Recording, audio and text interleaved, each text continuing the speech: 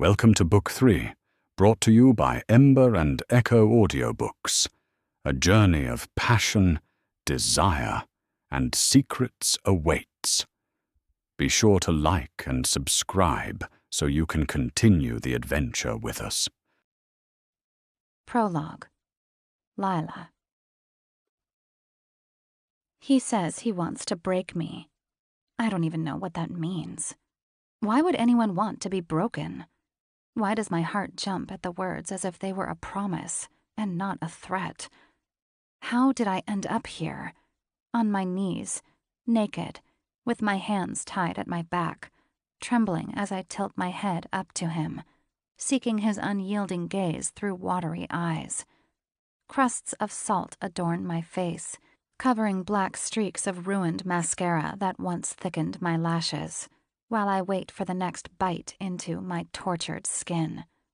No, I'm not just waiting for it. I'm begging for it. That's how I ended up here. I pleaded to be here. With him, a man who is too handsome to be real, too rich and powerful to fear anything or anyone, too strong to resist his demands, and too cruel to be loved. Or so he wants me to believe. His black eyes narrow, and a crease appears between his eyebrows as he locks me into place. Just by looking at me like that, with that savage expression on his face, his gaze burning with hunger for me and a lust to hear me scream in agony. He wants to hurt me. Bad. His chiseled chest heaves in rapid beats, while beads of sweat purl down the valley of his muscles. Tanned skin stretches over his sculptured body, unscathed and perfect, kissed with nothing but the salty droplets that speak of his erotic exertion. He is painfully beautiful, and the cane in his hand only amplifies that impression. How many? His voice is deep and hoarse, sounding tortured even though he's the one inflicting pain. A threatening flicker in his sinister eyes urges me to reply. 9, I croak. 9, sir. His left eyebrow arches, an expression underlined with surprise and a warning. There's always a warning. Be careful what you wish for. Don't ask for things you can't handle, because I will ruin you if you let me. I've heard all of these warnings, and I've ignored every single one of them. I flinch when his arm rises, the cane dangling in front of my face, as if he's introducing us to each other. The stick will cut into my skin with every hot strike. It'll leave marks. It may even draw blood. I'm sure it'll draw blood this time, because I'm asking for it. I just asked for 9 strikes. 9 agonizing bolts of fire that he'll unleash on my sore skin. That's more than I've ever taken, more than I know I can handle. Show me how much you want it. He's standing tall before me, holding the cane in a parallel up to my face. Our eyes meet for a split second when I tilt my head, seeking reassurance from him before I lower my gaze to the task at hand. Fear and strong desire blend at the sight of the discipline rod, the promise for a hard-earned paradise resonating with it. I can't wait to get there. But I'm also terrified of the path I'll have to take. I lean forward, brushing the cane with my lips, as I grant it a gentle peck. Hello, cane. My name is Lila, and I'm here to receive your cruel and loving bites. Chapter 1. Cade. This is fucking ridiculous. I roll my eyes at the pathetic display in front of me. 2 fools swooning like brainless teenagers as they clink glasses in front of a bewitched crowd. Their eyes are sealed on each other, evoking the question of whether they even need the audience gathered around them. I hate weddings. Always have, and always will. Tying yourself to a single person like that has always baffled me. Why would anyone subject themselves to the horrors of never-ending boredom that comes with such a lasting tie? Because let me tell you, that boredom will come, always and for everyone. We're not made for this. None of us are. Even those two idiots up there must know that. But just like many, many others, they are experts at lying to themselves. They choose to close their eyes to the truth, only gawking at the flashing lie in front of them and all the promises that come with it. Promises that are impossible to keep. But who cares about that, right? The party crowd is still going wild with applause and cheers by the time I finished my glass of champagne. The second of the day, or was it the third? Do I care? Not really.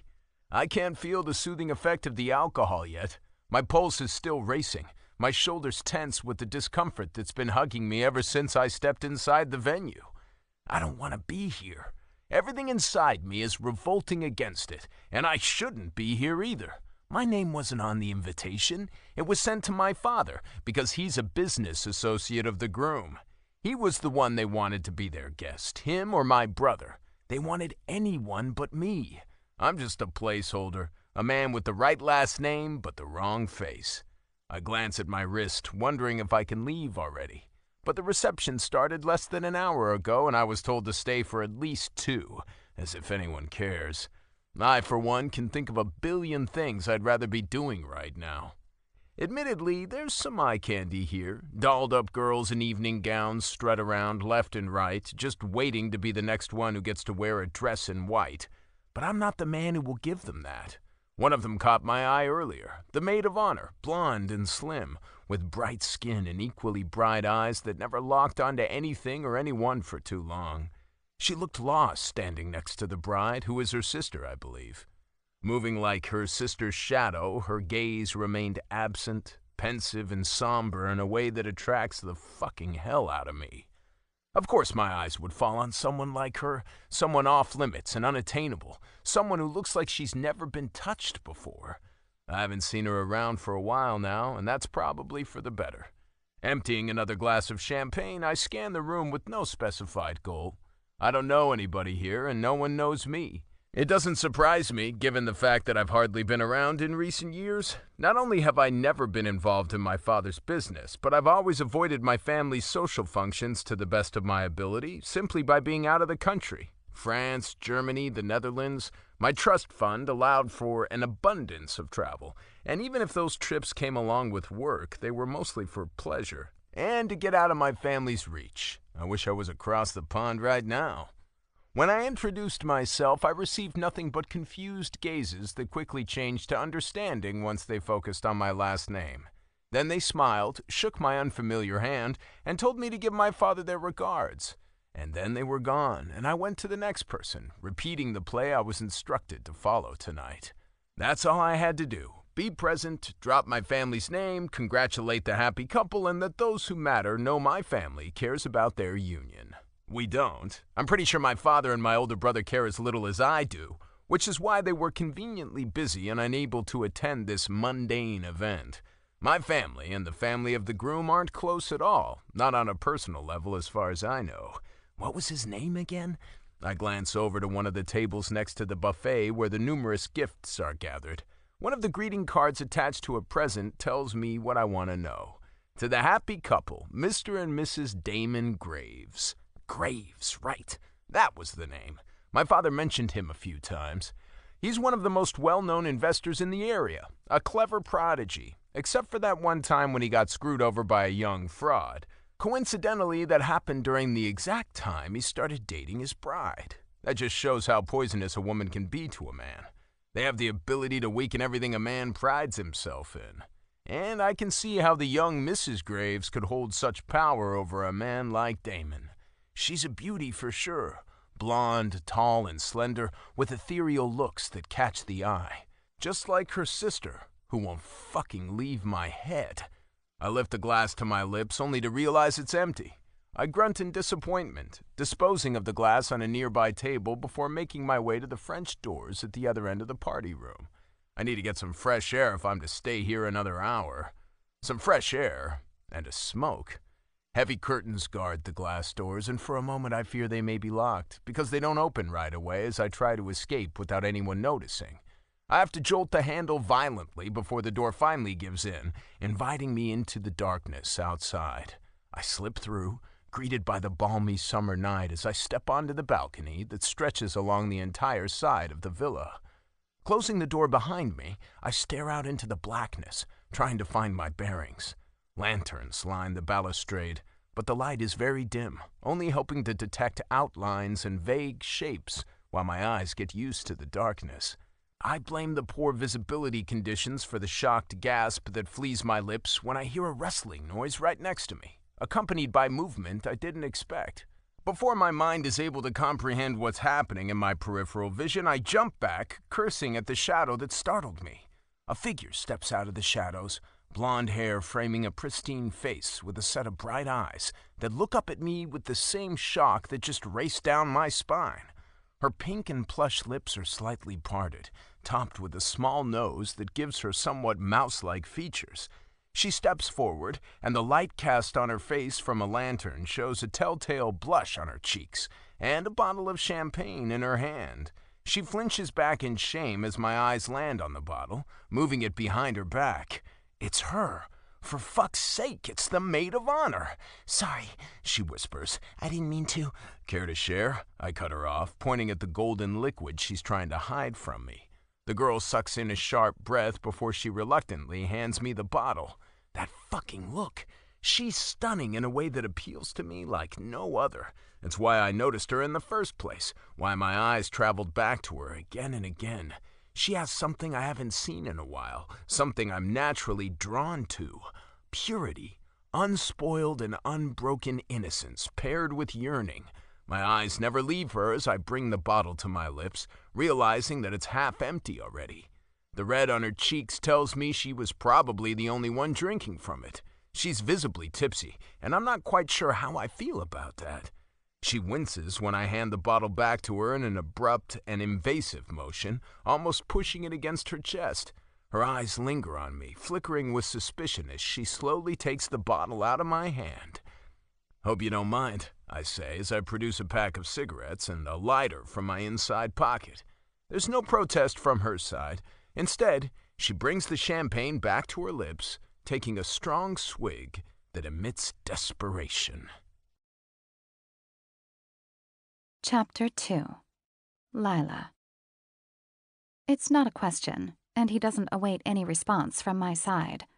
The flame bathes his handsome features in warm light and stark shadows when he lights his cigarette. He's tall, towering above me by about half a foot, and his broad, tapered shoulders only strengthen the impact of his height. The suit jacket stretches around his biceps as he bends his arms to bring the flame up to the cigarette that's tucked between his lips. Damn, he is one handsome man. It might be the alcohol, but my heart flutters like a trapped butterfly as I watch him, my eyes flitting from his solid physique to his bold jawline, to his onyx eyes, and back to his large hands as the smoke of his first puff twirls around them. Who is he? Why can't I place him? I thought I knew every single guest at this wedding, or would at least be able to place them in a general group of acquaintances, friends, business associates, or family.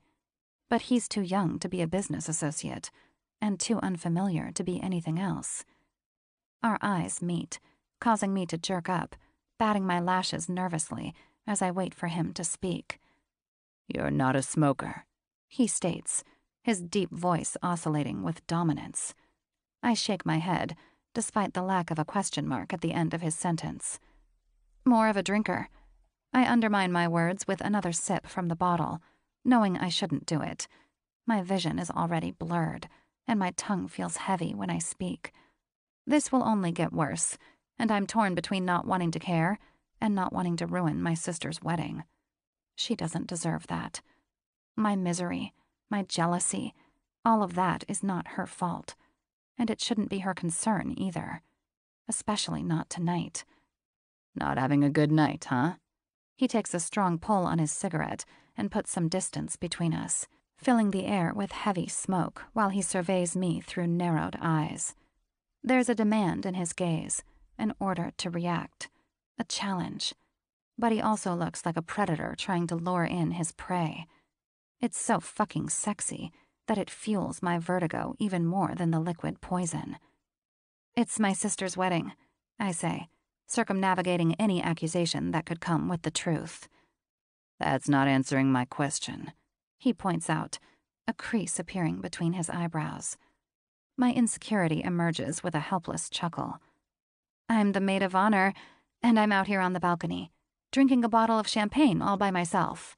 I blurt out. What does that tell you? His dark gaze locks me into place, creating the urge to take another swig from the bottle, but I don't give in to it this time. Well, you're not by yourself anymore, he says. But yeah, I'm guessing you're enjoying this shindig as much as I am. I eye him from the side, unsure where he's going with this. Why is he even here if he hates it so much? Who is he? I hate weddings, he states. Always have. Thick smoke fills the dimly lit air between us as he takes another puff, paying no attention to whether he's bothering me with it or not. Why? I hear myself ask. It's ridiculous, he says, shaking his head. And so redundant. Who needs it nowadays? He looks at me, arching his eyebrows as he waits for a response that I'm unable to give. I mean, I guess it kind of made sense hundreds of years ago, he adds. You know, when it was a way to secure a kingdom's future and to tie empires and countries together to become friends. But we don't need this bullshit anymore. We have trade for that now. I listen to his odd rant, still riddled with questions I don't dare ask. There are other reasons to get married, I say in a weak voice. He scoffs. Like what? I don't know. Declaring your love for each other? Sharing your happiness with family and friends? Committing to each other? I shrug. My words lack conviction. Even I don't believe what I'm saying. Whatever. He takes another pull from his cigarette. It's all nonsense if you ask me. It condemns people to unhappiness. I look up at him, taking a deep breath before I admit. I almost got married myself. I don't know why I'm telling him this. I don't even know who he is, and what he's saying is obnoxious and mean, to say the least. But there's something about him that pulls me in, something that pushes me to say things I normally wouldn't say, something that makes me want to speak about the saddest and most tragic thing that ever happened in my life, something that left a mark, a wound that won't heal anytime soon, something I deliberately brought upon myself. The mysterious stranger locks me down with his dark gaze, an even deeper crease parting his eyebrows now. I'm not joking, I add, and he shakes his head. Never thought you were. Just wondering what almost means. What happened? I let out a deep sigh, and before I know it, I'm bringing the bottle to my lips again. But this time, he intervenes before I can take another swallow. His hand closes around my wrist in a tight grip, and I freeze mid-motion, stunned by his sudden move and the electric sparks his touch sends through my body. Unfamiliar heat radiates from his skin to mine, almost sizzling in an intrusive manner that has me torn between wanting to free myself from him and yearning for more. Talk first, he mutters. Drink after. I glare at him, furious and intimidated at the same time. You can't tell me what to do. I sound like a stubborn child who's been denied another piece of candy, and it appears he agrees with that assessment as he strengthens his lock on my wrist and pulls me toward him, almost causing the bubbly liquid to spill on my pastel dress as I'm yanked against his rock-hard chest. A feeble gasp is pushed out of my lungs as we collide, while he doesn't even flinch. Yes, I can. And I will. I'm still too dumbfounded to react when he tears the bottle from my hand, taking away my only solace on this gut-wrenching evening. Hey! I protest, firing another angry look at him. A condescending smirk plays at the corner of his mouth when he juts his chin forward, beckoning me to speak. He lets go of my wrist, allowing me to distance myself from him, which I only do reluctantly.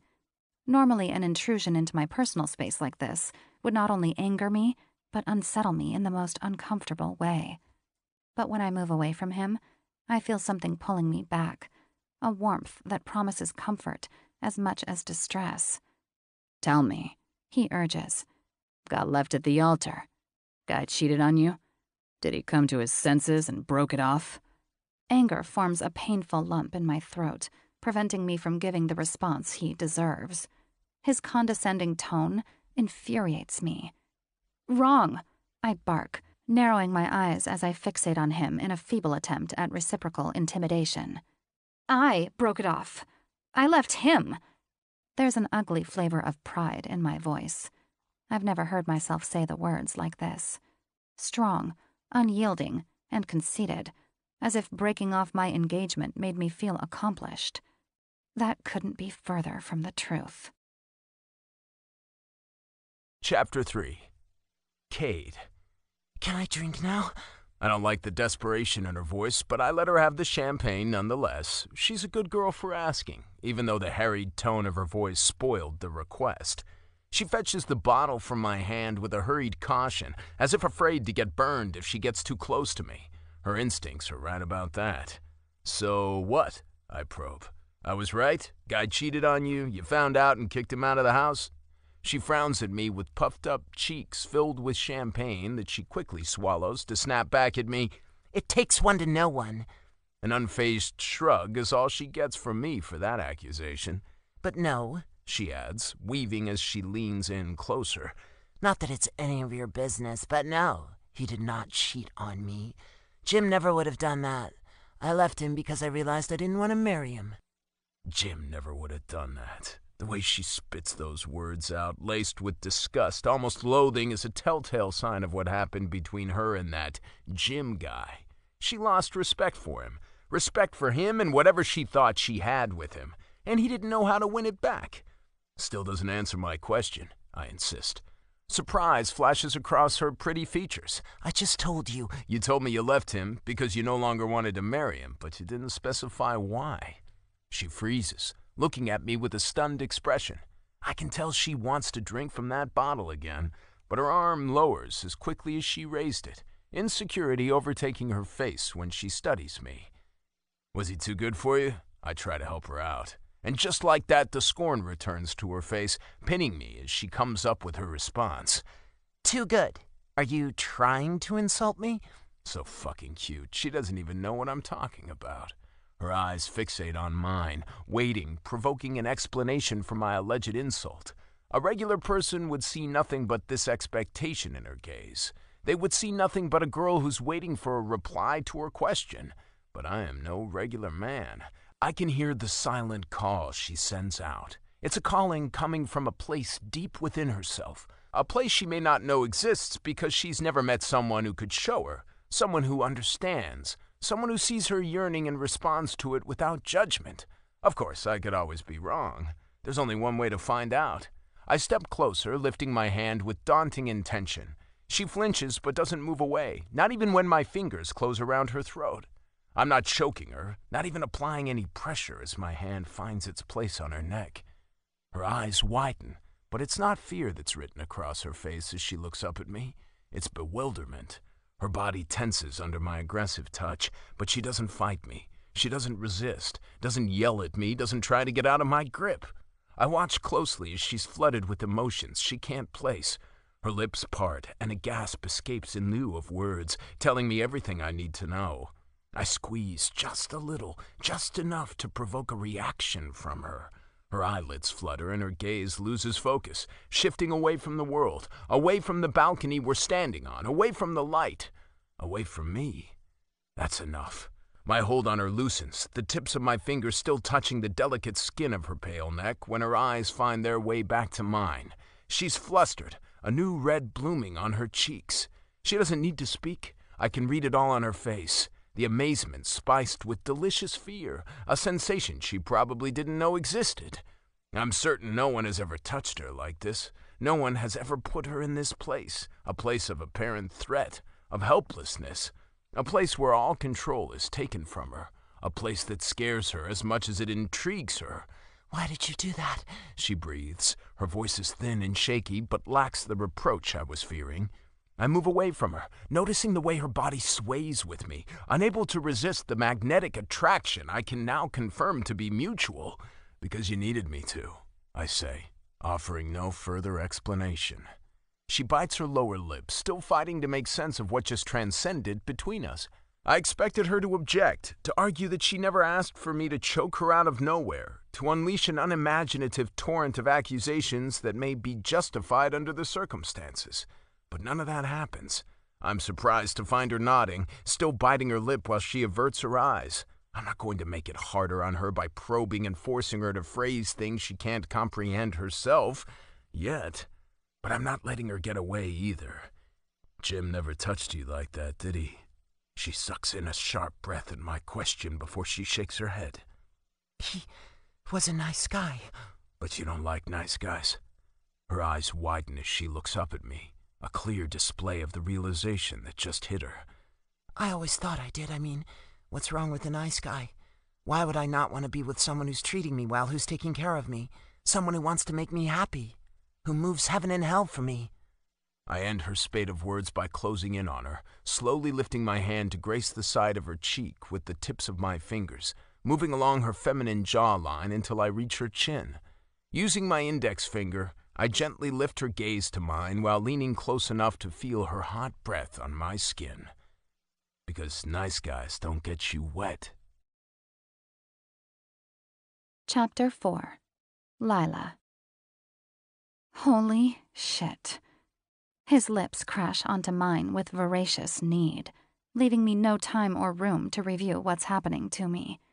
I'm lightheaded, flustered, confused, and so aroused that it tangles my mind. My heart stopped for a moment when he put his hand on my throat, when he choked me, when he played with the idea of a threat without actually threatening me. It was the weirdest thing. I was shocked at first, maybe even appalled. How fucking dare he? Who does he think he is? Why did he think it was okay to do this? But he didn't think. He knew. His action was a response to something I did. Problem is, I have no idea what I did to elicit it. What scares me is not the fact that he closed his hand around my throat, but the fact that I not only liked it, but provoked it.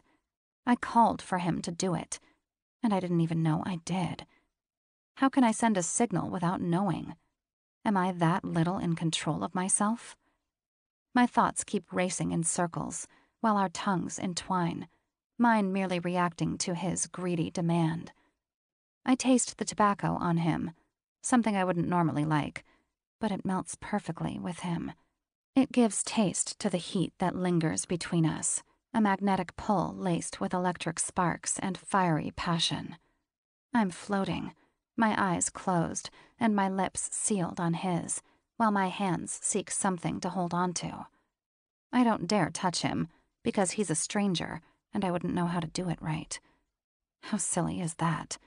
We're engaged in a passionate and intimate kiss, the kind I could only dream of until now, and I'm worried about my chaste hands on him. He, on the other hand, does not seem tortured by such restraints. The kiss started with a placid tilt of my head, only the tip of his index finger touching me. But it turns into so much more when his hands find my waist, entrapping me from both sides, holding me in place, though I have no intention to run. A gasp mingles with our kiss when his fingers dig into my flesh, squeezing a lot harder than he ever did on my throat. The thin fabric of my dress provides little to no barrier between his rough hands and my bare skin, but even that seems to be too much for him. I flinch when his hands travel down, his fingers trailing along the seams of my dress, approaching the hem just above my knee.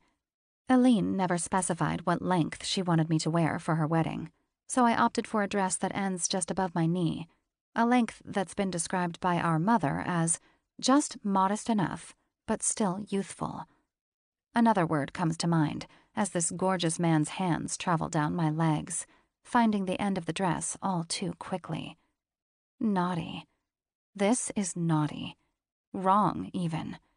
Naughty, wrong, and so damn delicious. A sound erupts from behind me, just as the tips of his fingers find the bare skin underneath my dress. I jump out of his embrace on instinct and, to my relief, his hands flee from my body as he bounces back himself. We part with sudden force, as if a bomb just exploded in our midst. I recognize the sound before turning my head to check what caused it. It was the same sound that announced the handsome stranger just a few minutes earlier. The door to the balcony opened, letting out a beam of light, accompanied by another person. It's a man, tall and dark, but a lot older than the one who just felt me up. Even in the dim shadows, I can tell he's casting us a polite smile, reading the situation just as it is. "Oh, I'm sorry. I didn't—" "It's okay," the stranger, whose lips I can still taste on mine, says. He lifts his hand in a reassuring manner. "Joining us for a smoke?" He sounds so nonchalant and unfazed, calm and confident, offering a cigarette to the intruder while my head is spinning with such violence that it makes me sick. My eyes dart back and forth between the two men, my right hand tightening its grip on the bottle of champagne while I try to cope with the frightening speed of my heart rate. Shit, I'm not feeling well. Not at all. "Excuse me," I manage to blurt out before hustling toward the door.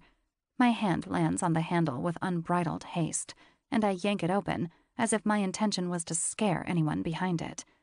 But all I want is to run away, to flee from the scene and pretend this never happened.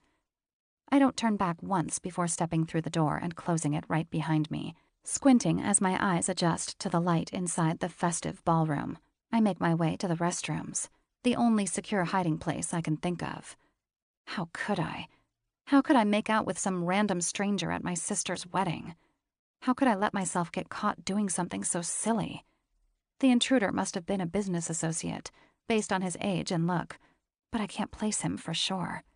He's not a close friend, not a family member. But what if he had been? What if someone else had stepped outside? A friend? My mother? My sister? What if any of them had seen me, jumping up like a scared mouse after being caught in a hot embrace with a man whose name I don't even know? What if? The shame would have killed me. The judgment, knowing what they would be thinking of me.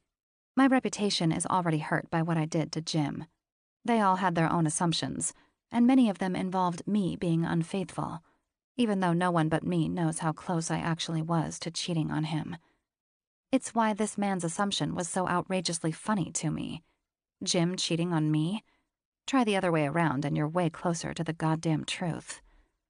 My body is still in flames from the kiss. The unwelcome wetness between my legs, a clear sign of my betrayal to a promise I made to myself and to my sister. The promise to be good. The promise to not cause a scene. To not get fucking drunk and stupid. I broke that promise, and I got caught doing so. I don't know how much the intruder has seen, if anything. But if he has... "Lila!" My sister's voice interrupts my racing thoughts just as I was about to enter the hallway that leads to the restrooms. I take a deep breath before I turn around to her, only now realizing I'm still holding the bottle of champagne. Shit. Eileen stands before me, looking more beautiful than ever, in her white gown and the simple but pricey tiara that adorns her head. She got rid of her veil after the ceremony, but the tiara had to stay. It was handmade just for her, and decorated with tastefully small but valuable diamonds. Just one of many perks to marrying a man who's swimming in money. She tilts her head to the side, her blonde hair falling down her shoulders in shiny waves. "Are you okay?" she asks, her eyes jumping from the bottle in my hand to my face. "Where were you? What were you doing?" Chapter 5. Lila. I was just... Have you been drinking that by yourself? Eileen points at the almost empty bottle in my hand. My eyes flit to the bottle, examining it as if I'm seeing it for the very first time and wondering how it got there in the first place. This? No, I wasn't. I produce a half-assed lie. Is it even a lie, though? Technically, I didn't drink all of it alone. That guy had a sip, too. The expression on Eileen's face tells me she's anything but happy with my current state, and the lame and stammered excuses don't help at all.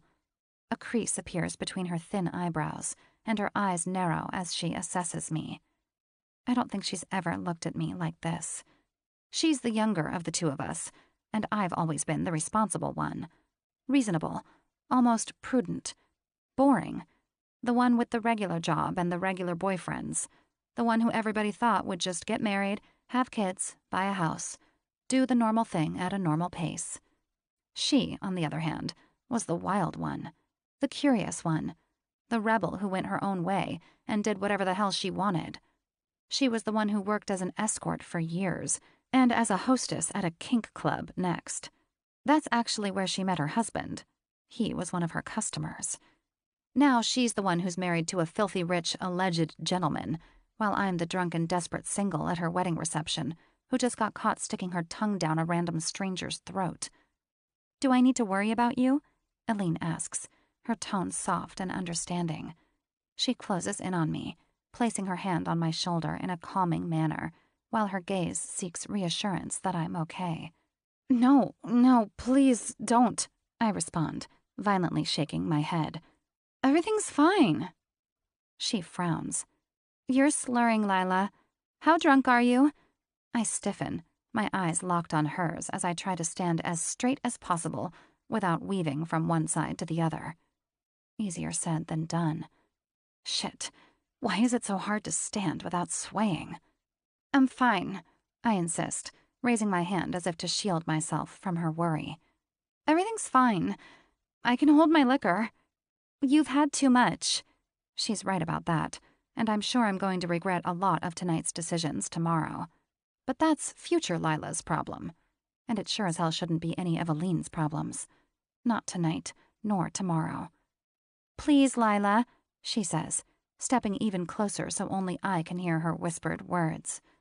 "I know tonight is hard for you, but I'm sorry. I'll be good. I promise." She casts me a confused look. "I'm not Mom," she hisses. "Why are you acting like this?" "Because I'm fucking drunk, wasted, intoxicated to a level that I shouldn't be." Of course, I can't admit any of that, but I can get out of Aline's watchful eye and make sure she's no longer subjected to my misdeeds. She has other things to worry about right now. "I'm fine," I repeat, fighting hard not to slur my words. "But I really need to go to the bathroom right now. So if you'll excuse me." I take a step back, not staggering, and free myself from her touch. Her hand glides off my shoulder, her eyes never leaving mine, as she allows me to distance myself from her. I don't know what's worse, the shame that overcomes me as I'm faced with Aline's worrisome look, or the guilt I feel when reminding myself that her concern is justified. "Maybe you should go up to your room and lie down a little," she suggests. There's no reproach in her voice, no anger, no blame, just that damn worry and something else. Something that makes me feel even worse. Pity. She's not only worried about me, she feels sorry for me. "I'm fine," I insist for the umpteenth time. "I'll just splash some water on my face and I'll be good as new." Even I don't believe it, but my words suffice to stop Aline from holding me back when I turn away and proceed to the restroom. "I'll behave," I promise, in a whisper that's not audible to her. I'll behave. I'll be responsible, predictable, normal. I'll be good. I'll be fucking good. Chapter 6. Cade. He saw it. The guy who barged in on us saw what happened between the maid of honor and me, and he's not trying to hide it. The side eye he gives me after lighting his cigarette is enough of a tell. It's that sleazy look that men exchange in an attempt to congratulate one another for scoring. But even in the dark, I can tell he's studying me. He's probably trying to place me, like everyone else did tonight. He furrows his eyebrows, revealing the focus as he tries to connect the dots. I give him a polite but distant nod and turn away, taking another pull on a cigarette I never planned to smoke, while my attention returns to the black vastness in front of us. I have no intention to engage in small talk with him, and am prepared to endure a few minutes of awkward silence, but the guy has other things in mind. "Didn't know she already had a new one," he says after releasing a cloud of thick smoke into the dark. "That was quick." I cast him a glance from the side, but don't fully turn around to face him. "Excuse me?" He nods back to the French doors that lead inside. That was the bride's sister, no? What's her name again? He twirls his hand in an impatient gesture, beckoning me to help him out. But I couldn't even if I wanted to. The girl and I never wasted time on pleasantries. Lila! That's her name, he finally exclaims, throwing his hand up in the air. She never mentioned her fiancé. They just broke up a few weeks ago. Lila. Such an innocent name for such a naughty girl. I fucking love it. He leans in closer, desperately searching for eye contact that I'm not willing to give. Quite a nasty story so shortly before the wedding. And it came out of nowhere, too. Poor guy didn't see it coming. She just threw him out on the street. Just like that. He snaps his fingers to emphasize his impertinent ramblings. That's none of our business. I throw him a dark look. He laughs. Ha ha! Buddy, I'd say it's yours for sure. He says, still chuckling. Maybe she left him for you. I'm sure the darkness hides the fact that my eyes almost roll out of my head at his words. But I wouldn't mind if he saw. Who is this guy? Why does he think it's appropriate to talk to me like this? He must be drunk. I can assure you that's not the case, I say. Well, something must have gotten into her, the guy insists. I've known this family for years, and she's always been the good one. Her sister, though, different case. Boy, did she give her family a headache. They were so worried about her. At least Lila's doing well, they used to tell me. And now look at them. Guess you never know, huh? I scrunch my eyebrows as I try to make sense of his words, an expression that he takes the wrong way, luckily. I'm not trying to badmouth her or anything, but, I mean, you know. No, I don't know. But if you're a friend of the family, you'd do best to stop talking now. He glares at me, visibly upset at being put in his place. I couldn't care less. I take one last pull before I push the cigarette out on the stony balustrade in front of us, nodding at him before I turn around and make my way inside without another word. He looks as if he wants to say something or try to stop me, but I close the door behind myself as quickly as I flit through it. I have to find her. I need to see her again, taste her again. I need so much more of her. Lila, the good girl who broke free when no one expected her to. She may not realize it herself yet, but I'm just what she needs right now, if my assumptions about her are right, and my senses have yet to fail me when it comes to women and their needs. She called out for me, louder than anyone before, her lure sweeter than any other. That girl needs me just as much as I need her, but she's nowhere to be found. I scan the festive hall again and again, traveling between evening gowns and dark suits left and right, ignoring all the eyes that seek mine in a greeting. My focus is set on one goal, finding the girl whose divine gasp as my hand closed around her throat I can't forget. I grow angrier with every moment that passes, but not desperate. I know it's only a matter of time until I find her, until she's back in my grip and I get to hear that faint sigh again. See her bright eyes widen as I take from her while giving her something she never knew she needed. Lost something?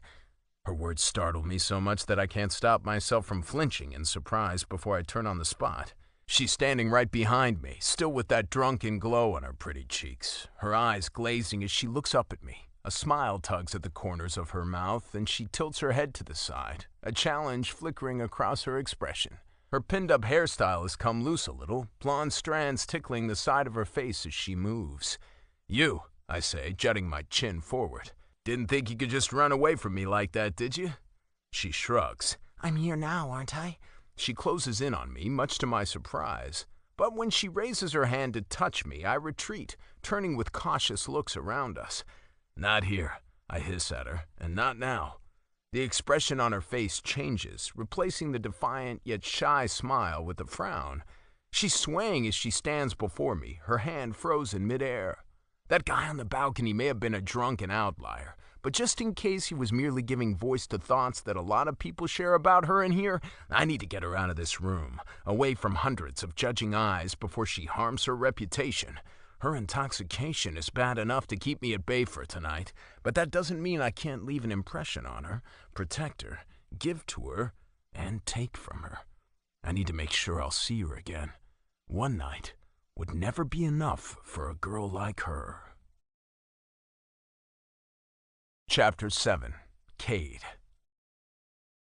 You need a glass of water? She narrows her eyes and glares at me like an unruly child who just got scolded. I'm fine. She insists, adding a pout to her defiant attitude. I'm sure you are, I agree. But you're going to drink a glass of water. Why? Because I'm telling you to. She scoffs and crosses her arms in front of her chest. You've got to be kidding me. Her attitude enrages me as much as it intrigues me. I wonder how long she'd be able to keep this up if we were alone and I told her to kneel in front of me, naked, a collar around her pretty neck. It would suit her. Come, I say, pointing to the bar. Let's get you some water. Her lower lip drops as another huff escapes her. She casts me an indignant look, slowly shaking her head as if she can't believe her ears. Nevertheless, she follows my gesture and moves where I'm telling her to. I follow closely behind her, catching a pair of eyes as I survey our surroundings. The bride, her sister, is watching us from afar, her worried expression resting on Lila first before she turns to me. A slight frown casts a shadow over her face when she realizes I'm following her sister. I'm a stranger to them, and I can't blame her for justified suspicions regarding my intentions. Still, I give her a reassuring nod, if only to make her feel safe and to make sure she'll leave us the fuck alone. She should have other things on her mind on her wedding day. A glass of water, please? Lila tells the server behind the bar, enunciating every syllable and casting me a look from the side afterward. And a bourbon for me, neat, I add.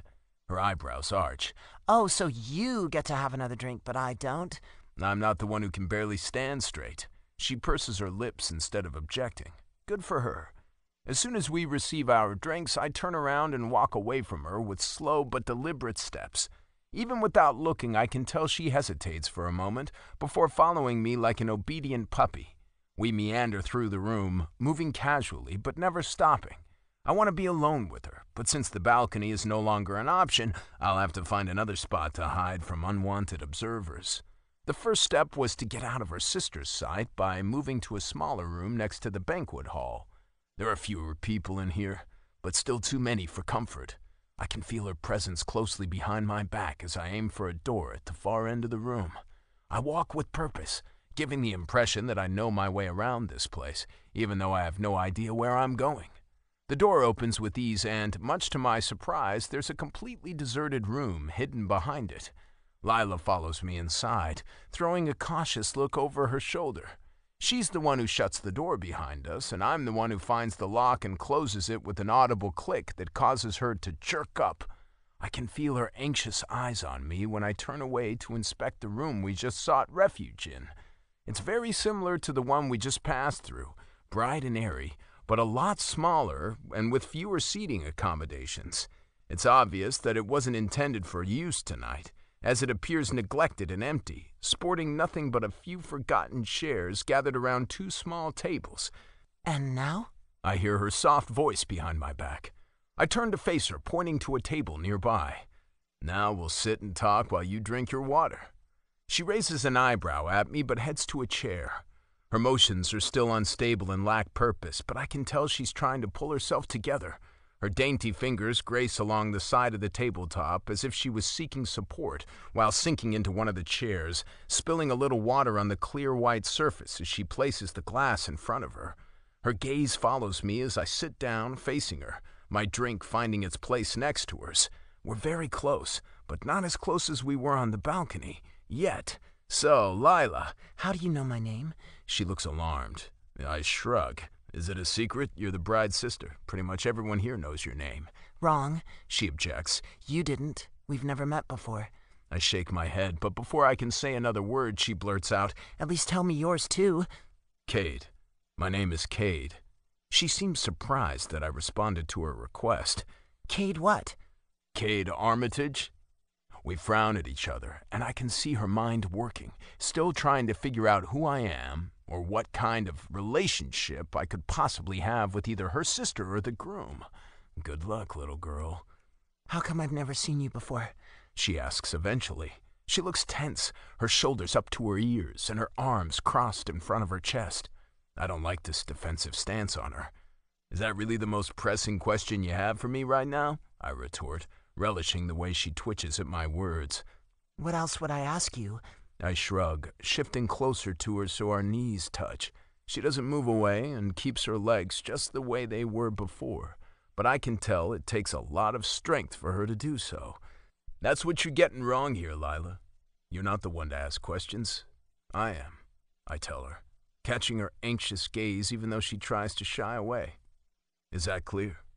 Her lips part ever so slightly, giving room to nothing but a silent gasp. Is she appalled? Intimidated? Aroused? Possibly all of those things, which I'm sure is confusing to her right now. Her red lips move as if she's about to speak, but no sound escapes her. Good, I say, ignoring the fact that she never gave me a clear response. Now I have a question for you. Was I right? She pinches her eyebrows and clears her throat as if she's just been woken from a trance. About what? About what I said on the balcony, I clarify. About you not liking nice boys? An audible exhale is all the response she gives. You can act indignant all you want. It doesn't matter, I say. I know what I saw, what I sensed when I put my hand around your beautiful neck. I've seen that look before. The way your eyes widened, the way you sighed, the way you... All right. She waves her hands as if to shoo me away. So what if I liked it? It was still wrong. You shouldn't have done it. I can't suppress my laugh at her ramblings. I disagree. Why did you do it? Why did I like it? It's weird. People don't... She shakes her head as if in disbelief. People don't do that.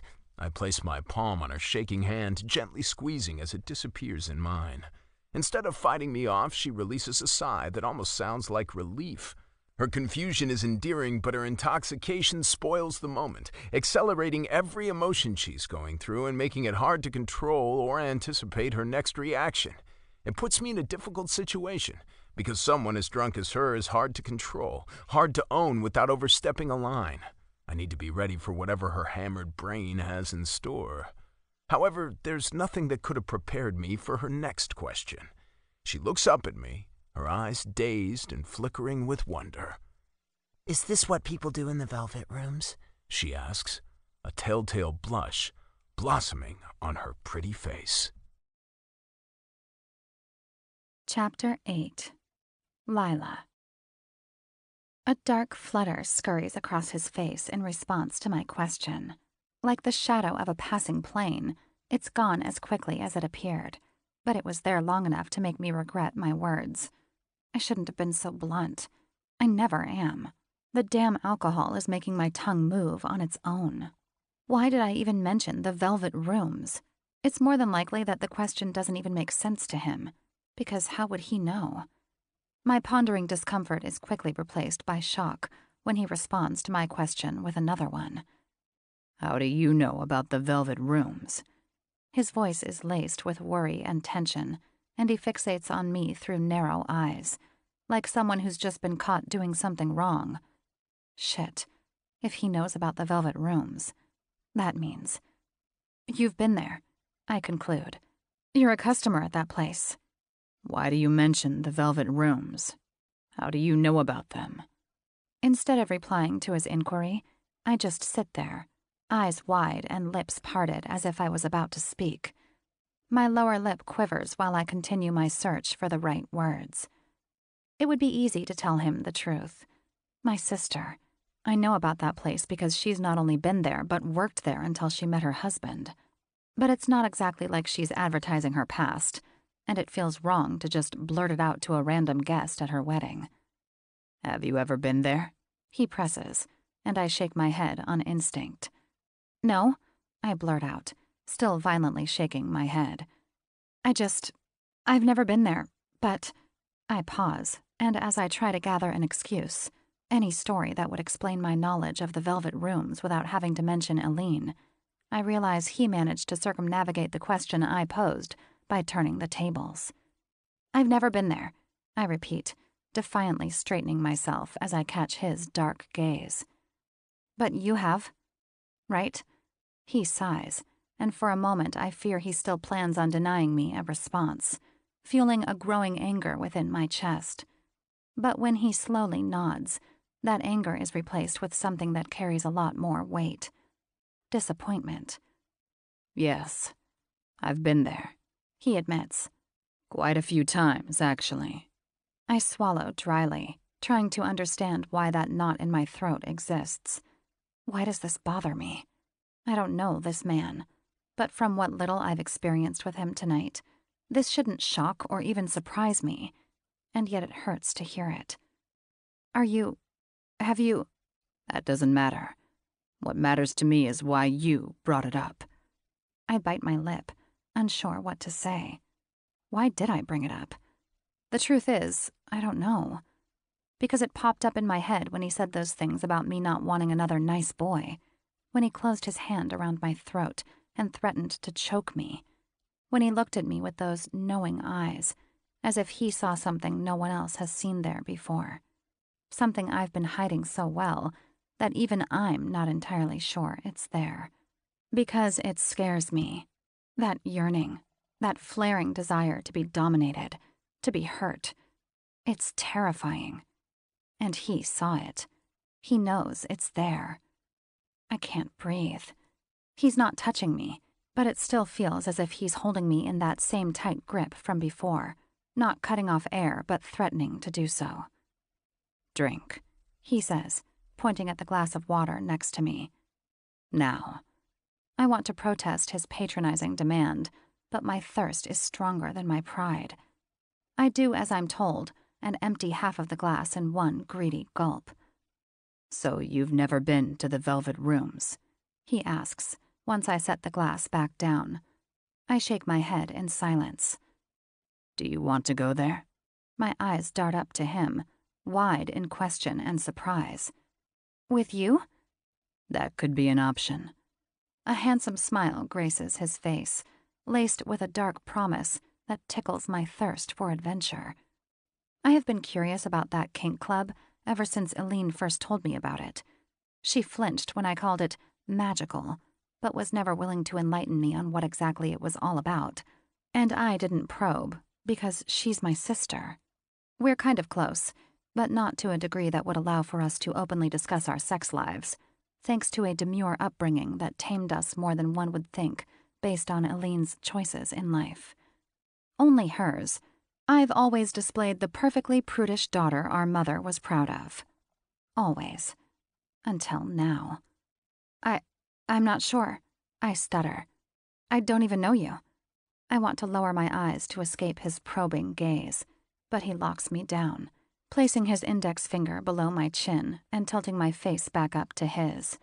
My eyelashes flicker nervously as I fight to keep my eyes open, lacking the strength I would need to deliver a more convincing performance. "You can get to know me," he says, an ominous tone lacing his words. "You'll learn everything you need to know there in the Velvet Rooms." I squint at him, unsure what to make of his statement. It's as promising as it is daunting, and I'm not sure which side I should react to. "I can tell you're intrigued." Apparently, he's decided to focus on my curiosity rather than my fear. I bite my lower lip, unable to phrase any sort of response, while tense silence stretches between us. But not for long. "That's all I needed to hear," he says in a low voice, evoking another wave of confusion. I never said yes. Why is he acting like I did? "You've never been dominated before, have you?" Oh my God. Dominated, I whisper weakly. You mean like spanked and whipped and all that? I sound like a fucking 12-year-old, but he just nods, showing no sign that he agrees with my assessment. "Yes, among other things." What other things? He smirks, a subtle shake of his head suggesting he isn't going to answer that question. "You're curious," he assesses. "but we're not discussing any of that. Not now. Not here." I furrow my eyebrows, annoyance pinching at my temples. Annoyance or pain. I cringe as I realize it's the latter, a first messenger for the hangover I'm about to suffer in a few hours. That damn champagne. He leans back and reaches into his suit's inside pocket, producing a business card and placing it on the table next to me. Is he serious with this? I glance at him while reaching for the card.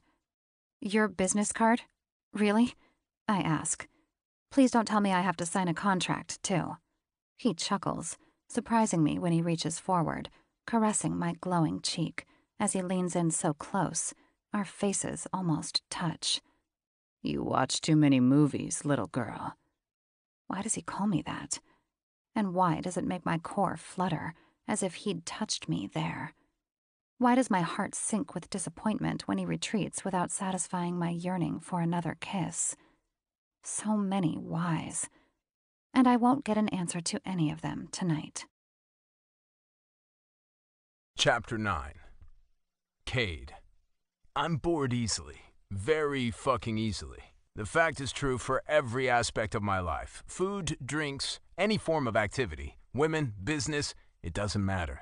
No matter how excited I might be for one thing in one moment, it will taste stale and replaceable in the next. My entire life bears a resemblance to chewing gum. Bright and tasty at first, but bland after digging your teeth into it for long enough. But there's always that first excitement, when that first bite hits my taste buds, sparking a fire that boosts me to do extraordinary things. As easy as it is for me to get bored, it's also easy for me to lose myself in a promise for something or someone new and exciting. Innocent little Lila ignited that fire like no other. The sweet taste of her still lingering on my lips a day after I stole that first kiss. I'm hooked on her, and I want to ride that high for as long as possible, even if it means my mind wanders when it shouldn't. My brother's been trying to reason with me for an eternity. At least that's what it feels like. We've been sitting in this conference room for an hour, and ever since we stepped inside, he's been talking non-stop in an attempt to persuade me to get back on board with something I've left behind for good. A project that fueled my motivation when it was still nothing but an idea, but quickly grew boring to me once it was fully installed and operating. It wasn't the first business idea that came to me out of nowhere and quickly evolved into something valuable. Just like all the others before, it was nothing but a small tool for business-to-business communication, something that makes a process as simple as it should be. I'm still surprised that no one else thought of it before, which makes it even harder for me to care now that I've sold the idea to someone who wants to grow it into something bigger. That part's never interested me. Ideas come to me, whether I invite them or not, and I always need to follow up on them. I need to evaluate their potential, see where they can go, test whether they're nothing but wet ideas that lead nowhere. They usually aren't. My brother's right when he says I have a knack for this business, especially when it comes to e-commerce, but that doesn't mean I enjoy it as much as he does or feel the desire to exploit every single idea to the bitter end. And that's exactly what he's asking of me right now. You're wasting so much potential, he argues, waving his hands through the air to emphasize his outrage. I don't get you, Cade. I really don't. I smile at his indignant gaze, slowly shaking my head as I cross my arms in front of my chest. Greg's standing at the other end of the room, while I calmly sit in this chair, every fiber of my being displaying my aversion to being here in the first place. I know you don't get it, I tell him, and you don't have to. It was my business, I sold it, and now I'm done with it. He groans as if my words are causing him physical pain. Maybe they are. You totally undersold, he hisses. You always do. You always fucking undersell. Do you even know what this is going to be worth in a few years? Months even? I shrug. It's not like I need the money. He lets out another deep-drawn sigh. Yes, but still, you could. Could what? Become even richer and then what? I know Dad was irritated at the way I used my trust fund, that I pissed it away, as he called it. Well, I didn't. I may not have quadrupled it, but I'm doing very well, even without being involved in the family business like you are. There's no reason why I should have to defend myself in front of you guys. My brother glares at me, his dark eyes narrow and flickering with rage. He's 2 years my senior, but we look so much alike that we've been mistaken for twins most of our life. Since he's the firstborn, it was only natural for my father to choose him as his successor early on. Everything was laid out for him before he was even out of the womb. And as far as I know, that never bothered him. While Greg may not be the picture-perfect son, having a promiscuous reputation and a suspiciously dark cloak about most of his free time activities, he always gave his best when it came to the family business he's meant to take over once my father passes it along. He always cared for things I couldn't care less about.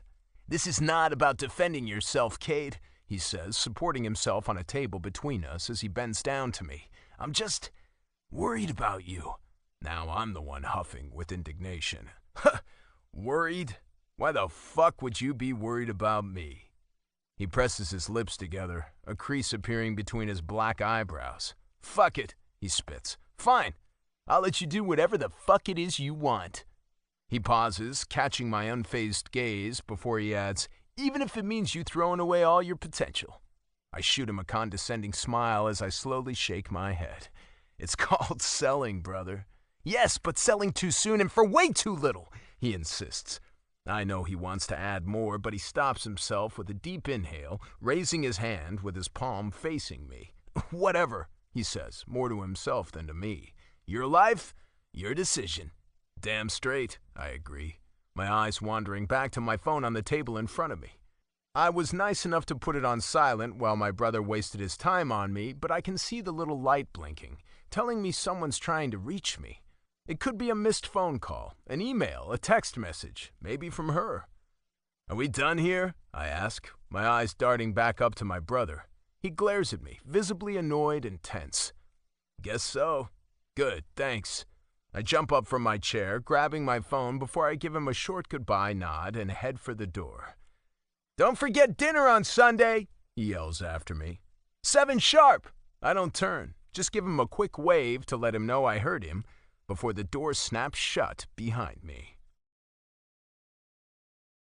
Chapter 10. Lila. I would like to see you again, and maybe go to the Velvet Rooms. This is Lila, BTW. Maybe. Do you want to go there or not?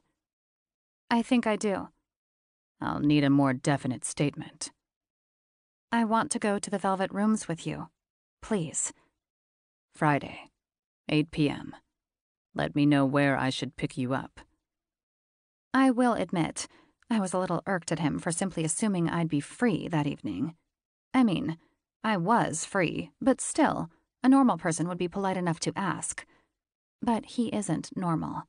He is anything but normal. That's exactly why I feel so attracted to him.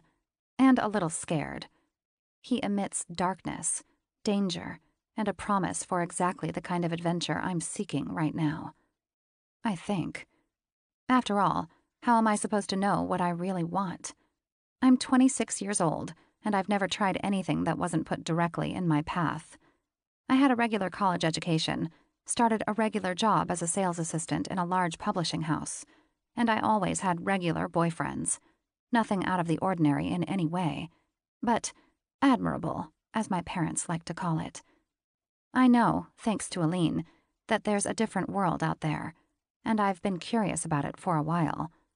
I was intrigued long before I broke up with Jim, but I never allowed myself to be more than an observer from afar, a bystander whose interest was satisfied by not even watching, just merely listening to the few details my sister was willing to share. That was it. Until now. Now I have a date with Cade Armitage, a man whose relation to my sister and her husband I still don't understand. All I know is I can't stop thinking about him and about the things he said, the things he promised, and the way his hand felt around my throat. And that kiss. That goddamn kiss. It was just that one kiss on the balcony. I thought he would kiss me again when he led me away from the crowd, inviting me to hide in a secluded room all by ourselves. My inexperienced heart was pounding with excitement, impatient for our lips to meet again. But it never happened. We just talked. He gave me his business card and ordered me to finish my water, and then he got up and walked out, shutting the door behind him as if he wanted to prevent me from following. I just sat there, my eyes glued to the door, while I tried to make sense of what had just happened. He told me to let a day pass before contacting him, and to be completely sober when I did. The ball was completely in my court, as he never asked for my number or any other way to contact me. That's all the control he's willing to give me, it seems. I was only allowed to take that very first step, to decide whether or not we would see each other again. Everything after that happened under his command. I tried to protest when he wrote that he wanted to pick me up, because I'm a grown woman and can very well get wherever I need to be on my own. But he wouldn't have any of it. He demanded an address. Any address, so he knew where I'd wait for him. Any address, he'd said. So I did something silly and gave him an address 2 blocks away from where I actually live, because it felt safer. In retrospect, I'm cursing myself for that ridiculous move, because it means I have to walk down the street in an outfit that's not meant for walking in public. It's way too warm for the light trench coat I wrapped around my body, and I feel like I'm drawing looks left and right as I stalk down the pavement in quick but shaky steps. I've never had a man tell me what to wear for a date, and I never thought I would not only listen to such requests, but even enjoy doing so. His demand was simple, but so wrong and naughty that I gasped out loud when I read his message. A short black dress or skirt. No underwear. And black stockings. No underwear. And yet I obeyed. My instincts jolted in revolt, urging me to object to the humiliating command. But my body knew better. A blush warmed my cheeks, and a pleasant tickle spread through my core. I was appalled and excited at the same time, but decided to focus on the latter. It's weird, and new, and forbidden. It's everything I believe I need, and my heart flutters now that I feel my nakedness beneath the loose-fitting trench coat, hidden from strange eyes, but so present in my restless mind. I don't wear high heels often, and have very little practice when it comes to walking in them, so I let out a sigh of relief when I finally reached the address I gave to Cade. It was my plan to be there early, so he wouldn't see that I'm not living here, but as soon as I come to a halt, I notice a black limousine parked in front of the building. The spick and span finish radiates sharp reflections of the sun, standing out against the rest of the cars parked on the street, oozing a kind of wealth that's foreign to this neighborhood. It must be him. Shit. The door opens and he steps out, looking just as marvelous as I remember him from my sister's wedding, in a black suit, topped with a white shirt underneath, and a dark red tie that stands out in an odd way. I don't know why, but it catches my eye more than anything else when he approaches me. A confident smile gracing his handsome face, as he closes the distance between us with just a few steps. His dark faux hawk is gelled into place, the strands not moving an inch even when a gust of wind blows my blonde mane in front of my eyes. I hurry to bring my hair back into place by tucking it behind my ear, meeting his gaze with a shy smile. Evening, Lila. He greets me, and my lips part in surprise when he reaches for my hand, placing a gentle kiss on my knuckles before gesturing for me to follow him. Evening, I stutter, as another rush of nervous confusion travels down my spine. He's the perfect gentleman, opening the door for me and waiting until I've taken my seat before he closes it, then walks around to the other side to join me in the back seat. A blackened glass panel separates us from the driver, making it impossible to see who's behind the wheel. I can't help but wonder whether it's soundproof, too. Are you nervous? His question pulls me out of my absent-minded pondering. I inhale audibly, responding with a quiet nod as the cars set into motion. Good. You should be, he says, casting me a dark smile. The shock on my face seems to amuse him. He shakes his head, chuckling as he reaches for my shivering hand. You should be nervous, but you shouldn't be afraid. Nothing needs to happen if you don't want it to. I swallow dryly. We're going to a kink club, I add for consideration. I mean, wouldn't it be weird if we didn't? No. His voice is surprisingly loud and commanding. Listen to me. Nothing needs to happen.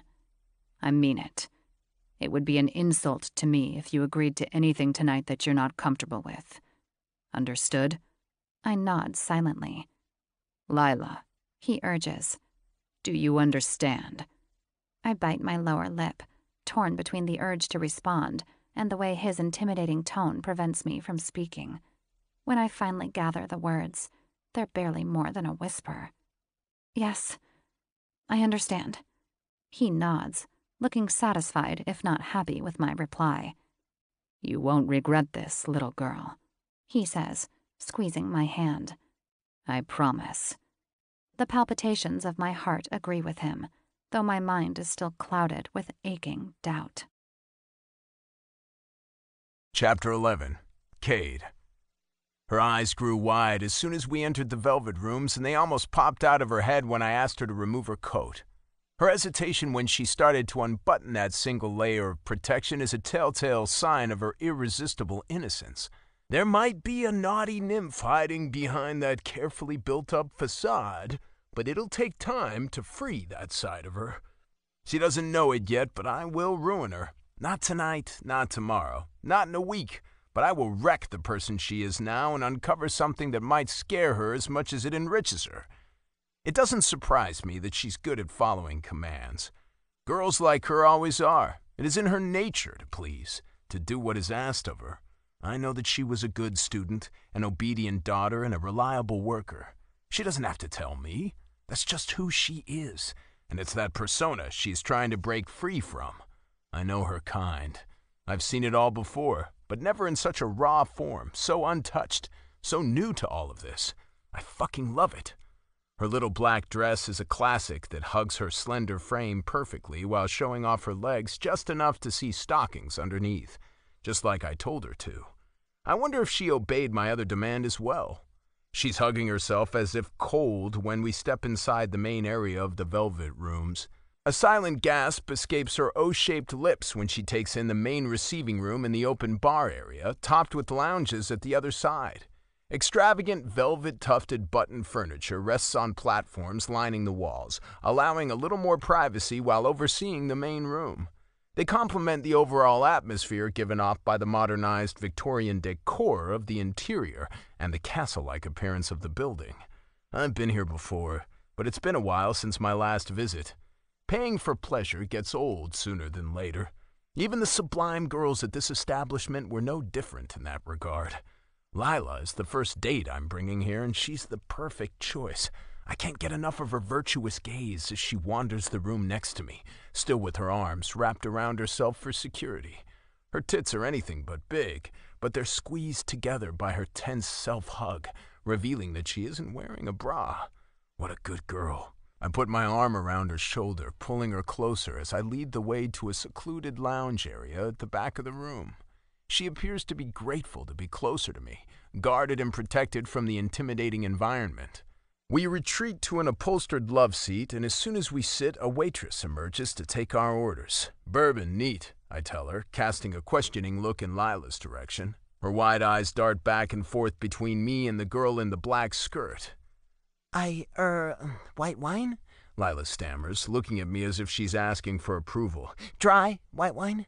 How about a 2012 Favelet Croton Chalet Grand Cru?" The waitress offers. Dry on the palate, but with a very pleasant finish.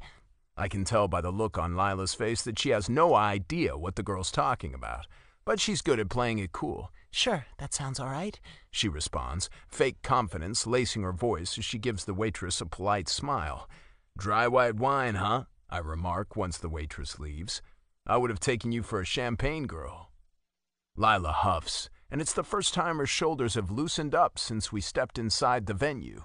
She leans back against the soft upholstery, finally letting go of that shy embrace and placing her hands in her lap instead. "I have a diverse taste when it comes to alcohol," she enlightens me. "But I'll admit, I've never had a Grand Cru before." "Neither have I say, catching her nervous gaze. "But they only serve the best here. I'm sure you'll like it." Her expression hardens and she lowers her eyes before she speaks. "Have you been here a lot?" "No," I reply. "And it's been a while." She looks concerned, more than she should. Girls like her have a tendency to compare when there's nothing to compare. I wish she could just let it go, but instead she opts for an uncomfortable question. "Have you ever hooked up with one of them here?" She probes. "One of the girls in black?" She's referring to the girls walking around in black lingerie, the so-called devils. Unlike the angels in pure white attire, they're the ones who accompany clients upstairs to play in the actual velvet rooms. I'm still contemplating a gentle way to respond when we're interrupted by the waitress, balancing a silver tray with both our drinks. Lila bites her lip, coyly smiling at the girl as she thanks her while accepting the slim glass. We raise our glasses in a subtle cheers before sipping on the soothing beverages. She tries to be cautious and appreciative, but is unable to hide her thirst for wine. I don't blame her, but I won't let her have more than this one drink before we go upstairs. If we go upstairs. So, She asks, looking at me from the side. have you? Lying isn't in my nature, so I respond with a simple nod. Disappointment spreads across her pretty face, unsurprisingly. But she doesn't look just hurt at my revelation. There's more to it, something that's hard to put a finger on. Is it concern? Apprehension? What does she worry about? Is that how you know my sister? She asks, catching me completely off guard. Why the fuck would you say that? I blurt, sounding a lot angrier than I intended. She looks up at me, a crease appearing between her eyebrows. So, no? I shake my head violently. Why the hell would I? But then it dawns on me. That's how she knew about this place. Her sister. Your sister. Has she worked here? I ask the obvious. Before she met the young Mr. Graves? Lila nods. They met here, She says. he was her client. Fuck. I can't fucking believe this. How could I not know about this? Not even suspect it? You didn't know? Lila probes, hope echoing from her words. I shake my head. I had no idea. Oh, She sighs. well, that's a relief. I really thought you might. But then how do you know my sister and her husband? Why were you at their wedding? Business? My family's involved with Graves' business. I was there to represent them. Oh, She repeats, taking another sip from her wine. So, what do you think? I ask, eager to change the subject. Her questioning eyes meet mine. Of this, I clarify, adding a wide gesture toward the room. She clears her throat while scanning our surroundings as if taking it in for the very first time. The night is still young, so the place is still rather calm and empty. I knew it wouldn't be crowded until later in the evening, as most clients tend to show up an hour or two before the midnight show. It's exactly why I asked to meet her this early. it's very tasteful. She assesses. Beautiful decor, very good wine. Does it scare you? She inhales sharply, throwing me a look from the side. This? No, but that might. My eyes follow as she points to the spiral staircase at the other end of the room. The playrooms are upstairs, aren't they? Yes, they are, I reply, nodding. They have different colors. Black, blue, and... Red, I finish, and our eyes meet in a quiet understanding. That's where we'll go. She assumes, her voice softer than before. Is that what you want? She nods without hesitation. I think that'd be appropriate. Appropriate, I repeat, chuckling. I'm surprised at how serious her face is now, determination replacing all that nervous modesty from before. She presses her lips together, not elaborating, but not hiding her obvious eagerness either. Did your sister tell you what the colors stand for, too? She nods, and even in this faint light I can see the blush on her young cheeks. So you know the Red Room is all about Pain, she finishes. spankings, whips, clamps, all that, yes, I know. Her voice is trembling ever so slightly, revealing how hard it is for her to utter these words. And how do you feel about that? She meets my question with a blank stare, her cheeks blossoming red. How do you feel about being spanked? Handcuffed and whipped, I clarify. Hard. She releases a small gasp. I don't know. Fear coats her words. She takes another sip of wine, shaking her head as she swallows. I've never tried. She adds, How am I supposed to know how I feel about this if I've never done anything? There's one way to find out, I interject, moving closer to her. Heat radiates from her body, and I'm sure it's not all due to the wine she's had. Her chest heaves under deep breaths, her fingers tensing around the wine glass, but she doesn't shy away from me or seem bothered by being this close to me. On the contrary, I can feel her swaying toward me. Yes, She breathes. we could try. I silence her by placing my finger on her painted lips, and she casts me a confused look. Sure, that's one way, I tell her, shaking my head, but I was thinking of something else. Defeat flutters across her face, followed by a crease between her eyebrows. I offer a mischievous smile before continuing. Just listen to me. I lean in even closer, almost hovering above her as I place my mouth right next to her ear. Her lips are trembling as she awaits my words. her fingers curling in her lap, trying to hold on to the dark fabric that stretches around her waist. Close your eyes. We exchange one last reassuring look before she follows my command, shielding her curious gaze with fluttering eyelids. Remember what it felt like when my hand closed around your throat? When I squeezed? When I threatened to choke you? When you had no control over what would happen next? That moment when you were at my mercy? I whisper, enunciating every syllable. Now, imagine what else that hand is capable of. Imagine what it would be like to feel that same hand burn on your skin, leaving red marks as I take you like I mean it. Rough, ruthless, bringing you closer to that space you crave. Her breathing is turned erratic, jolting her slim body. Her eyes are moving rapidly beneath her lids as if they were chasing a wild butterfly, bouncing from one side to the other with no way to run. I can tell that something inside her wants to run, that she wants to open her eyes and feel safe again, casting me an indignant look before she tells me off. But she does no such thing. She just sits there, her back straight, her chest heaving, and her hard nipples poking through the thin layer of her dress. She doesn't flinch when I place my hand on her thigh, testing, waiting, observing before I move on, slowly sliding up to her core. A faint gasp, barely audible, hisses through her parted lips when my hand disappears beneath the hem of her dress. Her legs part on their own. I don't have to tell her. Just imagine, I continue, my fingers caressing the soft skin on her naked inner thigh. That choking, that was nothing. Imagine what real confinement could feel like, what it would be like to be tied up, cuffed, powerless, and at the mercy of my will. Your senses heightened, your skin prickling, your mind screaming at the pain, but your body still wants more. A sigh equal to a moan fills the air between us when I reach her center, pausing for a moment before my fingertips meet her soft lips. I let another moment pass, watching the beautiful side of her heaving beneath my touch before I gently spread her lips with 2 fingers, letting another slide between them. I knew it. She's dripping wet. Chapter 12. Lila. I'm so terribly embarrassed. And so turned on. I can feel his eyes on my ass as we climb the stairs. A stare so intense that it almost feels like a touch. Darkness greets us as we reach the upper floor, and I squint, trying to see more than vague outlines while he comes to a halt next to me.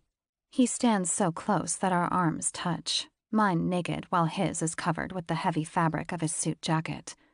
I wish he was wearing as little as I am. I feel so exposed next to him, so little and defenseless. A loud inhale speaks of my surprise when he puts his arm around my shoulders, squeezing gently before he pushes me forward. We only take 3 steps before we come to another halt in front of a fork. The floor splits into several hallways leading away from the stairs, each of them lined with velvet curtains. I can't see any doors, but there are little light bulbs along the way, attached to the ceiling in consistent intervals. Most of the lights are switched on, gleaming in different colors: white, blue, and red. Cade moves his hand down my back, placing it just above my ass when he gives me a gentle push forward. Red light on the left. Far end. He whispers as we walk down the corridor. The heavy curtains barely move as we walk past them, and while I still can't see any doors behind them, I hear voices coming from behind one of the curtains, right beneath a bulb that's switched off. Someone is whispering, followed by moaning. I slow down without realizing it, swaying toward the noises coming from my right. Cade lets me listen for just a second before he pushes me to keep moving. I blush, feeling like a creep. There are obviously people having sex behind that curtain. Why would I listen? Why would I stalk behind the curtain like a pervert? Would other people listen to us? Would they watch? Would he invite others to watch? Lila. He says my name as if we've known each other forever, confidence and intimacy seeping through every syllable. I didn't even notice that we'd reached the red light at the far end of the corridor. We're standing in front of a thick velvet curtain, in a deep blood-red color, emphasized by the crimson light above. "After you," he whispers, his hand still resting on the small of my back. I take a deep breath and reach forward, unsure what to expect when I push the curtain aside. I need both hands to move the heavy fabric out of my way, but I'm glad to find out that it takes so much labor to reveal the secrets behind it. Because there is no door, the velvet curtain the only thing that will grant us a hint of privacy. I step inside, and he follows closely, towering behind me like an oversized shadow while I take in the room. Words fail me as I assess the view in front of me. I wouldn't say I'm shocked, not even surprised. The room looks exactly as I imagined. But it's bigger than I expected, and it has to be spacious like this to make room for all the furniture inside. Red-button tufted upholstery lines the walls, giving the room an eerie atmosphere despite the cozy illumination. The light is still dim, red, of course, but just bright enough to get a good idea of the promises this space holds. A queen-size bed sets against the wall to my right, covered with black silk linen. Everything in here is either black or red, it seems. The glass vitrine in front of me offers a variety of noble-looking sex toys, most of them made of silver steel that reflects even the tiniest arrays of light. I step closer, scanning the plugs of different shape and size, my eyes resting with worry on other items, sharp-looking objects that appear as if they are meant to cut into flesh. I don't want to bleed, I hear myself say before I can control the stream of thought evoked by those images. He steps closer, resting his hand on my shoulder when he replies in a soft whisper. "I can't promise that." A hot clamp closes around my heart. Did he really just say that? "But I can promise you to never use any of those on you," he adds, pointing at the knife-like instruments before us. "I'll never cut you. I won't use steel on your skin for the purpose of making you bleed." Good, I say without looking at him. He retreats when I turn around to take in the rest of the room. Right behind us, next to the entrance, is an X nailed to the wall, with shackles at each end. A St. Andrew's cross, I breathe. "Correct," he responds. "Looks like you did your research." I did, long before I ever met him. I may have never done anything even remotely kinky, but I have a sister who worked in this business for years, and her tales sparked my curiosity long ago. That's why I also recognize the leather-upholstered piece of furniture in the other corner of the room. It's a bondage bench. Hanging along the wall next to it is a display of several items meant for whipping. He doesn't stop me when I approach the wall to take a closer look at the leathery whips and floggers, carefully caressing one of them as I try to imagine what it might feel like to be whipped with it. Slow and deliberate steps behind me announce his impending touch. I lean back into the warmth of his body when he places a hand on my shoulder once again, squeezing ever so slightly. "Pull up your dress." 4 simple words, a command so clear and so unyielding that it stuns me for a second. "What?" "Pull up your dress," he repeats. "You have 5 seconds." My heart jumps, and while my overactive mind recoils at his demand, my core responds with a warm invitation. Obeying his words is easy and hard at the same time. I hook my finger underneath the hem of my short dress and pull it up until it gathers just below my belly button, exposing my bare ass to him. Within an instant, I feel even more vulnerable than I did before, already at his mercy. And he's not even touching me yet. "Good girl," he breathes right behind me, his lips close to my ear. The words send a shiver down my spine. I want to hear them again. "Now, listen to me," he continues, ignoring my slight flinch when he cups my ass cheeks with his big hands. It's a gentle touch, nothing possessive about it, as his palms barely grace my skin. But it feels all the more powerful. "You're probably wondering what those would feel like on your pretty ass, aren't you?" I nod quietly, bereft of words. "I'll show you. If you're a good girl for me, he promises. just do what I tell you to. And if I ever want to take anything from you that you're not willing to give, you'll say red. Understand? I know what a safe word is, but I never thought I'd ever find myself in a situation where I'd need one. I nod again. I need more than that, he insists. When I ask you something, I need to hear your voice in response. I want you to say, yes, sir. Understand? Yes, I hurry to reply, failing a mere moment after he'd told me what to do. He squeezes, hard. His fingers tighten around the soft flesh of my ass, pinching with a force I didn't expect. Yes, what? Yes, sir, I correct myself, squirming under his painful touch. He lets go immediately, leaving me with a racing heart and a throbbing behind. I'm breathing heavily, a strange dizziness taking over when he places his hands on my shoulders from behind. I'll be nice today, because it's your first time, he says in a soft voice. You even get to choose what I should use on you. Isn't that nice? I nod, adding a yes, sir, just in time. Pick one. He points at the array of whips and floggers in front of us. Tell me which one of these you want to feel. My eyes travel along the wall, wide in wonder. I've never been presented with anything like this. I've never even seen these kinds of utensils up close. They vary so much. Different sizes, different number and length of tails. Even the material isn't the same on all. Most of them appear to be made of leather, but there are some that have tails made of rope. Some have knots, others don't. I'm waiting, he urges. If you don't decide, I will. And trust me, you don't want that. I want to tell him not to pressure me, but I know this isn't the right time and place to do so. Even without a clear layout of some kind of contract or instructions, I know the power paradigm has shifted between us. He's in command, and my only job is to obey. I reach forward, aiming for one of the smaller floggers entirely made of leather, with its rather thin tails about as long as my forearm. The knots at the end of the tails don't seem nearly as frightening as some of the others I've seen. Good girl, he praises.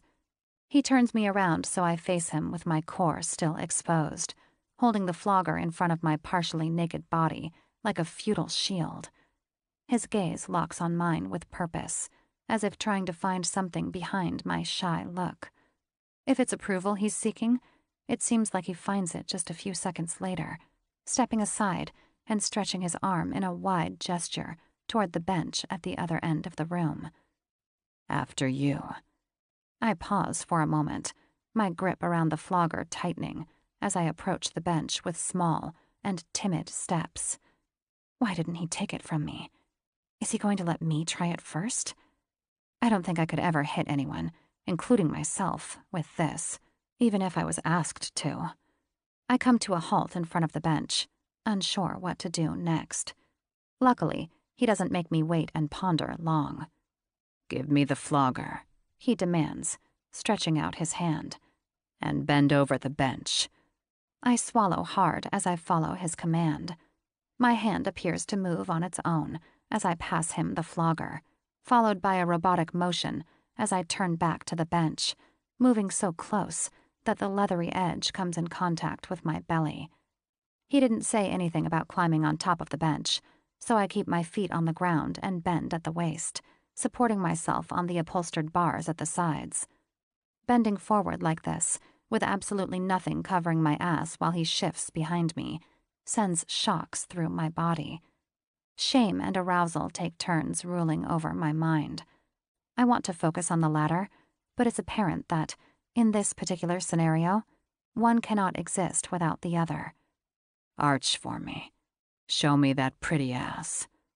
Oh my God.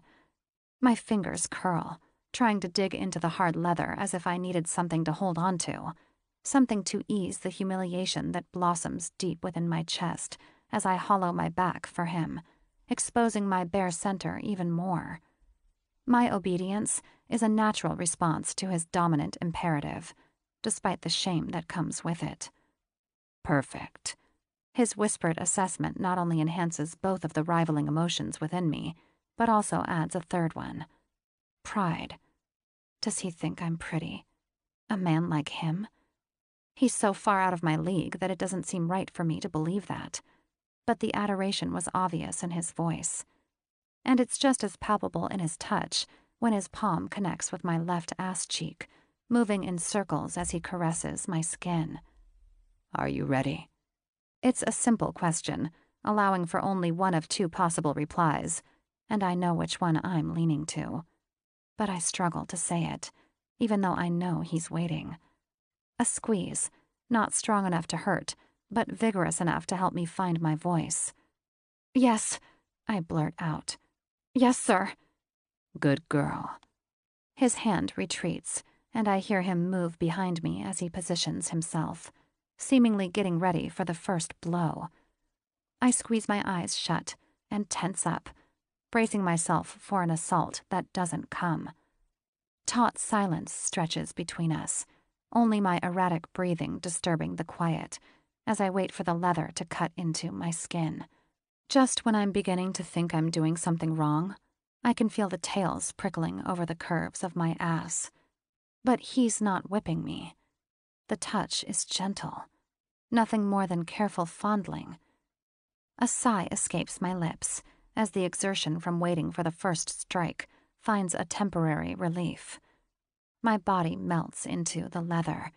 My heartbeat calms, and my breathing normalizes while he continues to drape the thin tails over my ass. It feels so good, so relaxing and soothing. I'm dizzy but calm, drunk with anticipation that wasn't met with the harsh infliction I expected. Instead, it's an affectionate kiss, easing my tension as the leather strings trail across my skin. A kiss that turns into a bite a moment later. Chapter 13. Cade. Her reaction to the first blow is everything. It's beauty, innocence, shock, fear, pleasure, desperation. Desperation to run away, and desperation for more. Her body coils under the flogger, losing its beautiful arch for just a moment before she catches herself. She's panting, sucking in a sharp breath when I let the flogger meet her ass for a second time. I'm gentle with her. These whips are nothing but a taste of what I'm capable of. But she's already heaving as if I was giving her a true spanking. I alternate, letting the thin leathery straps trail along her pretty ass in a slow and steady motion that's closer to a lascivious caress than an actual flogging. So far. It's not pain that caused her strong reaction in the beginning, I know that. No one is that sensitive. And it shows in the way she eases into the lashes as they keep coming. They increase in intensity, thus coming closer to inflicting pain, but her response to it doesn't grow stronger in the same manner. Instead, she's calming with every strike, regulating her erratic breathing until it's almost back to normal. She's relaxing, apparently finding solace in the blows on her skin. Getting used to it, that's all she needed. Now that the first shock is receding, she's giving in to this new sensation almost too quickly. Her gasps turn into feeble moans while the skin on her ass changes color. I watch her, taking it all in. The way she gives into it, her demeanor changing with each smack. The leather collides with her skin with more force, each time leaving an impact stronger than the one before. The pallid pink soon turns into proper red, speaking of the increasing pain the whips must cause her, but it doesn't show in her reaction. As intense and vivid as she was in the very beginning, I didn't expect her to be able to take a lot. In fact, I would have expected her to cry for me to stop at this point, even though it wouldn't mean anything. Contrary to that, she appears to be in a trance. I can't tell whether her eyes are closed or not, but judging from the way she carries herself, still bent over the bondage horse like I told her to, her head hanging low, barely moving when the flogger comes down on her ass, it looks like she's already riding a high that comes at a far later point for most people. Mind you, my strikes are still meager. I'm not hurting her nearly as much as I could, even with a benign flogger like the one she chose. Should I dare? Is she really capable of enduring that much more? Is there a pain slut hiding beneath all that apparent chastity? Once again, there's only one way to find out. I paused, giving both of us a moment to process the situation before I hit her. Really hit her. This smack evokes a cry from her. Finally. It's a short, suppressed shriek, gone as soon as it reaches the ear, but it won't be her last. I wind up, bringing the flogger down on the other side of her ass with even more ferocity. This time, she not only yelps in pain, but also loses her stance, her hands flying up in the air as she rounds her back instinctively to protect herself from more torment. "Stay," I bark at her. "Don't you dare move!" She whimpers but complies immediately, bending forward until her chest rests on the upholstery again. Her hands find their place once more, holding on tightly as she prepares for the next infliction. I wait just long enough for her to return to her position before the flogger hits her sore skin again, driven by almost as much force as the blows that drove her away from the bondage horse. She stays put, tensing under each strike, her fingers curling until her knuckles turn white, her body so stiff that the posture alone looks painful. "Arch for me," I remind her, adding another smack. "Show me that pretty ass." She groans, taking 2 more swipes before she reluctantly hollows her back. I know exposing herself like this will only intensify the ache, but that's what she'll have to do right now. Endure, control, and mend the pain into something else. Pleasure. She can only do that if she's ready to own the agony that comes with a proper flogging. And it looks like she's up to the task. Her fingers still dig into the upholstered planks to the side, but no longer with that same desperation I saw before. She's visibly loosening up, accepting the pain as the leather straps rain down on her again and again, driven by my strong lead. I'm still holding back because it would be reckless not to. She may be strong and she may be ready for more than this, but today will not be the day I break her. I will leave her with a distinct taste for more, however, because I want her to come back to me, to crawl on all fours and beg for more. Her perky ass is blossoming in a deep red by the time I'm done with her. My blows didn't draw blood, but I'm sure she'll have something to remind her tomorrow. Even now I can tell her pale complexion allows for easy bruising. Neither of us says a word. Heated silence stretching through the room, only interrupted by her heavy breathing. Tiny droplets of sweat are purling at the small of her back, running across her skin as her tortured body trembles. Her face is hidden behind strands of hair, falling down at both sides in a blonde curtain while her head hangs low. I kneel next to her, placing the flogger beside me so she can see it. She doesn't move nor acknowledge my presence when I lift a hand to push away the strand of hair hiding her face from my eyes. It's sticking to her temples, a blend of tears and sweat having wet her skin. Her eyes are shut, and her lower lip shivering under heavy tremors. "Look at me." At first I worry she might be too deep in the zone to hear my command, because she doesn't react to my voice right away. Her eyelashes are fluttering nervously when she conforms herself to my demand. Red shadows cross her pretty face, but her makeup is holding up surprisingly well, not running down her face in black streams. Yet. Her gaze is fogged when her eyes meet mine. The light in here is just bright enough to recognize the delicate indications on her face that allow for an assessment of her emotional state. Her expression is absent at first, her mind probably still floating in a trance induced by pain that is now fully converted into nothing but pleasure. The hint of a smile plays at the corner of her mouth when I say, "You enjoyed that, didn't you?" She bites her lower lip, her eyes darting back and forth between mine before she nods. "Speak to me," I urge. "Did you enjoy that?" "Yes, sir," she breathes, and the smile that comes with her words makes my heart jolt. So fucking perfect. Her immaculate beauty in this very moment trumps the dolled-up appearance from her sister's wedding by far. I lose myself in the sight of her, the allure of her exertion, her eyes drunk with wonder. And she only makes it worse by uttering the most precious words I could ever think of. "Thank you, sir." I want to believe that it's mere surprise spreading through my chest, rapid like a shock wave following an explosion, but the feeling is driven by something else, something deeper, something I'm not ready to accept. Focus. I need to fucking focus. Pulling myself away from her intoxicating gaze, I rise to my feet and return to my previous spot. She lets out a sigh, still hollowing her back for me like a good little girl, possibly expecting another series of blows to darken the color on her ass even more. But that's not what she's getting from me. I'm done giving for now. It's time for me to take.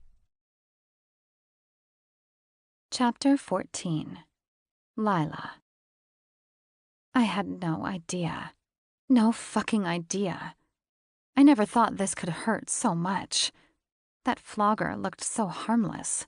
Small, soft, not threatening at all. I picked it because it looked the least frightening among all the utensils lined along the wall. And the truth is, it didn't really hurt at first.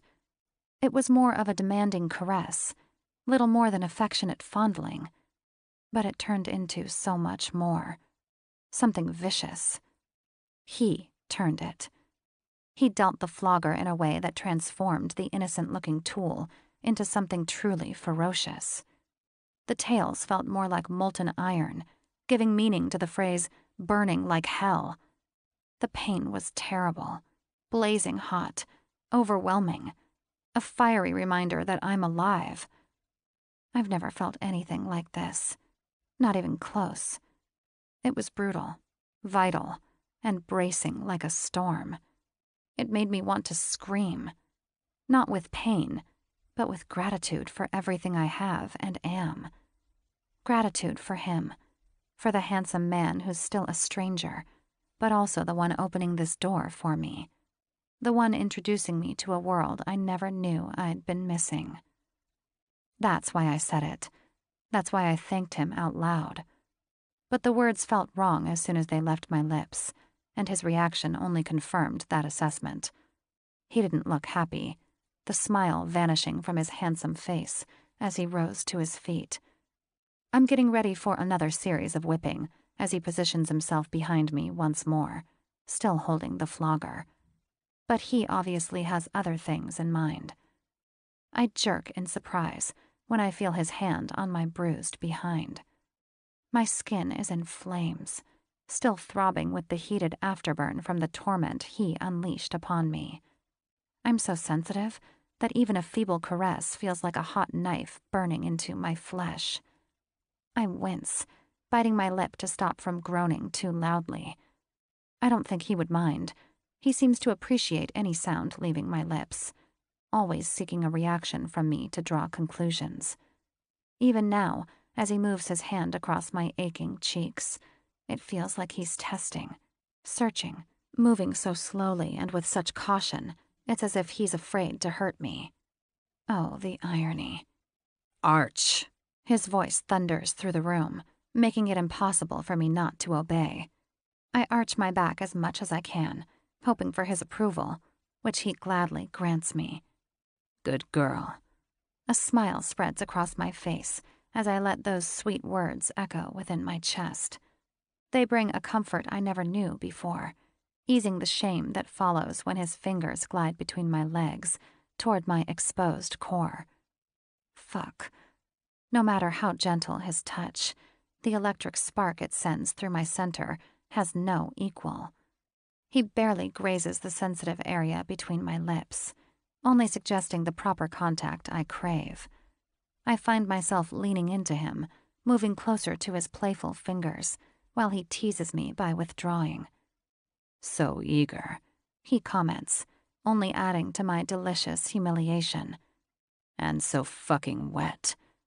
I yelp out in surprise when he shoves a finger between my lips, his palm pressing against my core while he stretches me. Why are you so fucking wet? I groan in lieu of a verbal response, squirming while he moves his finger inside my channel, toying with my arousal. Answer me. His command is accompanied by another finger, causing me to squeal as he forces it inside next to the other. I'm so unbelievably wet. I don't think I've ever been this wet in my entire life. But why? He's asking an intriguing question. I can't possibly be this wet from the incredibly painful whipping he just gave me. Can I? It can't be. It must be more than that. No reply, huh? He growls behind me, an ominous threat lacing his voice. Fine. Disappointment washes over me when he pulls away, leaving me empty and exposed while he moves through the room. I lift my head, trying to try and see where he's going, but as soon as I do, he snaps. "Don't fucking move." I turn my gaze away from him, back to the crimson darkness in front of me. Keeping my head low and my back arched, I listened as he rummages behind me. It sounds like he threw the flogger aside. Is he fetching a new one? A more painful one? Am I getting punished for not giving him a verbal response to his question? My heart races at the thought, unsure whether I could even cope with another whipping. My ass is still throbbing, the skin aching and sore. If even the gentle touch of his hand felt like that, what would another flogger or whip feel like? But when I hear the tearing of plastic behind my back, I realize that's not what's coming for me. There's no time for the realization to sink in, as he's back with me just a moment later, placing himself so closely behind me that his legs are pushing against mine. I jerk up when his erection pokes against the tortured skin on my ass, but he pushes me back down with one hand, grabbing the hem of my skirt with the other. He tugs at it, the rolled-up fabric digging into my skin. "Get this off. I want you naked." I hurry to follow his demand, even though it means having to straighten my upper body, something he repeatedly told me not to do. I move quickly, crossing my arms in front of my chest and pulling the dress up in one swift motion. He doesn't wait until I'm done, pushing me back down while I'm still struggling to get the dress over my head. My bare boobs meet the leather with brute force, pressing against my erect and sensitive nipples. I have no way to support myself, because my arms are still locked over my head, twisting and turning as I try to get out of the damn dress without ripping it apart. I manage to free myself just in time before I feel his hard tip pushing against my entrance. Even now, as only the tip of his cock is starting to part my lips, I can tell he must be big.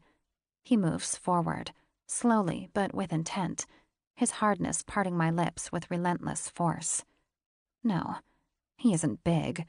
He's huge. I wonder if his size would have scared me if I'd seen it beforehand. Is that why he never gave me a chance to do so? Was he worried I'd shy away and never let him touch me? A groan fills the room as he pushes farther and farther, gliding just as easily as his fingers did before, but stretching my channel so much it hurts.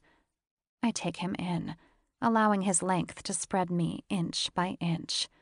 But when he continues to shove inside, I can't stop from reaching back, my hand finding his pelvis in an attempt to slow him down. Of course, that move doesn't sit well with him. His hand closes around my wrist, keeping it in a grip so tight, I freeze mid-motion. "You wish, little girl," he hisses, and before I'm able to grasp the meaning behind his words, he rams forward, sending a new wave of agony through my body as his size fills me completely. I cry out, and this time, my response is entirely based on pain. I feel like I'm being ripped apart, somehow losing my virginity all over again, even though that event took place a long time ago, and it didn't hurt like this. "No!" I blurt out, following an instinct but not true conviction. "Yes." Just like before, his verbal response is followed by an immediate action. Even if I wanted to, there would be no way for me to stop him as he starts fucking me without regard to the pain his enormous girth is causing me. He thrusts back and forth in violent motions, his hands holding onto my hips to amplify the impact of his invasion. I feel helpless against his relentless way of taking me, clinging to the sides of the bench while my skin sticks to the leather as he assaults me from behind. I've never been fucked like this before, with such vicious need, so reckless and predatory. No one ever lost himself like this. No one ever hurt me like this. And no one ever knew I would want to be treated like this, including me. Every time his pelvis crashes against my sore ass, it sends a hot wave of new pain up my spine, and I groan in a blend of agony and ecstasy. Who knew the two could go hand in hand like this? I shift beneath him as well as I can, spreading my legs farther and arching my back even more to change the angle of his intrusion. It seems like he understands what I'm doing, because he shifts with me, modifying his motions in a way that creates a power shift between the two rivaling sensations. The pain retreats, making more room for a delight so deep it's impossible to resist. My clit is rubbing against the bench each time he rams into me, his cock always finding that sweet spot right behind my entrance that sends butterflies through my core. Waves of sweet bliss wash over me, each of them a harbinger for my impending climax. Am I allowed to come? Should I ask?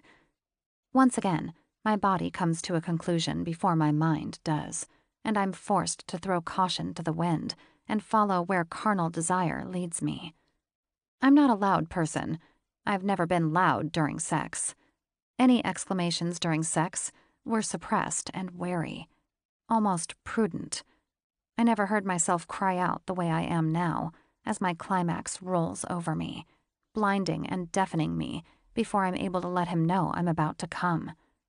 There was no time, no moment of clarity that would have allowed for me to even find my voice to communicate with him in any way. I can't worry about that now. I don't want to worry. I don't want to think. All I want is to ride this high as long as it lasts, to embrace every little kiss of euphoria while my mind tries to catch up to my body. I'm still in the midst of this wondrous elation when I hear him groan behind me, his hands digging into my hips with painful desperation. He jolts forward, staying in place while he finds his release deep inside me, his pelvis pressed against my aching behind. My high is receding, evolving until there's nothing left except warm pulsations, keeping my racing heart at bay. His grip loosens, but he doesn't move an inch away from me, never breaking the connection between us. How will I ever return from this? Do I even have to? Chapter 15. Cade. Who are you? I expected to hear a lot from her after what just happened between us, but I did not expect that. We're sitting on the edge of the bed with a somewhat awkward distance between us. She has the silk duvet that covered the bed wrapped around her naked body, shielding it from my eyes like a shy schoolgirl, even though I've already seen pretty much all of her.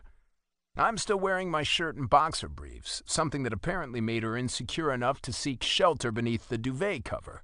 It appears she's trying to level a power imbalance between us. Cute. I told you who I am, I say. Cade. Cade Armitage. Yes, but... She sighs, shifting on the mattress as she turns to me. I mean, who are you? Where did you come from? Why are you here now? How did you learn to do these things? Why did you... I raise my hand to stop her rambling. That's a lot of questions at once, and quite frankly, half of them don't make sense to me. I'm sorry. She tugs the blanket closer, lowering her eyes to her lap. She looks so small next to me, so vulnerable. Fucking perfect. I just would like to understand this, she says in a low whisper. To understand you. I look at her, trying to quiet the alarm that's going off inside my head. It happens every time. Every single time a girl agrees to follow me into the darkness, she finds herself faced with nagging questions afterward. Questions I don't want to answer. Questions that should not be answered. Questions that could destroy everything. Lila, listen.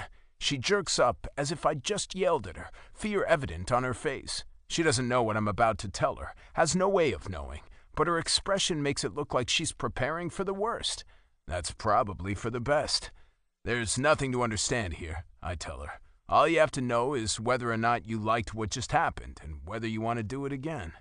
Her eyes widen as her expression lightens, but only cautiously so. Again? There's disbelief in her question and on her face. You want to see me again? I frown at her. I'm not into one-night stands. If you ask me, we're just getting started. Oh, I thought... That this was just a quick and easy one-night fuck? Is that what it felt like to you? The violence with which she shakes her head surprises me. No, not at all. It's just that... I mean, I'm not looking for a boyfriend and... She pauses, biting her lower lip. Is she serious right now? She's the one rebuffing me? Who says I want to be your fucking boyfriend? I snap. That's not what this is either. I don't do girlfriends. She swallows, cowering as if my words physically hurt her. What do you do then? There's bitterness in her question, a sharp edge that reveals her aversion to this conversation. Good. I prefer this insecure distaste to her chasing me away like an unwanted insect because she thinks I could want more from this than she does. Maybe I do, but not in the way she may suspect. This, I respond, gesturing to the room. I do this. So you always have sex here? I shake my head. That's not what I meant. And I don't just have sex. We didn't just have sex. It's more than that. But it's not a relationship. You could still call it that. Every ongoing interaction between two people is a relationship in some sense. A crease appears between her eyebrows when she looks at me. That's a very scholarly definition. Fine with me, I say, shrugging. It's still true. She presses her lips together and I love the tense expression on her face, the kiss of ruined makeup that circles her bright eyes. A collar would look good on her, but that's a consideration for another time, not tonight. She's used to certainty, to real boyfriends, real relationships, as she defines it. It's no surprise to me that this is new to her, and neither is her next question. What is this then? You're not my boyfriend, but you also don't want to leave this as a one-night stand? A smile tugs at the corners of my mouth, and I know there's something condescending in the way I'm looking at her now, and in the way I'm reaching to touch her delicate cheek. She flinches away at first, visibly confused at the gentle caress. But a moment later, she accepts it for what it is, a soothing gesture to calm the chatter of her mind. You really need a label for this, don't you, little girl? Why do you call me that? Because that's who you are to me, I say in a low voice, leaning in closer so I can feel her rapid breath on my skin. A naughty little girl who needs her tight ass spanked, hard. A sexy minx who craves to be bent over and fucked even harder until she comes on my hard cock. I bet you like to be choked too, don't you? Shall we find out next time? Her eyes widen and her lower lip starts trembling. The blush on her cheeks is apparent even in this light, and the heat radiating from her small body is pulling me closer, making it so hard to resist her. I bet you're still wet right now, aren't you? She closes her eyes and surprises me by moving in for a kiss. Her lips connect with mine in an innocent brush, testing and coyly asking for more. Even if I wanted to, I couldn't resist such an offer. I let her dictate the tone of our kiss for a while, giving in to the allure of her innocence, her cautious claiming that's so different to my touch, so different to what I'm used to. She's like silk wrapping my razor-sharp edges, careful not to get ripped to pieces. But she will be. She'll fall apart beneath my hands. Her body melts into mine when I accelerate the way our tongues entwine, wrapping my arm around her slim shoulder and pulling her closer. My other hand lands on her lap, idly standing by while our kiss grows voracious. She heaves in my embrace, her legs dangling as if she's only waiting for me to tell her to part them like I did downstairs. But then she dismisses my assumption by breaking our kiss as abruptly as it started. Her eyelashes flutter nervously when she tilts her head back to look up at me. I've never met anyone like you, she whispers. I've never had anything like this. I can't help the triumphant smile that finds its way on my face. It's more than just flattering. It's promising.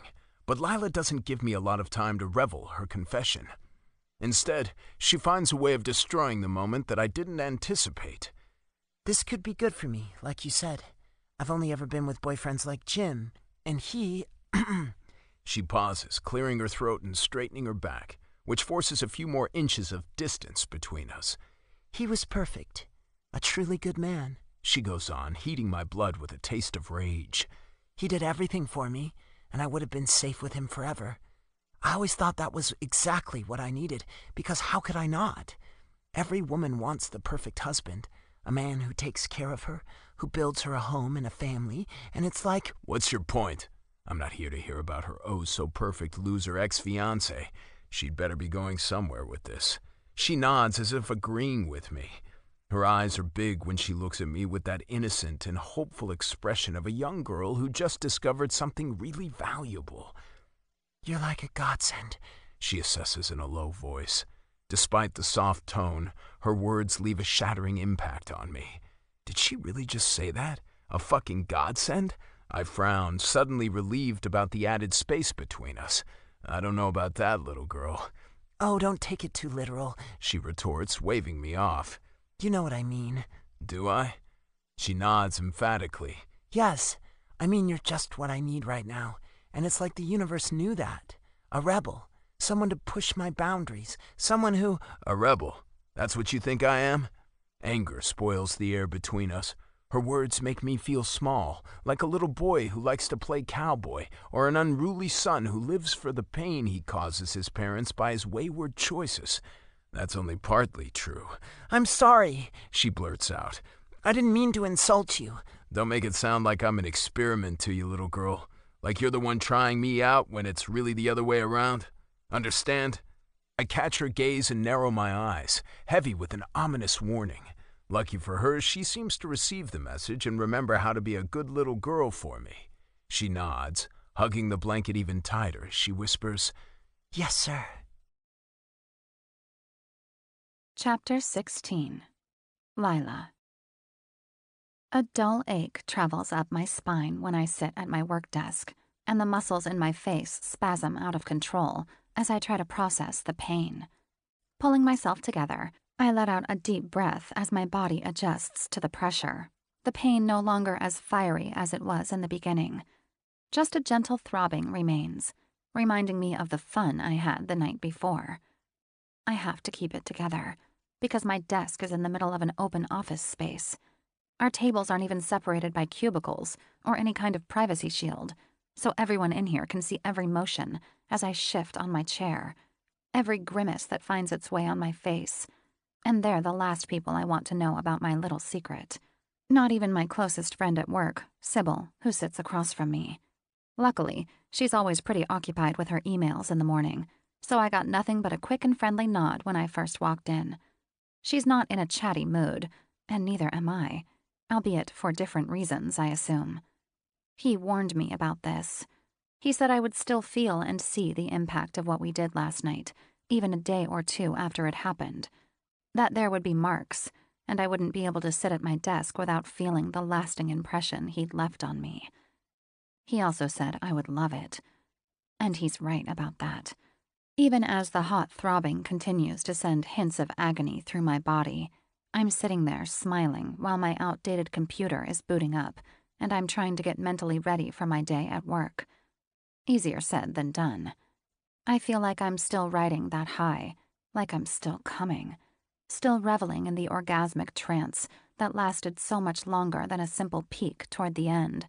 I was on edge and dizzy with lust long before he finally decided to fuck me, long before he even touched me. Everything about him is turning me on. He's more than just handsome. He has a presence. I couldn't quite grasp it during our first meeting because I was drunk and flustered with my worries about ruining Aline's wedding day. But last night, I saw it. Really saw it. There's something about the way he moves, about the way he looks at me, the way he talks to me, the way he just knows what I need, even before I know it myself. There's something magical about that, something as wonderful as it is confusing. I don't blame him for the way he responded to my sequence of peculiar questions and my odd assessment when I called him a godsend. It was a weird thing to say, but I meant it. "A little late today? You okay?" Sybil's question startles me, pulling me out of my quiet musings and back to the reality of everyday life. A breeze of sadness and disappointment brushes my heart when I realize I have no choice but to face a boring day of dull labor ahead of me. No spark, no thrill, no elation. No handsome stranger who will guide me through a world dipped in hot red, where fiery pain and warm pleasure meet in the most spectacular way. Yeah, I'm fine, I reply, giving Sybil a reassuring smile. I'm great. She arches her eyebrows in a telltale way, leaning forward and supporting herself on her elbows, while regarding me with a conspiratorial smirk.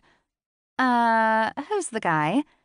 I blush instantly, cursing myself for being so transparent, even when I meant to keep my little adventure a secret. Little adventure. I wonder what he would think of that choice of words. No one. I lie, portraying my best cool as a cucumber impression. I just slept in a little. Does wonders for your mood. Yeah, right.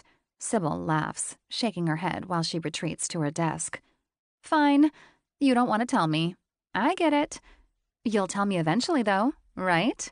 I chuckle. Maybe. That's good enough for me. She winks at me and, thank God, turns back to her computer. I try to do the same, applying my best busy look as I stare at my email inbox. But the letters blur while my mind wanders, away from the computer, away from my tasks, away from the present at hand, and back to him. It ended so quickly. He told me to get dressed shortly after I promised to not denote him as an experiment, and we went back downstairs. I was hoping we would have another drink and talk a little more, but he headed straight for the door, escorting me out and insisting on bringing me home. I didn't want to prolong my silly game of keeping my true address a secret from him, so he now knows exactly where to find me. It was all so abrupt that I doubt it had even happened if it weren't for the soreness on my ass. The real reason for my tardiness today wasn't that I slept in, but because I spent too much time turning and twisting in front of my full-length mirror, examining the colors on my butt cheeks. It was the weirdest thing. I never thought of a bruise as something pretty, something that adorns you rather than defacing you. But with these, it's different. These marks are pretty. They make me proud. There's a small and demented voice inside me that wants to share them with the world, to show them around like a new piece of jewelry. But, of course, there's only one person besides me who should be on the receiving end of that sort of exhibition. Him. I placed my phone next to my keyboard and find myself glancing at the display again and again, hoping for the little blinking light that informs me of a new message. He texted me right after taking me home, thanking me for the evening, when I was the one who had every reason to be grateful, and telling me good night. That was it. We never made plans to see each other again, even though it's clear that we both want to. I've been holding back on texting him more than a response to express how much I enjoyed last night. He said he doesn't want a girlfriend, and I said I don't want a boyfriend. But what does that really mean now? Would I seem too eager if I messaged him? Or is he waiting for me to ask for another date? I know very little about the kind of relationship we might be about to start, but I thought there would be rules. Rules he dictates. Isn't that how it works? My heart skips a beat when I see a message pop up on the screen. I try to be nonchalant when I reach for it, then lose another beat when I see it's from him. It's simple and short, but the words make me blush instantly. How is your pretty ass? I glance around, cowering as if to hide a sense of guilt. The office is full and busy. No one is paying any attention to me, not even Sybil. Of course no one's looking at me. Of course no one cares or suspects a dirty message on my phone. Why would they? I'm Lila, the good girl, the innocent but confused little lady who dumped her long-term fiancé for God knows what reason. Canceling my engagement was the craziest thing I've ever done, according to everyone who knows me. A smile tugs at the corner of my mouth. The secretive nature of my recent experience only enhances the hot spice it came with. Sore and painted with pretty colors. You were right. It's impossible to forget about last night. I stare at the screen for a few seconds, pondering ways to improve my wording. Is it too much? Too naughty? Probably not. Not for him. Is it too intimate? Where does he draw the line? How the hell am I supposed to know? I hit send and close my eyes, as if I'm bracing for an explosion. I should probably put my phone away so I can finally focus on my job. Instead, I place it on the desk right next to my computer so I can see the display without having to turn my head. My heart races as I anxiously await a response that could be a long time coming. He's probably busy, and unlike me, I'm sure he can't afford to just slack off at his job. Of course, I'm just assuming. After all, I have no idea what he even does for a living. It's kind of embarrassing. We've done the most intimate thing on a physical level, but I have no idea what his job is. I can only assume it has to be something big, something important, something that means a lot of money and an equal amount of responsibility. After all, he oozes wealth and status, and he moves among the rich like he belongs. It's almost scary how much he resembles Eileen's husband in that regard. My eyes dart back and forth between the computer screen and my phone, a constant battle between reason and curiosity. It's no surprise that my heart jolts yet again when a new text pops up. I don't even bother to try being cool about it as I reach for my phone, eager to read his reply. Show me. Just those 2 words. I blush as my fingers fly across the display, typing the obvious response to his request. I can't. I'm at work. This time, only a few seconds pass before another message comes in. Yes, you can. You have 3 minutes. Or else? Do you really want to find out? Oh my God. Is he serious? I look up from my phone, my eyes traveling through the room in a hurried daze. 2 minutes, 30 seconds. Shit. He's really serious about this. I jump up from my chair. It's like my body's moving on its own, heading for the bathroom and slipping inside, sighing in relief that there's no one else around. I hide in one of the stalls and pull up my skirt, my fingers shaking as I activate the camera function on my phone. I can't believe I'm actually doing this. I twist and turn, trying to find an angle that captures the artwork he left on my behind. I've never taken a photo of my ass before. I've never been asked to do such a thing, and I never thought I'd obey if someone demanded it. But here I am, my heart galloping with excitement as I follow his naughty order. And I'm loving it. A subtle pulsation throughout my core says more than any amount of words ever could. Once again, my body is ahead of my mind, reveling in this unthinkable deed. 1 minute. The message on my phone reads when I move it up to my face again. Shit, I have to hurry. I swipe through the many, many pictures I took, selecting the 2 I like the best, and send them back to him just after another message pops up. 30 seconds. I made it, with time to spare. A proud smile spreads across my face, mixing with the feeble arousal at knowing I've pleased him. The certainty embraces me like a warm hug, bringing me unfamiliar joy. And that feeling only amplifies when I read his response. 2 words, as simple as they come, but so overwhelmingly powerful. Good girl. I never thought 2 simple words could taste so sweet. Chapter 17. Cade. When I was asked to show up at my family's downtown residence for Sunday dinner, I thought it was just a simple get-together with my parents, who I haven't seen in weeks. And as nice and homey as that may sound, it's not. It never is in the Armitage household. I was prepared for passive-aggressive comments regarding my recent sale and the idea I'm currently working on. My family doesn't get me, but they know me well enough to understand that I'm always working on something, always grinding at another project, a new idea that will occupy my head until that first enticing spark has lost its flavor. And they always want to know about it despite their understanding of my nature. I never grow my ideas into the gigantic projects they could become, always selling them long before that happens, giving someone else the chance to grow them to their full potential, much to the dismay of my brother and father. I made myself pretty clear last time I spoke to Greg, but I don't expect him to leave it at that. He never does. He may be willing to let go of that last business I sold, but I'm sure he'll try anything within his power to convince me to handle the next one differently. He and my father will both go on and on about it, trying to squeeze every last ounce of information out of me so they can give me unwanted advice on how to proceed with my young project. I'm ready. I know it's coming, and I'm prepared for it. That's why I'm all the more surprised when my father isn't the one waiting for me in the reception room. My parents don't actually live in this house. They just use it to entertain guests, even their own sons. But I've never been here without either one of them around. Tonight is the first time. Instead, I'm welcomed by my brother and a young man's face that is neither completely unknown nor closely familiar. It takes me a moment or two to place the man, but I realize his identity just before my brother formally introduces him. "You remember Damon Graves?" he says, displaying his most formal and somewhat distant smile. "Of course," I say, gritting my teeth as I shake the man's hand. "Mr. Graves?"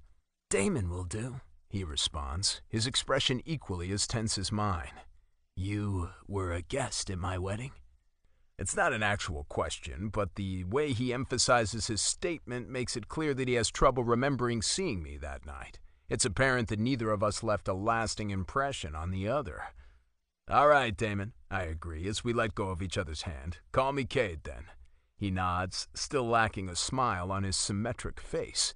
I wonder why he's looking at me like that. Why is he so tense? Did my brother ambush him with this dinner invitation? What is this even all about? Why is he here? "Dad not coming tonight?" I ask, turning to my brother who's standing next to me, the only person in the room with a smile on his face. "Nah, it'll just be the three of us tonight." He gestures for us to sit on the sofas next to a well-equipped bar table. Both Damon and I hesitate a moment before we sit across from each other while he pours everyone a bourbon without asking. I don't wait for the obligatory clink of glasses before taking my first sip. My brother has an agenda, and whatever it is, I'm sure I'm not going to like it. "What is this about?" My brother shows no reaction to my direct question, displaying a nonchalance that bugs the hell out of me as he sits next to Damon. "Not one for beating around the bush, huh?" Damon says, raising his glass before he takes a sip himself. "Correct." Greg sighs, adding an exasperated roll of the eyes. "Please excuse my brother, It's fine. I like to take my time with things and do them properly, see them through until the end. But I understand that you have a rather short-lived attention span, always losing your grip on a project long before it reaches its peak." I frown at him. That's not what I would call it, but fine, not everyone gets it. I cast my brother a condescending look, arching an eyebrow to urge him to explain. He raises his hand in a defensive manner, shifting on the sofa and giving the impression that this exchange is making him uncomfortable. "Yes, you gentlemen are pretty different in the way you handle your business, which is exactly why I think we should consider a cooperation," he says, throwing Damon a look that suggests they talked about this beforehand. It seems like I'm the only one who hasn't been in the know about the nature of this meeting before showing up. "I know you're already working on your next idea," my brother continues, casting me a questioning look that receives no response from my side. "And I know you'll want to give it up long before you should, because you always do. I can't watch that happen again." I scoff, but he appears unfazed by my interjection. "I can't and I won't. But I know I won't be able to stop you from following that same pattern you've been following for the past few years. You'll never be interested in seeing a project through until the bitter end, at least not on your own." He pauses, catching my gaze while I look back and forth between him and Damon, trying to grasp where he's going with this. "You'll want to sell sooner rather than later, and that's fine," he adds, raising his hand again when I'm about to interrupt him. "That's why I'm suggesting you don't sell to just anybody. Instead, you'll sell to us." I suck in a sharp breath, furrowing my eyebrows in disgust as I try to understand him. "Us." "Me and Damon," he clarifies, pointing to the stern-looking guy next to him. "We're working on a merger of two branches in our e-commerce business."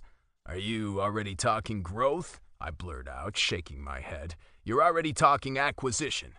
They both nod in unison. "It's not like we're talking tomorrow, this week, or even this month," Damon elaborates. "If I understand your brother correctly, there should be nothing to acquire from your part. Yet." "No, there isn't," I respond. "Did he also tell you that he has no fucking idea what I'm even working on next?" "Yes, I did tell him that," Greg answers on Damon's behalf. "But I also told him I'm confident that whatever it is, it'll be interesting to us, and more valuable than you'll ever want to admit." Unbelievable! My exclamation is met with the stoic faces of two business professionals who aren't conscious of having done anything wrong. "How often have I told you and Dad that I'm not like you? How often have I—" Yes, whatever, Cade." Greg's tone is unusually harsh for him. "You keep saying that, and I get it. You want to be the outsider, the black seed, or whatever, but you can't deny who you really are as much as you want to." He adds a dramatic pause, leaning forward with his elbows resting on his knees as he looks at me. You are working on something new, aren't you? Even if I was, that gives you no right to. Why the fuck are you being so stubborn? You don't have to do anything. This is merely a proposal. Fine. I sound like a dogged child, and I hate that he makes me like this, especially in front of someone who's pretty much a stranger to me. Damon looks at me with one eyebrow raised, patient but slightly annoyed, a manner that reminds me of my old man all too much. I fucking hate that. I hate being put in this position. In addition, I don't know how I feel about conducting business with a former client at the Velvet Rooms. A client who married one of the girls who worked there above all. What does that say about him? That we share a lot more than I'm willing to admit? I don't want to believe that. Shall we eat? Greg suggests, as if our dispute never happened. I don't think we should continue this discussion on an empty stomach. Damon nods in response, his eyes still on me, as if he's trying to encourage me. As if he knows I'm this close to walking out the door and leaving the two of them to themselves. I will not fucking give them that satisfaction. A reassured smile emerges on my brother's face when I get up from my seat and make my way over to the dining room, ready to engage in a conversation I never wanted to have. Chapter 18. Lila. Not now. I frown at my phone, clicking the message away that caused my chagrin. It's not the first of its kind, but it's just as unwanted as the other 3 I received earlier today, and yesterday, and the day before. He just can't let things go. Jim has been pestering me for days, as if he knows a new man has shown up in my life. And maybe he does know. Someone from my family could have told him. We'd been together for more than 2 years, and he was pretty close with my parents. They, especially my mother, were pretty upset about my decision to break up with him. For some reason, they still expected me to bring him to Eileen's wedding. For old times' sake, as my mother put it. I bet she was hoping I would just come to my senses, that I would see my mistake and get back together with the man I'd agreed to marry. It's what was expected of me, after all. There's a chance that she even said something along those lines to Jim. I wouldn't be surprised if they've been talking on the phone without me knowing about it. It would explain why he's still holding out hope, even now, after weeks of silence between us. Maybe I should ask Eileen. Our contact has been pretty much non-existent since the wedding, and even though it would stand to reason to blame her, the newlywed, for this, it's mostly my fault. Eileen and Damon haven't left for their honeymoon yet, and while I know that she's quite busy with school at the moment, there would have been ample time to meet up with her like we used to. But then I would also have to tell her about Cade. I'm a terrible liar when it comes to my sister. I probably wouldn't even have to tell her anything if we met up, because she'd be able to read it on my face. And then she would ask about it, and it would be impossible for me to lie to her. I put my phone away, casting another angry glare at it, before turning around to check myself in the mirror. I don't have much time left. Cade is coming to pick me up in less than 10 minutes, and the last thing I want on my mind when I'm out on a date with him is my annoying ex-fiancé. Why now? Why did he start messaging me now? Is it pure coincidence, or did he really talk to my mother? Or Eileen? No, that's unlikely. They were never close. And if anyone from my family understands my decision to leave Jim, it would be her. She never said anything bad about him, but I could tell she didn't think much of him. He was too boring, too nice, too normal for her taste. And now I agree with that assessment. I've changed. Something inside me has changed. Or woken up. I don't know which one comes closer to the truth. It's like this thirst for adventure, for explosive and dangerous pleasure, has always been there, sleeping in a cocoon like a caterpillar that's now found its awakening as a butterfly that still needs to learn how to use its wings. Jim would never understand. He would be appalled. But Cade is teaching me how to fly. I can't help but giggle as I catch my reflection in the mirror. At first glance, the girl staring back at me still looks familiar. She's still the same Lila I was a few weeks ago, but she looks more awake, somehow younger and refreshed. Happier. Yes, that's it. I'm happier. I smile as if to confirm my silent assessment, then take a step back, surveying myself one last time before I'm ready to head outside. He didn't give me any orders on how to dress tonight, which left me a little lost, I have to admit. It's been a while since I've dressed up for a date, and I've never had to prepare for dates like the kind I'm experiencing with Cade. I almost wanted to ask him to give me a guideline, to tell me what to wear, but I didn't dare. Maybe this was the whole point for him, to give me something to work on, to find out how to please him without his help. Either way, I hope my choice won't disappoint him. I opted for a light summer dress in a dark red color that should go well with our room.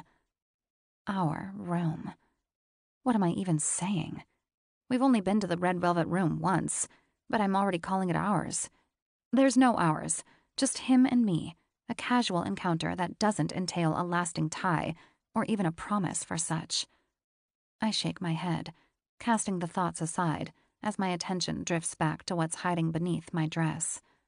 I'm wearing a new set of black lingerie, a tiny thong, a laced garter belt with matching stockings, and no bra.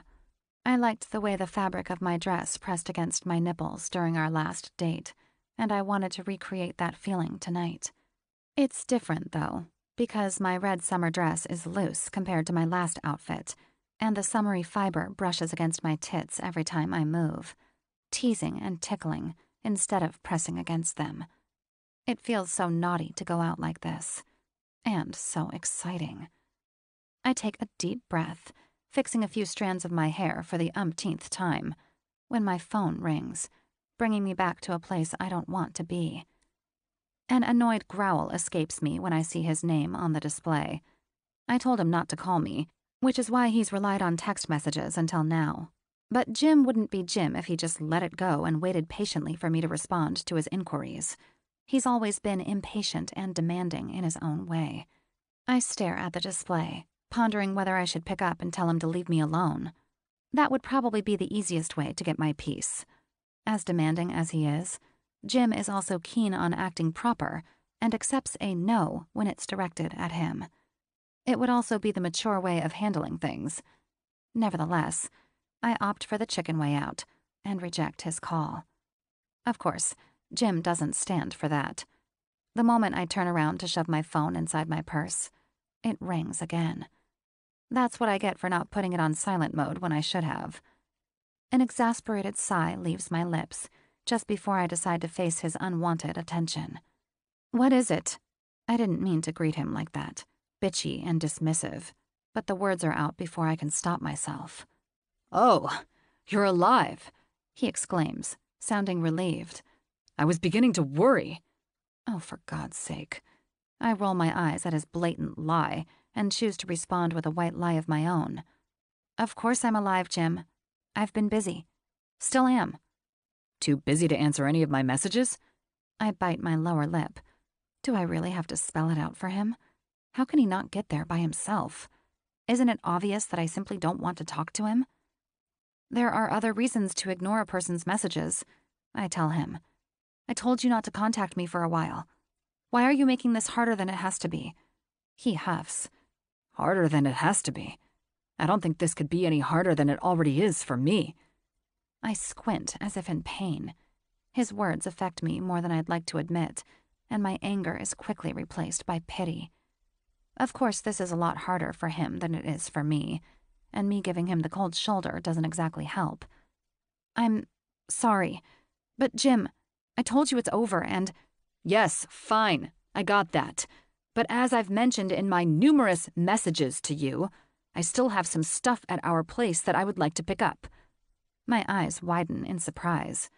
It's true that he mentioned something along those lines in his texts, but I figured it was just an excuse for him to hear back from me when I was unwilling to communicate with him. I thought you wanted to keep that stuff here until you found your own place. Aren't you staying with your dad right now? I am, but not for long, he says, clearing his throat. I'll be moving soon. I found a place, and I want my stuff. Now he's the one sounding like an asshole. There's a condescending tone in his voice that's new to me, clearly born from pain. Okay, cool. That sounds great, I stutter, unsure how I feel about it. Is he lying to me? Is he just trying to hurt me? Why would it even hurt me to hear that he found his own place? I wanted him to move on, and now it sounds like that's what he's doing. Well, yes, it is great. Jim cuts into my pondering. So, when can I come by to get it? I remember the time just when he finishes his question. Cade, he must be waiting downstairs already. Shit. I'm sorry, but can we talk about this later? I press, grabbing my purse as I head for the door, my heels echoing through the hallway. I have to go now. What? Go where? Can't we just... Not now. I'll call you. And with that, I hang up on him. I'll admit, it wasn't the classiest move of my life, but I hate being late, especially for Cade. He doesn't deserve to wait down there like an idiot just because I have to bear with my ex's troubles.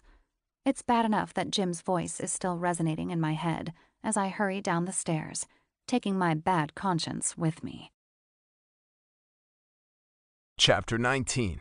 Cade. That's a pretty dress. She looks at me, her eyes bright and sparkling with beautiful pride upon receiving the compliment as I hold the door open for her to enter the building. She's smiling, casting me coy looks as a blush blossoms on her cheeks. Thank you. I want you to take it off. Her expression changes within an instant, her eyes widening in surprise with a hint of disappointment blending in. Now? Here? Her eyes flit around the small lobby, finding the private changing rooms with lockers to our left. Here's fine, I tell her as she turns toward the changing rooms. I'll hold on to your dress while we're here. She sucks in a sharp breath, looking at me as if I'd just suggested for her to jump off a cliff. You want me to just take off my dress? Now? I nod, crossing my arms in front of my chest while she keeps turning her head. A young woman sits behind the reception at the other end of the lobby, dressed in a tight-fitting black dress with her hair pulled up in a stern bun at the back of her head. She smiled at us when we first arrived, but turned her head away discreetly once she realized we don't need her help. She's only here for guidance after the doorman conducts the initial check and decides who's allowed inside. Lila's eyes rest on her for a few seconds too long. The girl looks up from her desk, tilting her head in question. Now, I urge on a whisper not audible to the receptionist. Right here and now. You have 30 seconds. The gasp that flees her lips is the sweetest sound imaginable. I like shocking innocent little girls like her, especially when I know she'll obey. She will obey, and she'll fucking love it.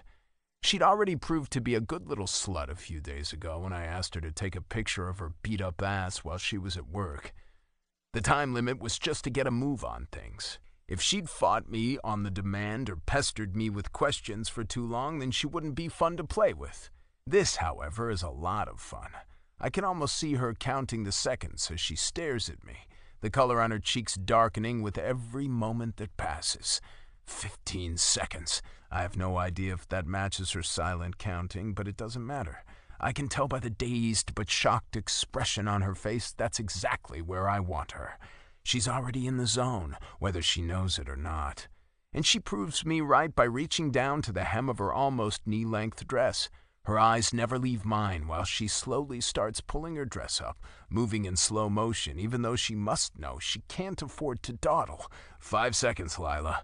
She presses her lips into a thin line, a crease appearing between her eyebrows as an expression of utmost focus and determination shows on her pretty face. I'm just about to warn her that her time is running out when she pulls the dress over her head in one surprisingly quick motion, revealing the most delicious view underneath. Black see-through stockings are held up by black garters attached to a laced garter belt, encircling her hips above a tiny thong. Her tits are bare, her nipples suspiciously erect. Good girl. I can tell she wants to cover her nakedness, and I bet it's no coincidence that she's turned her back to the receptionist. Turn for me. She's quicker in following my demand now, but closes her eyes as she obliges. She slowly turns, realizing it's her perky ass I want to survey. Much to my disappointment, the marks I left on her a few days ago are no longer visible. It's no surprise, as they were faint to begin with, because I was gentle with her that night. Tonight will be different. Look at me. She turns back, hugging the dress close to her chest. A shy smile tugs at the corners of her mouth when our eyes meet. I stretch out my hand. Give it to me. She hesitates for a moment before she hands me her dress. When will I get it back? Her voice secretes hope, but if she thought this was just a test and I'd give her the dress right back before we walked into the main area of the velvet rooms where everyone could see her, she couldn't be more wrong. When we're done, she swallows dryly at my response. The nod that follows expresses helplessness, her gaze falling and her shoulders moving up to her ears as she hugs herself. Relax. I reach for her upper arm and pull it away from her body, forcing her to open up and leave her tits exposed. You're mine tonight, and I want to show you off. Another smile scurries across her face, her lashes fluttering nervously as she looks up at me. You're fucking sexy, Lila. I wrap my arm around her shoulders in a manner that's protective as much as it's possessive. So beautiful, so noble and innocent, and I'm the only one who's allowed to corrupt you. She leans into my hug, her breathing more rapid than it was just a moment ago. You're very charming, she whispers while I escort her to the thick curtain that leads into the main room. No one has ever talked about me like that. Like what? Like I'm hot, desirable. The sadness in her voice is like a fucking dagger jammed through my chest. What kind of wimps has she been dating if she's never been treated like the pretty doll she is? The ignorance of these guys makes my blood boil. We step through the curtain, and I feel her relax under my arm. There are only a handful of guests scattered across the room, and most of them are busy with one or two girls of their own. I notice I'm the only one who brought his own date, as all the other guests are surrounded by girls who work here. Let's sit at the bar this time. My suggestion is met with another aghast look from her side, but she doesn't fight me on it. She doesn't have to tell me that hiding in the dark would be a lot easier in her current getup, but easy isn't what this is about. She refrains from shielding her naked breasts when we sit on the high chairs at the bar, but I can tell it takes a lot of effort. The guy working behind the bar doesn't bat an eye at her appearance when he greets us with a polite smile. "Evening," he says, looking at her first before he turns to me. "What can I serve you tonight?" I cast Lila a questioning look and am not surprised to find her shrugging. I really liked the wine. I nod, turning back to the bartender. "I recall you have a pretty decent Févillé Corton Charlemagne Grand Cru. The 2012? Of course, sir." I can't deny that the look Lila is giving me now is satisfying as fuck. You remembered the name. Color me impressed. I nod, granting her a confident smile that hides a lie. Of course I didn't remember the fucking name of the wine we had last time. I'd been visiting this establishment for almost as long as it exists, and I've used every part of their service from the very beginning. That includes a personal file where they note the drinks I've consumed so I can stock up my own house bar if I ever encounter a specific bourbon or wine that leaves an impression on me, or to impress unsuspecting little girls like Lila with my formidable memory. After all, it never hurts to impress. Chapter 20. Cade. She relaxes with every sip that touches her lips, and while I enjoy watching her growing comfortable with her sexy nakedness, I also notice that she's not quite here. Her mind appears to be somewhere else, always drifting off, away from me, away from our surroundings, and to a place I don't want her to be. Something is troubling her, and it has very little to do with the fact that I made her take off her dress and sit at the bar quasi-naked. "Where are you?" My question startles her, and it's like she's waking up from a trance when she jerks up to look back at me. Here? She states the obvious. I'm here. With you, sir. Sir. She's learning faster than I expected, but she's not saying the truth. No, you're not. You're somewhere far, far away, little girl, I object. Does it have anything to do with the reason why you were late? The look on her face tells me I'm right, and I hate that she's shaking her head, despite it being so obvious. I'm not letting her get away so easily. Tell me. She sighs, and I prevent her taking another sip of her wine by placing my hand on her lower arm as she reaches for the glass. Talk first. Drink later. She frowns at me. You really like that one, don't you? Don't get snappy with me, little girl. You don't want me to be angry when we go upstairs later. Fine, she says, withdrawing her hand from the bar.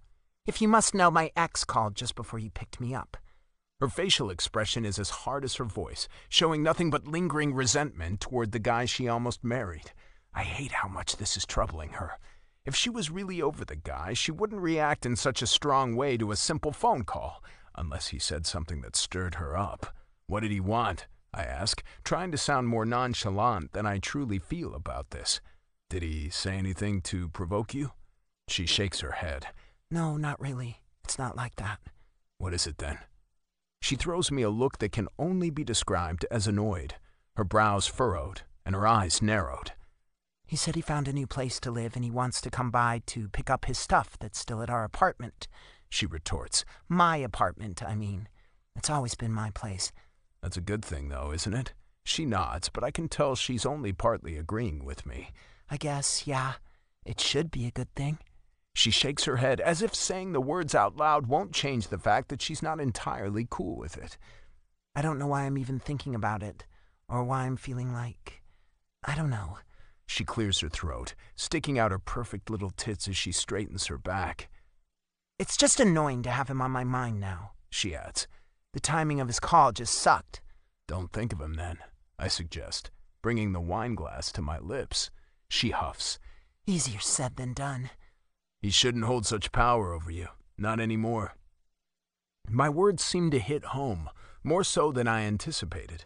She doesn't look hurt, but visibly impacted by what I just said. Her face loses its former tension, turning into an absent gaze as she processes my statement. He never really held any power over me, she says in a thin voice. That's not the kind of man he is, or was. He's just an angry, boring man. Boring? I probe, sensing a chance to divert the subject in my favor.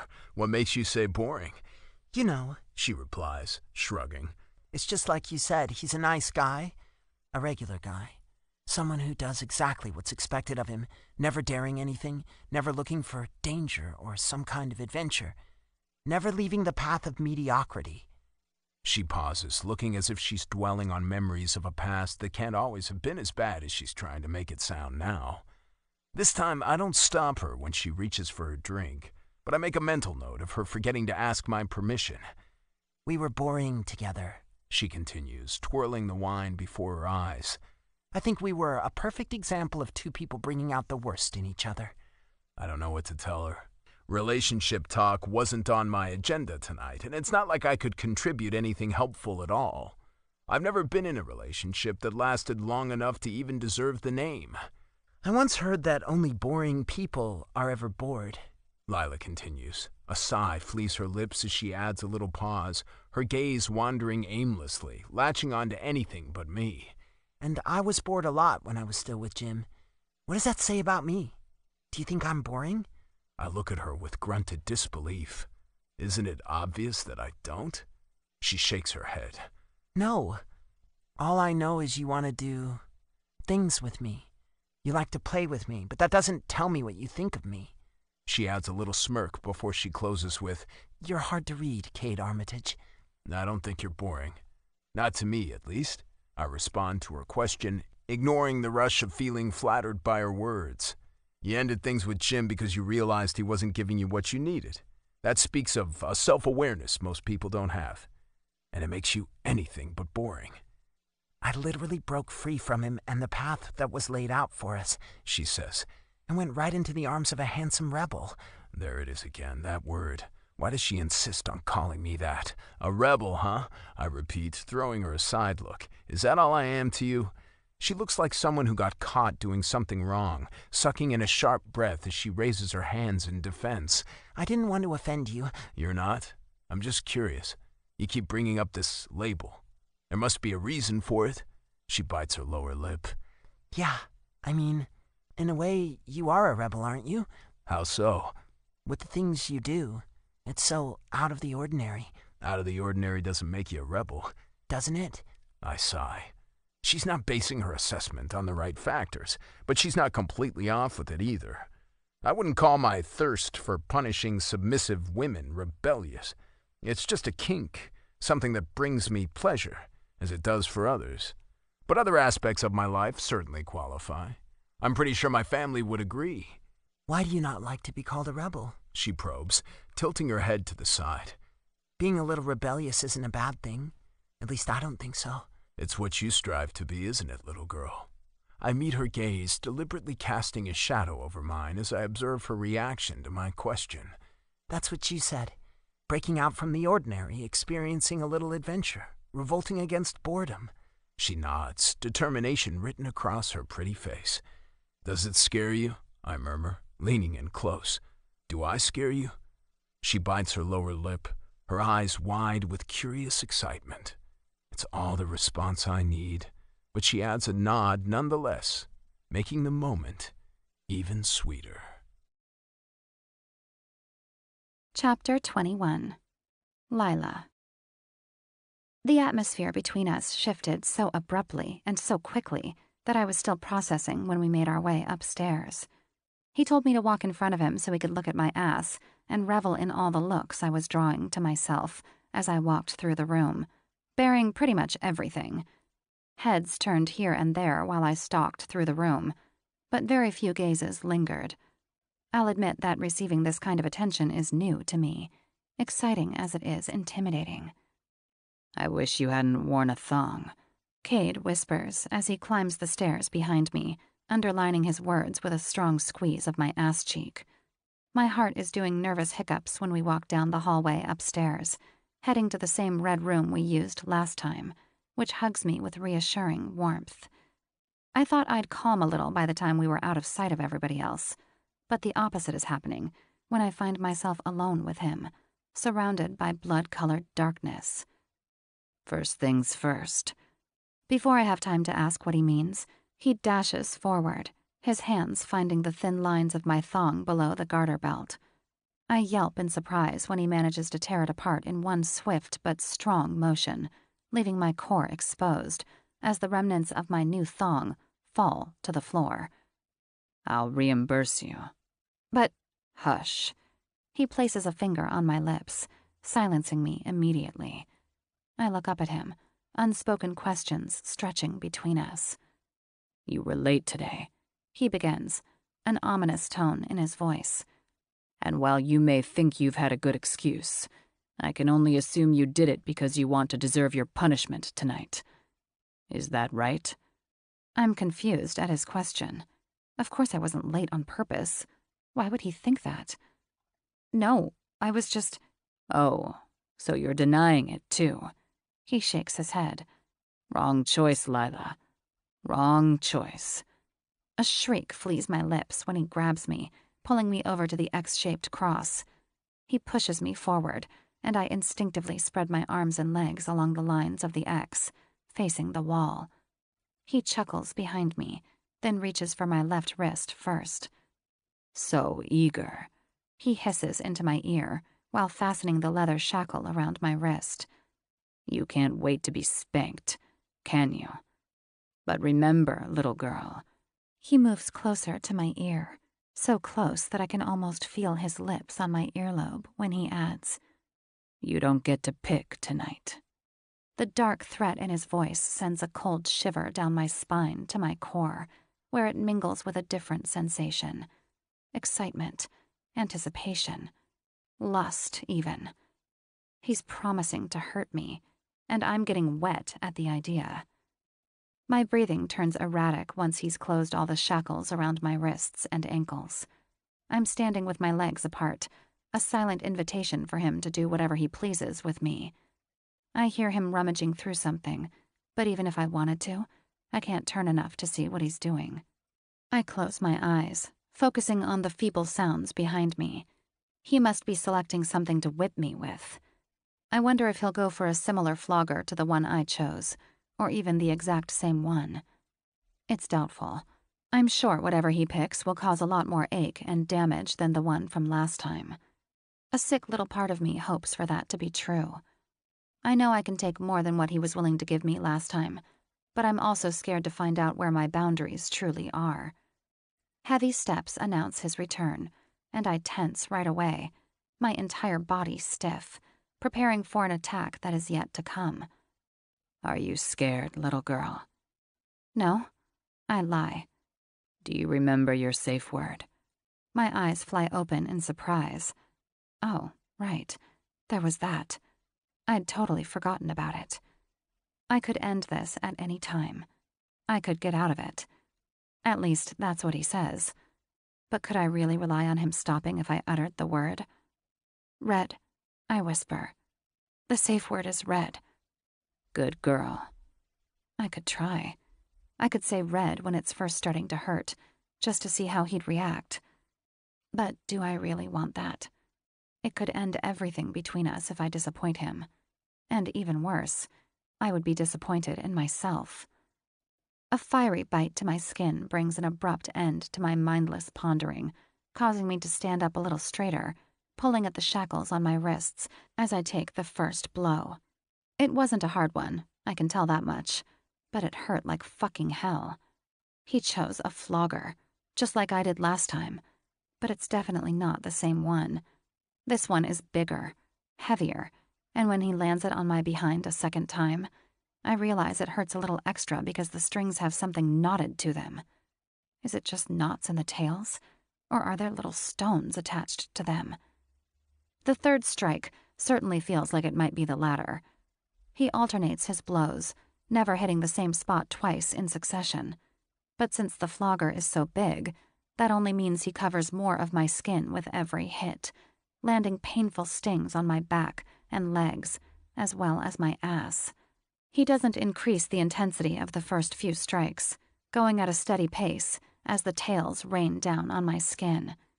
I stand stiff, immobilized and breaking a sweat as the pain grows stronger. Relax, he commands behind me, continuing the sequence of burning hits against my back. Let it happen, Lila. Give in. I don't even know what that means. The pain is too strong to focus on anything but the ongoing affliction that robs me of my senses. I can't move, can't speak, can't think. My eyes are closed when a howl echoes through the room, sounding more wolfish than human. It takes me a few moments to realize I was the one producing that noise. I didn't even know I could evoke such feral sounds, coming from a place buried so deeply I didn't know it existed. Another one follows the first, almost sounding like a chant, the song of a deeply tortured soul. Let go, Lila. His voice is soft now, almost a whisper, and full of affection. It stands in stark contrast to the excruciating strikes he unleashes upon me. I don't know if I'm just getting sorer and more sensitive, or if he actually upped the strength he puts into his work. Either way, the anguish seems to double all of a sudden, turning my howling into high-pitched shrieks. That's right. Let it happen. It seems like his voice is coming from very far away, reaching my ears like muffled sounds underwater. Let what happen? Let what go? I wish I could ask, that I was able to build coherent sentences or to even form words of any kind. But I'm mute aside from the beastly sounds that escape my shivering lips while I endure his handling. I can no longer distinguish the respective tails of the flogger as they kiss my body. They've turned into an entire flaming area, tormenting me with their hot bites. My vision turns red, even behind closed eyes. There's nothing left but sweet, sweet torment, pushing aside everything else, everything that could be, everything I could see or think. Never in my life have I experienced such dire agony, such helplessness and desperation. Why am I doing this to myself? Why did I ask for this? I didn't expect to find answers to my harried questions, but a moment later, the need to question no longer troubles me. My muscles relax as the tension leaves my body, step by step, limb by limb. I thought it was weakness at first, sheer exhaustion from enduring the torment I was receiving. But I soon realize it's something else. It's like a door opening, inviting me to a place where there is no pain, no fear, no inflaming grief from being brutally hit with several leather strings at once. I follow the voice that calls from behind that door, moving closer to a cloudy place full of sweet promises and reaching for the hand stretched out to me. I'm floating, my body losing its weight while I follow the path of reassuring bliss that's opened before me. I don't question, don't wonder, don't doubt. I just give in. I don't have to worry about where I'm going. I'm not the one deciding. I'm just following, guided by an invisible force that wants nothing but the best for me. What is this place? Where did the pain go? Is he still whipping me? Am I still with him? As soon as the questions start popping up, I regain consciousness of my senses, pain shooting through my wrists as my legs give and my body is called to the floor. I feel his hands on me, holding me in one arm, while the other hand fiddles with the cuffs around my wrists. I groan, mourning the end of my short-lived elation, as my mind and body drift away from that heaven I was invited into. My feet are still tied to the cross, and I grimace in pain as my legs twist when my upper body is no longer held up by my wrists. I know Cade's there, and I know he's taking care of me, but I have no idea how he's doing it. He's still holding me, supporting me, while his other hand finds the cuffs around my ankles. It only takes moments before my legs are freed from the cross, the cuffs still closed around my legs, when he picks me up, and I'm floating again. This time, in his strong arms. I'm still howling, still chanting my anguished song, though lacking the affliction that first caused it. There's no pain, no fiery stings biting into my ass. Nothing. And I fucking miss it. Chapter 22. Lila. I'm reminded of my earlier agony when we reach the bed, and he lowers me to the soft surface, ass first. A shocked cry fills the room, and while the impact and the accompanying anguish resemble what I endured during the flogging, it does completely different things to me. The former put me into a heavenly daze, welcomed me to paradise, hugged me in warm clouds of quiet delight. It hijacked me to a better place. This sharp ache did the exact opposite by forcing me back to reality, back into the dark room where it all happened. I'm not lying on the bed with my full weight yet, because he's still holding me in his arms, but the pain is real nonetheless. He meets my grimace with a soft smile, barely visible in the dark red light the room is bathed in. Are you okay? I don't know how to respond to his question. Am I okay? I don't know. How am I supposed to know? Can you move? A quiet nod is all I can manage. Good. Turn on your belly. He lets go of me and I turn around as quickly as my broken body allows. I'm sweaty and dizzy, wavering as I move on the bed. I'm too exhausted to worry about poise when I fall on the mattress face first, so relieved to be lying down with my tortured skin up in the air, away from the cruel touch of the silk underneath. I can't see him, but I hear him moving, shedding clothes next to the bed. I want to turn and look at him, to finally see him, touch him, have more of him than he was willing to give before. But my body betrays me, locking me in place, every motion a threat to my sanity. Even when I feel him climb on top of the bed next to me, I'm unable to respond in any way. I remain motionless, glued to the red silk while he finds his place next to me. I flinch when I feel his fingertips at the back of my upper thigh, only teasing, barely touching my skin as he travels up to my core. A pinch at the inner side of my thigh beckons me to open, to make room for his curious touch where I enjoy it the most. Moving my legs has never been harder. Even an inch to the side seems impossible at first, but I manage eventually, suppressing a groan as my sore skin burns even under minimal pressure. You did great, Lila, he whispers, the dark tone of his voice soothing me. Fucking perfect.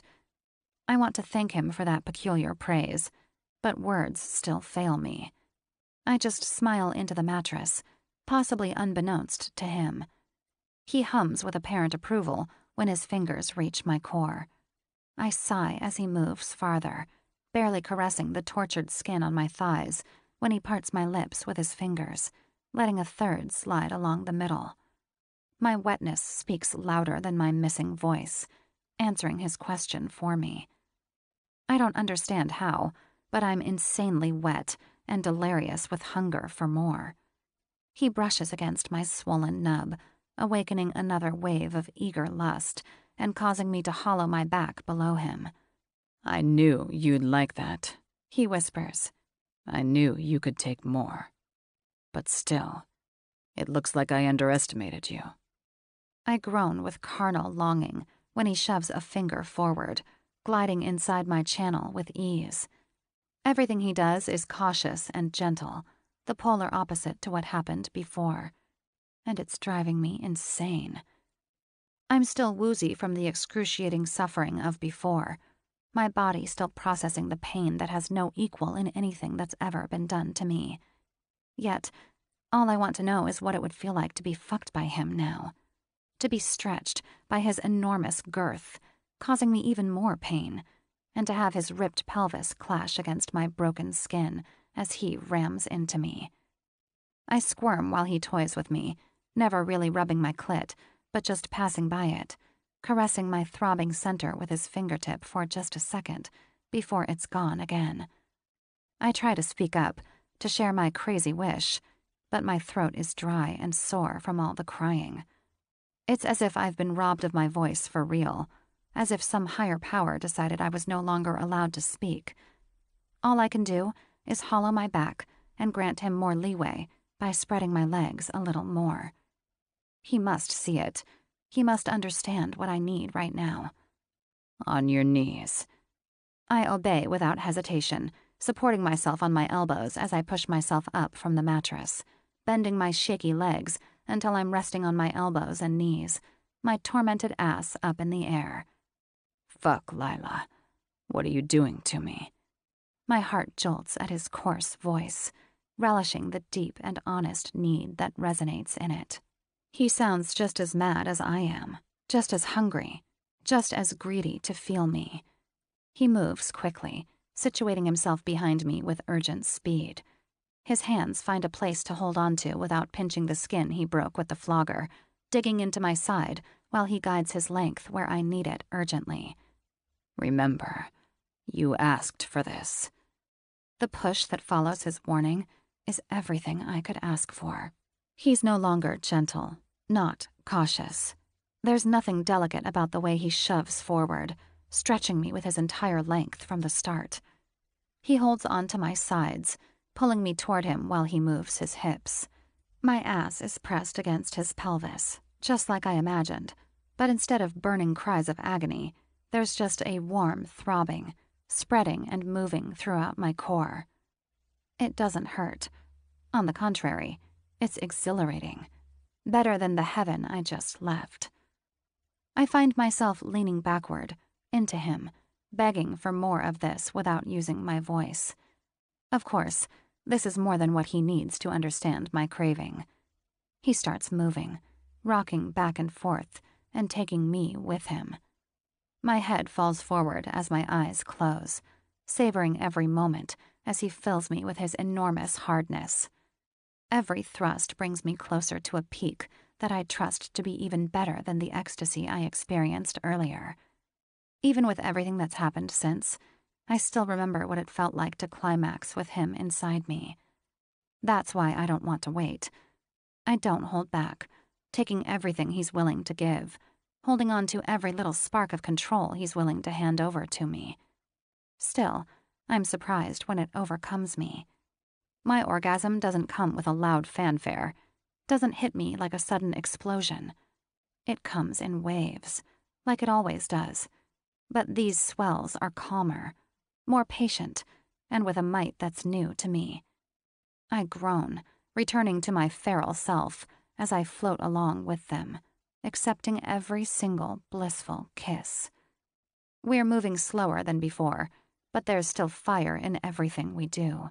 A burning passion that finds its voice in the hot ache on my skin as he collides with my ass, and the even hotter sparks that illuminate my entire body and soul while I ride my orgasmic high.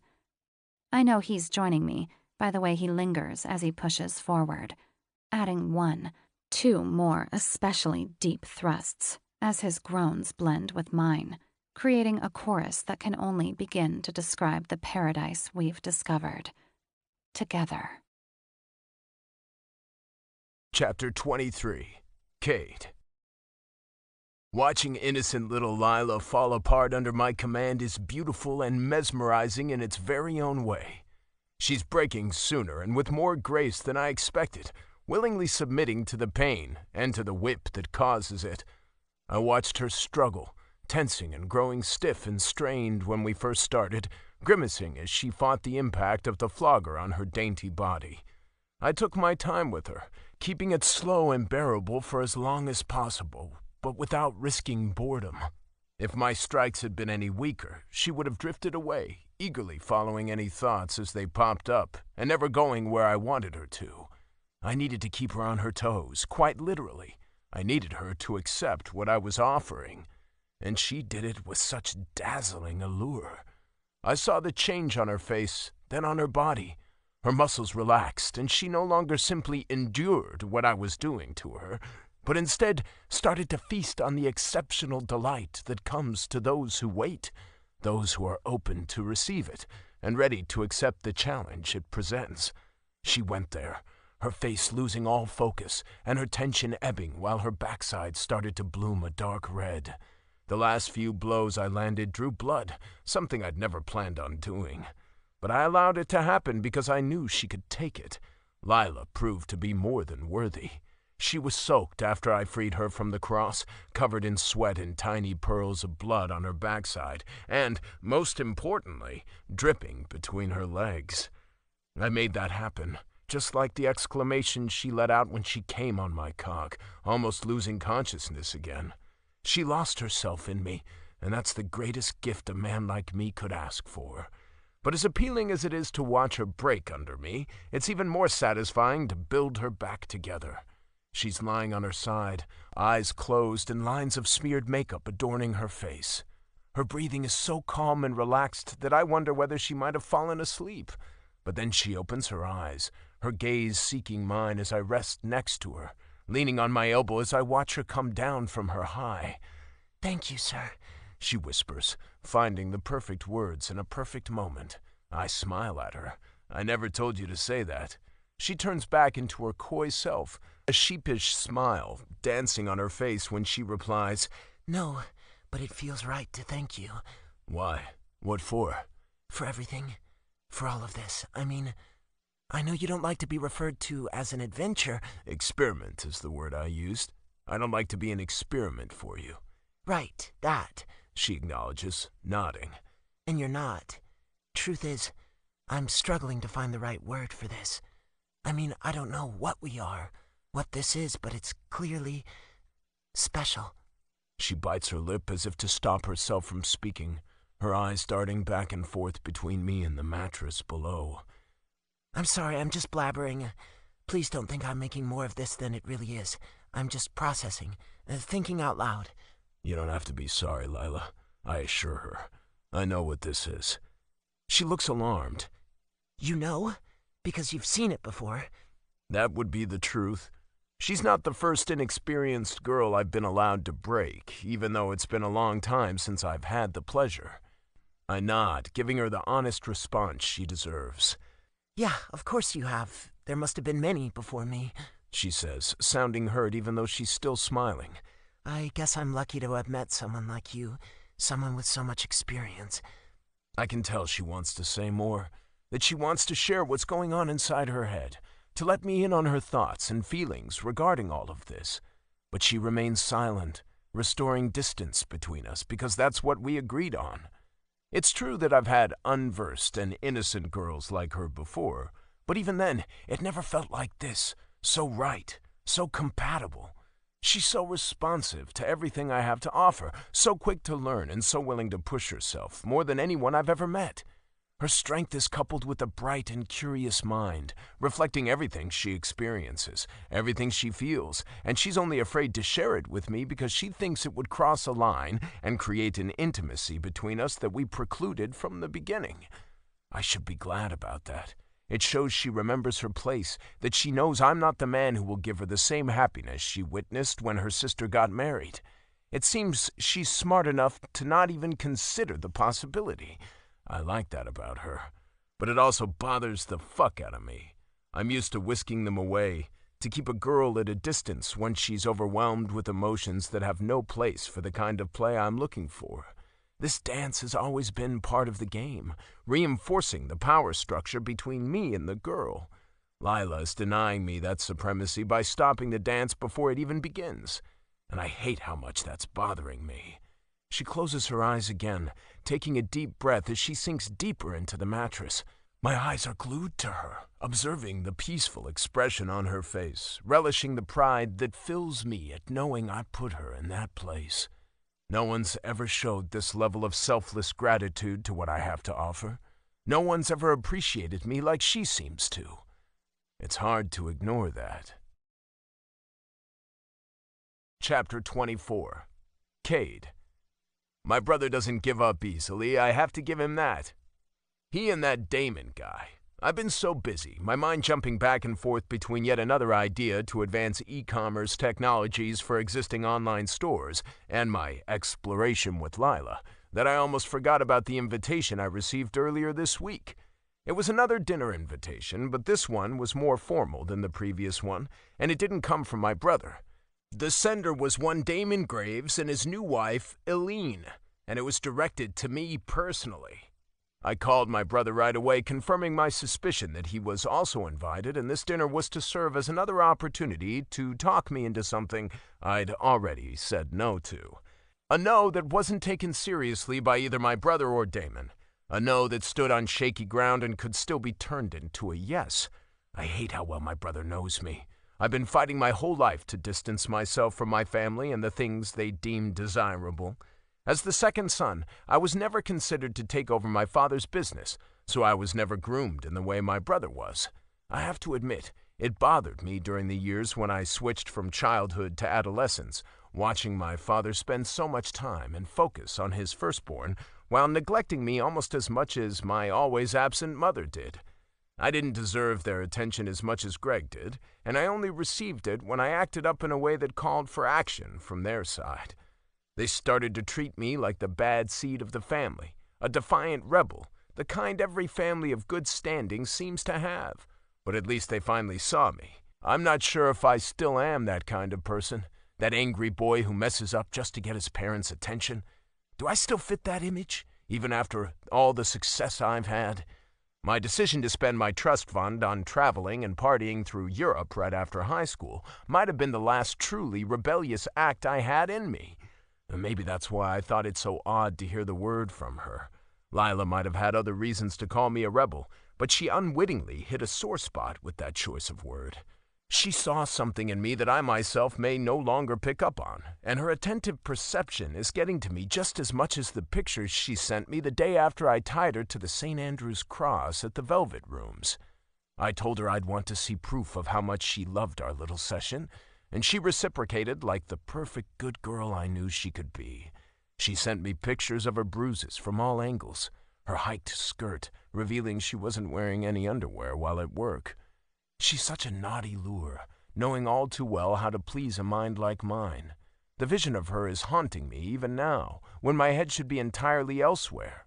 As if tonight wasn't going to be tough enough already. The urge to say no to my brother and Damon was more of a reflex than an actual response to their consideration. I'm so used to saying no to my family that I felt inclined to do it, even though the idea sounds intriguing.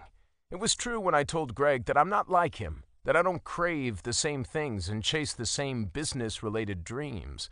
But I can no longer deny that I inherited a very specific business sense that, while different to my brother's training and skills, is no less promising. In fact, we could complement each other very well. I just need to be ready to admit that, to consider their proposal and make an informed decision about it instead of acting on impulse. But for that, I need to know more. And I need to gain a better grip of Damon Graves and his role in all of this. That's why it only makes sense to show up when I'm asked to dinner at his house. I know what tonight is about, and I'm ready to face it. I'm the last to arrive, and don't fail to notice the triumphant smile my brother sports when I step through the door, joining him and the Graves couple in the seating area next to the dining room. It's the first time I've seen Lila's sister since the wedding, and as soon as I lay eyes on her, a shower of cold apprehension runs down my spine. Did Lila ever tell her about us? She mentioned that Eileen used to work at the Velvet Rooms and has a past as an escort. Plus, they're sisters and possibly rather close. If there was anyone Lila would talk to about the things we've done, wouldn't it be her sister? I'm so stunned by my sudden worry that it requires all my focus to rattle off the obligatory greeting as I walk through the room, shaking everyone's hand one after another. There's no clue on Eileen Graves's face that would tell me anything about her state of knowledge. If her sisters told her anything, she's very good at hiding it.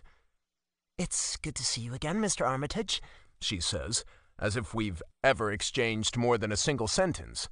I only walked up to her and her husband at the wedding for a few minutes, congratulating them as I was instructed to do, and enduring a handful of sentences of painfully boring small talk with Damon before I secluded myself and felt up her drunk sister a few minutes later, something she may or may not know about.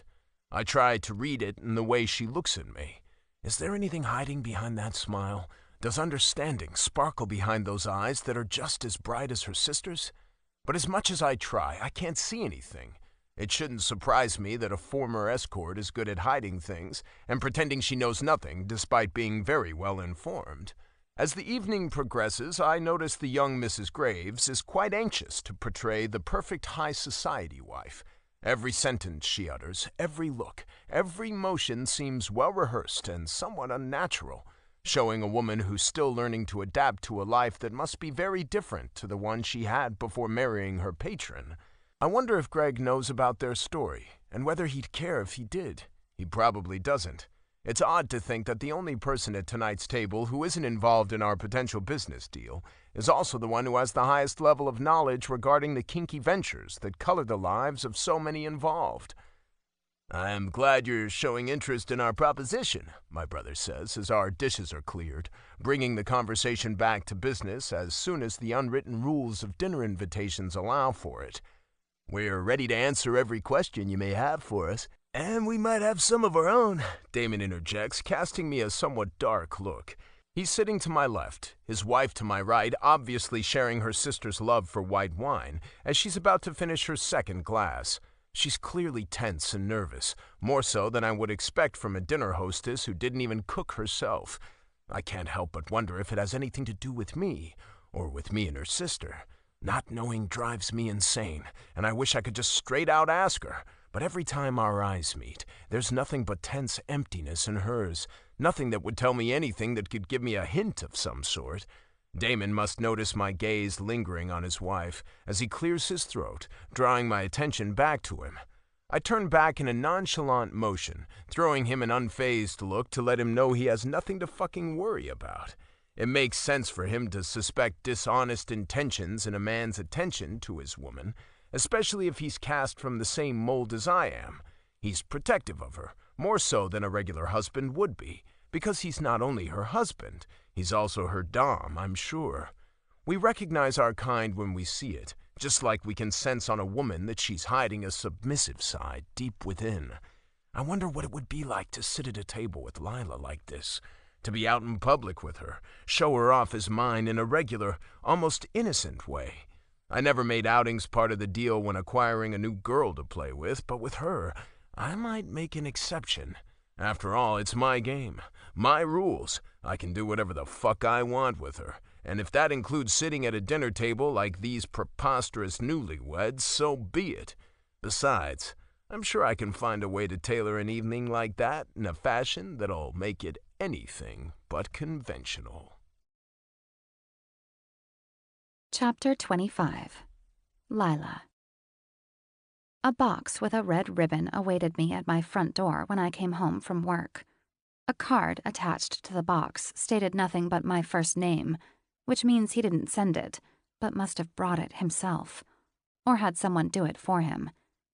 I took the box upstairs with a silly smile on my face and a heart that was doing somersaults in anticipation. Still, when I got to my apartment, it took me a few moments to gather the courage to open it. My hands were shaking when I slowly unlaced the ribbon, carefully placing it next to the box before I lifted the lid. Inside, I found a little note that simply said, "Wear this tonight, if you dare." A piece of red velvet fabric was wadded up underneath the note, hiding something that made my heart skip. A collar. Made of stainless steel, less than half an inch wide, and with a little ring attached at the front and a lock at the back. I was careful when I picked it up, holding the collar to my face as if it's the most valuable thing I've ever touched. He wants me to wear this. For him. What does that mean? Did something change? Did he decide we're taking our relationship to the next level? Relationship. Why do I keep calling it that? I have little time to contemplate because I need to get ready for our date. He told me to wear something nice tonight, something suitable for a place outside the velvet rooms, something a little more modest than what he usually wants to see on me. That, and the collar around my neck, if I dare. I almost worry that the dress I picked, a maroon cocktail dress I wore for our last office party, could be a little too modest for his taste. I feel like a wallflower in it, now that I got a taste of his kinky world. The collar is the last thing I put on before leaving the house, watching myself in the mirror as I close the lock at the back, the cold steel tightening against my throat. It feels weird and very prominent, enclosing my neck with a lot more weight than any other necklace I wore before. It also nullifies the modesty of my dress, making me feel just as naughty and excited as my next-to-naked outfit during our last date. I walk down the stairs out to the street, where I know he'll already be waiting for me. The smile on his face wipes away any previous concern that I would disappoint him. He nods with approval as I walk toward him, taking my face between his hands and placing a kiss on my lips that speaks of deep affection. "I knew it would suit you perfectly," he comments, hooking his index finger in the ring and pulling softly. I reciprocate his smile, uttering the only words I can think of. "Thank you, sir." An appreciative smile graces his handsome face, but when he stretches out his hand, palm up, I don't know how to respond other than with a confused look. "The key," he states. "Give it to me." I hesitate for a moment, knowing I'd be giving him a lot more than just a simple key. I'd grant him with power and trust. Power to decide how long I'm to wear the collar, and the trust to rely on him to take it off once we're done with our date. He raises an eyebrow, a quiet gesture of urgency that's impossible for me to resist. I rummage through my purse until I find what he asked for, placing the tiny key in his open palm. "Good girl." As always, the praise feels like a caress, reassuring and exciting at the same time. I'm oddly giddy when he puts his arm around me and leads me to the black limousine waiting for us. "Hope you're hungry," Cade says after we've taken our seats and the driver starts the engine. You told me not to eat, so yes, I am. "Good girl." Where are we going? "A little place called Deceive, Italian cuisine," he replies in a nonchalant tone, as if it's no big deal. Little place? I repeat, disbelief resonating in my voice. Are you kidding me? It's impossible to get a table at Deceive. They're booked for months and super exclusive. Oh my God, I sound like such an idiot. And he seems to agree, unable to hide a smirk at my astonished ramblings. "That's only partially true," he says. "It's true that they're pretty exclusive, but they're not booked out for months. Not for everyone." He ignores my incredulous look and stares out the window while I'm tempted to repeat the same question I posed weeks ago. Who are you? I know he moves in different circles than I do. Very different indeed. I know he's part of the world my sister married into, a world that's still foreign to me. But I've never really grasped the extent to which men like him could make the rest of the world bend to their will. I'm not even surprised to hear the staff greet him by name when we get to the restaurant. He walks in like he owns the place, while I stalk behind him, clutching my purse against my body as I scan the scrupulous interior of the most extravagant restaurant I've ever been to. It's Venetian style, shining with barrel arches and surrounding pilaster and carvings. The plastered ceilings are almost 2 stories high, and the almost floor-to-length windows are framed with heavy burgundy curtains, streaked with golden threads. We're led to a secluded table in a semi-private area, hidden behind another pointed archway. I'm so drawn in by the sight of this place that I forget my ongoing predicament when I sit down. Of course he notices the pained grimace on my face, and the first thing he says when he takes his own seat opposite of me is, "Still bruised, are you?" I throw him a coy smile. "Yes, sir. You did a good job of it." Our menus are delivered, accompanied by 2 glasses of champagne, carried by a young man who looks more like a butler than a waiter.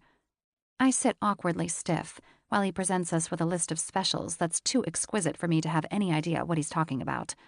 I just nod along, as if mimicking Cade, who looks at the waiter with alert attention, giving the impression that, unlike me, he has a pretty good idea of what we've been presented with. I'm grateful when he doesn't turn to me to ask what I want to eat. Instead, he just orders one of the appetizers mentioned at the beginning and sends the waiter away. I feel like my nervous heartbeat is visible in my shaking hands as I raise my glass and clink it against his. I bring it to my lips as quickly as possible, seeking solace in the sweet alcohol.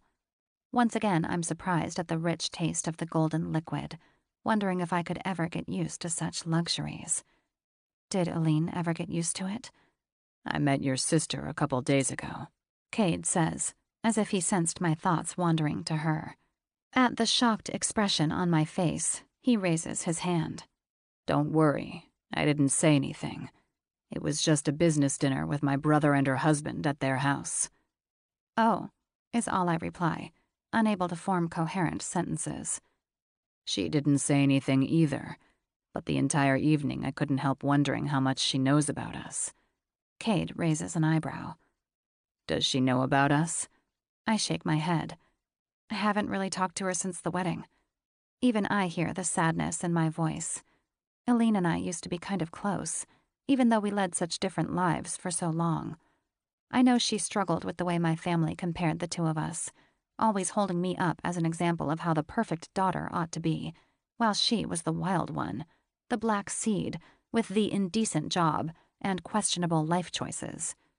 We may have switched places now, but instead of bringing us closer, the change of roles only pushed us farther apart. I found myself unable to confide in Aline, which is especially weird, considering I met a man at her wedding who bears so much resemblance to her husband.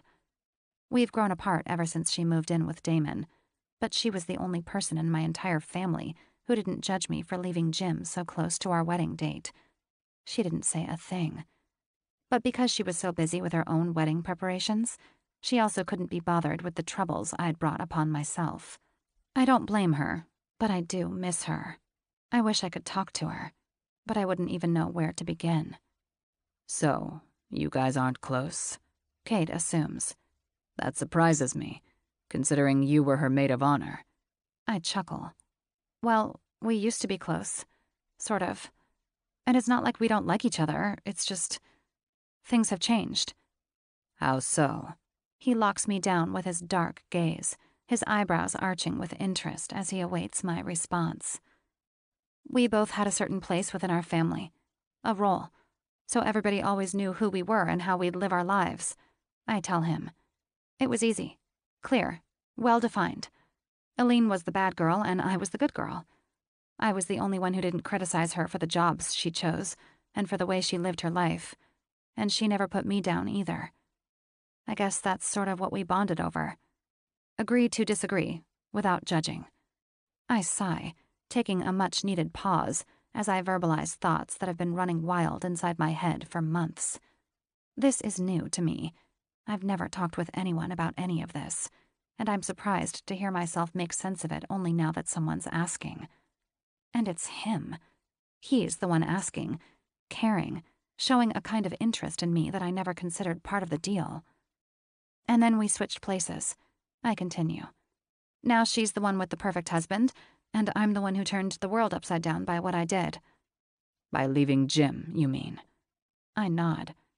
Yes, by calling off a wedding that everyone expected me to go through with.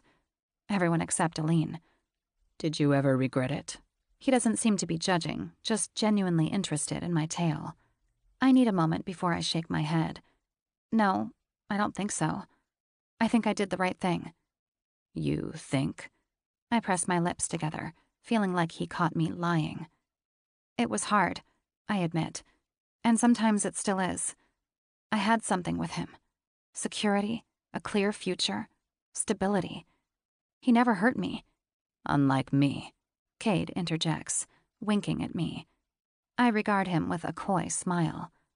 I don't think it counts when I beg you to do it. That's correct. But to answer your question, no, I don't regret it. It was the right thing to do.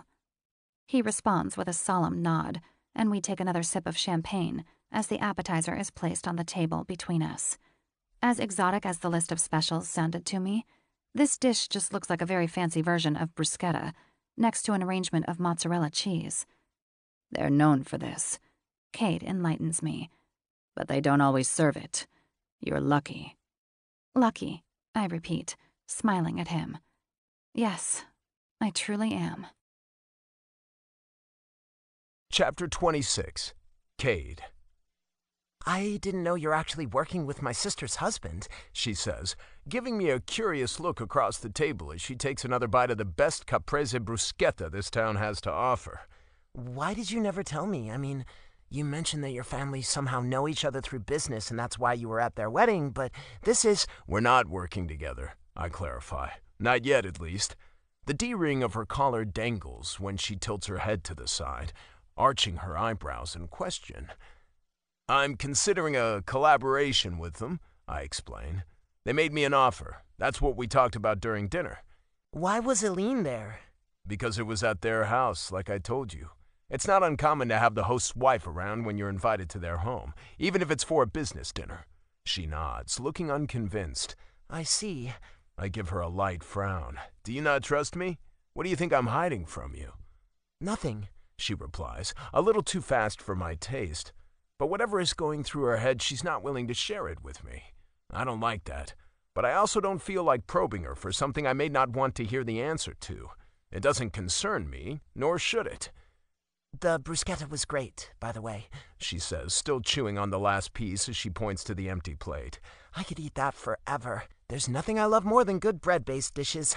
Do you want more? I ask, already about to call the waiter. She looks at me as if I'd just made the most outrageous suggestion. No, it's fine. We can order as much as you like.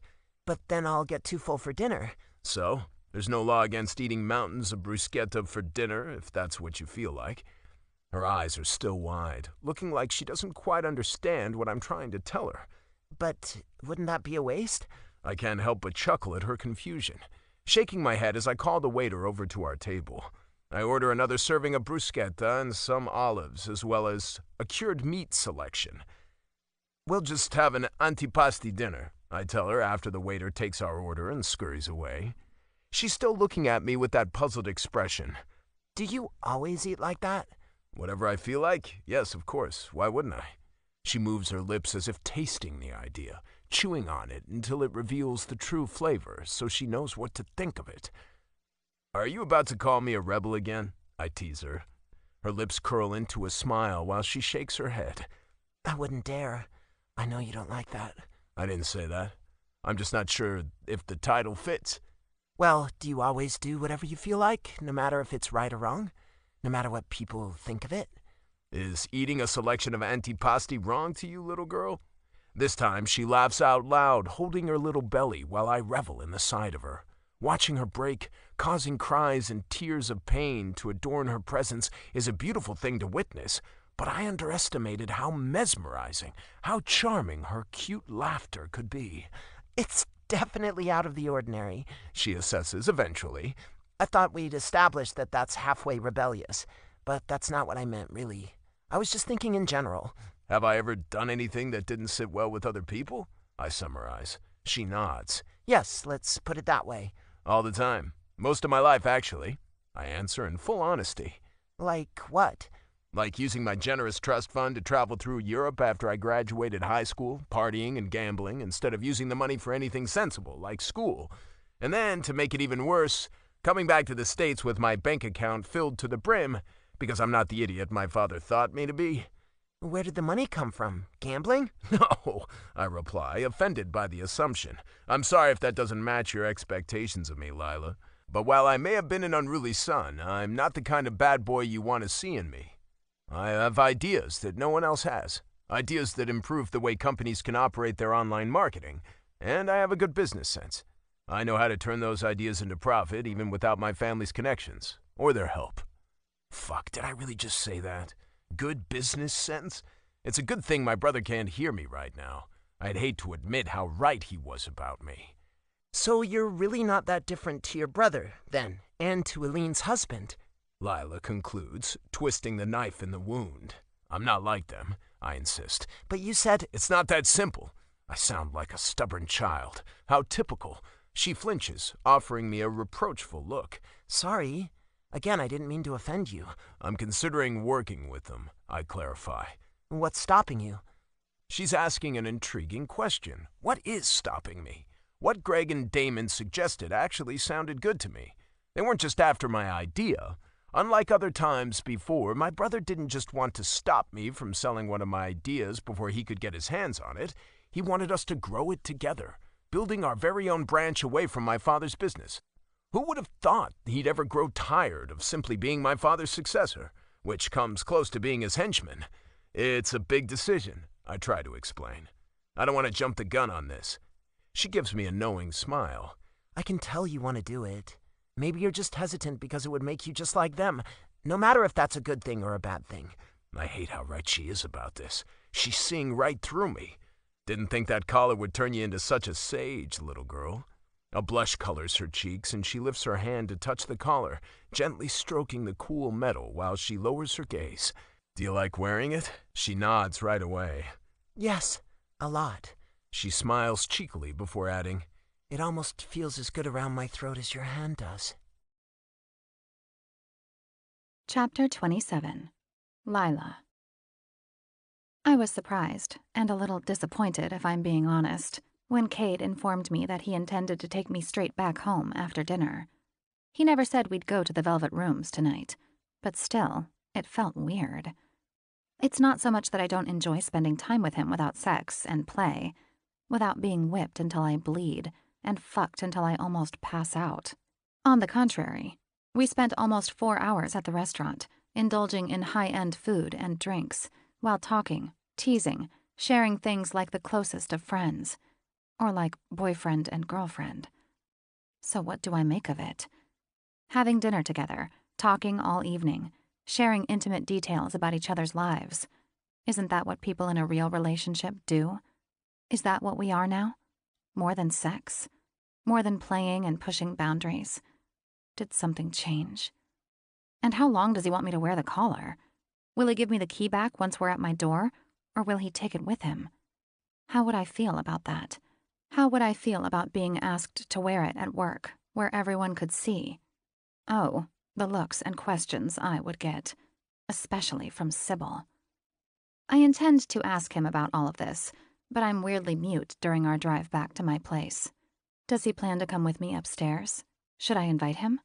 Or would that just achieve the opposite and chase him away for good, because I read the signs wrong? We spend most of the drive in calm company, and I'm still overflowing with insecurity and questions I don't dare ask by the time we reach my apartment. I take a deep breath, just about to voice at least one of the many questions bugging me, when my eyes catch on something right at my doorstep. No, not something. Someone. "Jim?" I exclaim, aghast horror replacing everything else on my mind. Cade shifts next to me, leaning over to see out the window on my side of the car. "Your ex?" he asks. "Is that him?" He juts his chin forward, directed at the dark figure standing on top of the stairs at my front door. Jim is wearing the gray polo I bought for him on his last birthday, his hands shoved into his pants pockets, and his head lowered as he stands with his shoulders stiff and raised to his ears, as if he's freezing cold. Or angry. I know this stance. He's pissed. I nod. Yes, that's Jim. What's he doing here? Is he waiting for you? That's what it looks like. Did you agree to meet tonight? I turn around, throwing a dark frown at Cade. Of course not. Why would I do that? And why tonight when I'm out with you? That makes no sense. My heart is galloping with anger. I'm furious at Cade for even suggesting something so idiotic. Is he seriously that jealous? I'm sorry. I have to go deal with this, I tell him as I unfasten my seatbelt, about to get out of the car. I'm coming with you. No, you're not, Cade. This doesn't concern you. But he's faster than me, already out of the car while I'm still trying to argue with him. I watch in terror as he approaches Jim with wide and determined steps, balling his hands into fists as if getting ready for a physical confrontation. Shit. I jump out of the car, not even bothering to close the door behind me as I run after him. Cade, stop! He slows at the sound of my voice, but doesn't stop walking, his gaze still fixated on Jim, who's turning around to us with an expression I've never seen on his face before. A colorful blend of shock, surprise, and confusion, topped with a cold splash of utter pain. His jaw drops as his eyes dart back and forth between me and Cade as we approach him with different intent. I catch up to Cade and manage to grab his strong arm, feeling helpless and small as my fingers dig into the fabric of his suit jacket, fully aware that I can only hold him back if he lets me. Please, Cade, I can handle this, I beg him. Please don't do anything stupid. He nods, accompanied by an unhappy growl. I won't if he won't. Fair enough. I know Jim well enough to know he's not one to provoke a fight, especially not against someone who's physically superior to him. With Cade, however, I'm not so sure. I step in front of him, placing myself between the two as we come to a halt at the foot of the steps. Jim still has his hands in his pockets as he leisurely walks down to us. I'm sure it's no coincidence that he stops at the first step, towering over both of us when he says, So, that's the replacement, huh? Cade shuffles behind me, and I move closer in front of him, making sure he'd have to push me aside before he could reach Jim. Jim, what are you doing here? It's hard to tell if he's just furious and nervous, or if he might be intoxicated. The latter wouldn't bode well for him. What's he doing here? He barks back at me, pointing at Cade, whose anxious rage is palpable. Who is that asshole anyway? Hey, buddy. I literally slam against Cade as he takes a step forward, raising his fist at Jim, who flinches in surprise. My back hits rock-hard chest with such a strong impact that it pushes the air out of my lungs. Cade is so enraged that he's trembling, holding back only because I force him to. Oh, you don't have to protect your new boyfriend from me, Lila. Jim snaps, coming dangerously close as he takes that last step down to us. I can tell by the spark of insecurity that dashes across his face that he only now realizes how much taller than him Cade really is. But it doesn't slow him in the least. On the contrary, it seems to fuel his irrational hate even more. Big guy can't fight for himself, can he? He bellows at Cade, completely ignoring me. Cade almost pushes me out of the way as he tries to reach Jim, who still protrudes his chin defiantly at him. Please! I shriek, so high-pitched and loud that both guys flinch as if in pain.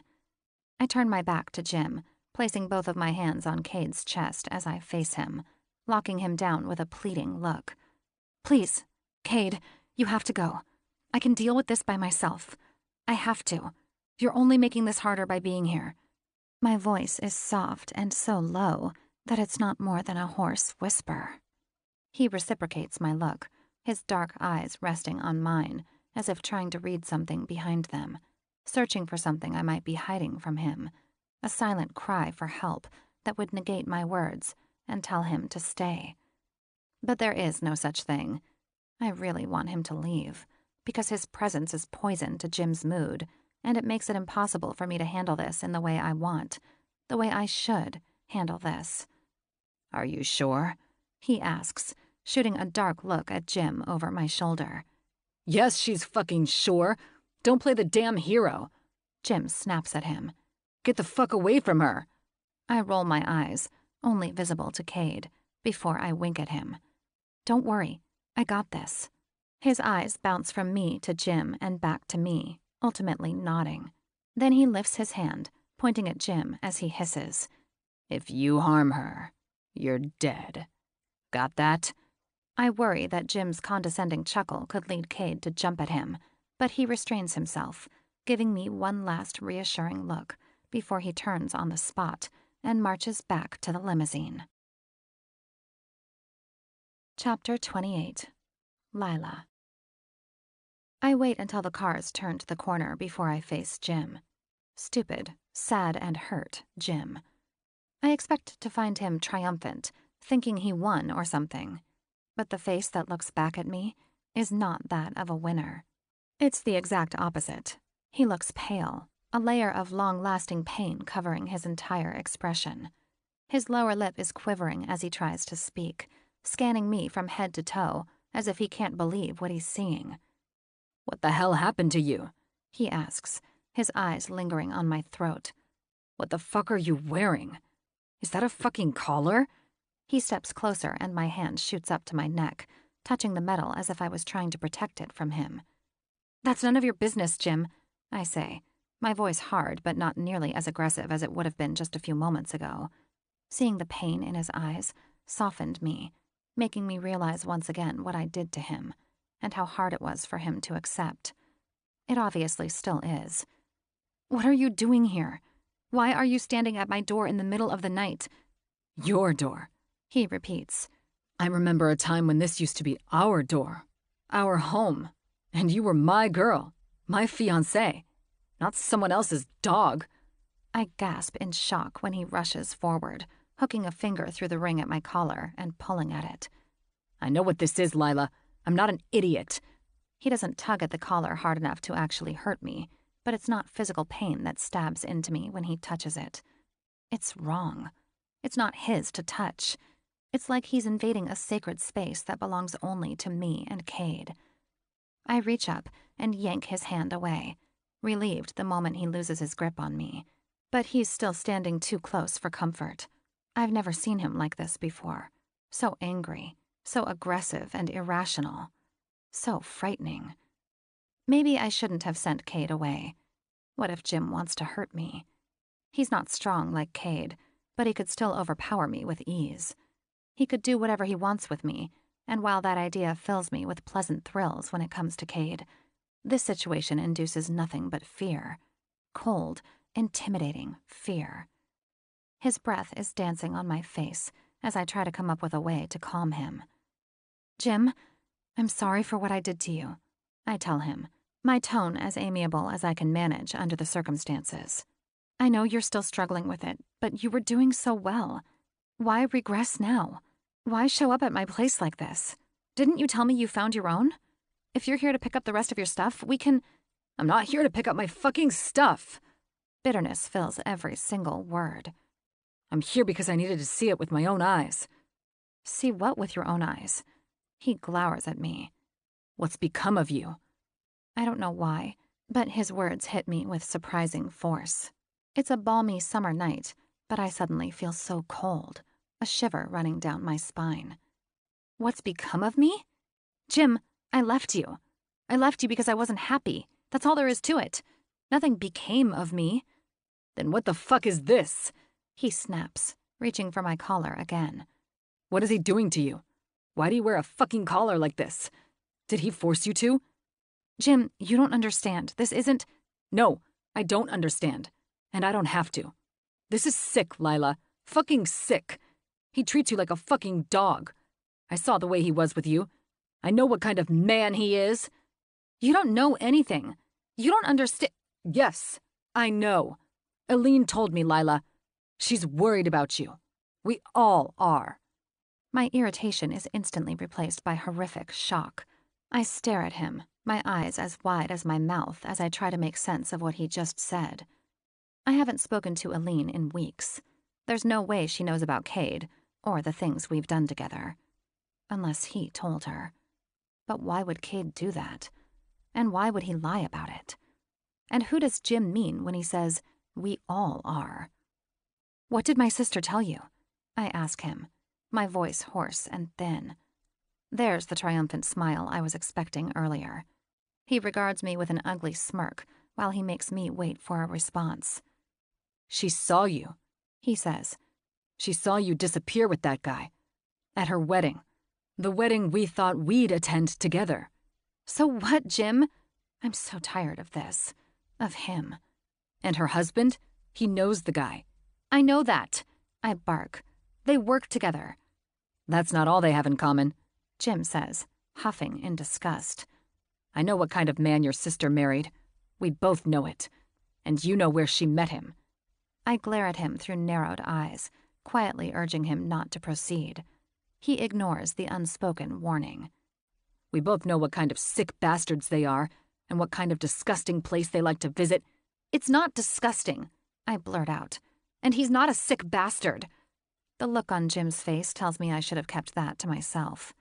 Up until now, he was basing his judgmental assessment on nothing but suspicion. But I just proved him right. Ah, so you do know, he says, a condescending smile appearing on his face. Is that where he took you tonight? To show you off with that silly collar around your neck while degrading you? Treating you like a goddamn animal? Shut up! I yell at him, surprising myself with the volume of my voice. I'm so sick of this. So sick of him. I don't want to hear whatever shitty accusation he'll level next. I don't want to hear it. I want him to go away. So I push him, or at least try to.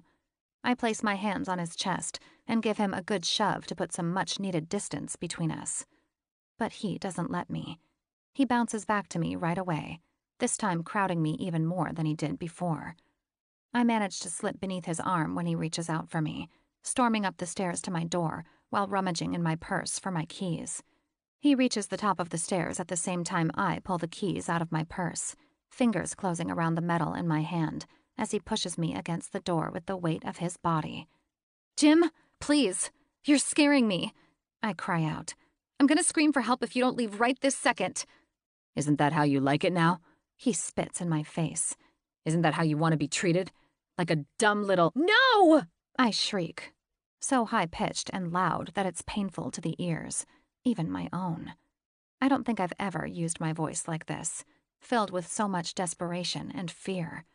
Even my bellowing cries during my play with Cade were nothing in comparison, lacking the terrible conviction this one carried. But it does the job. Jim stares at me, his eyes widening.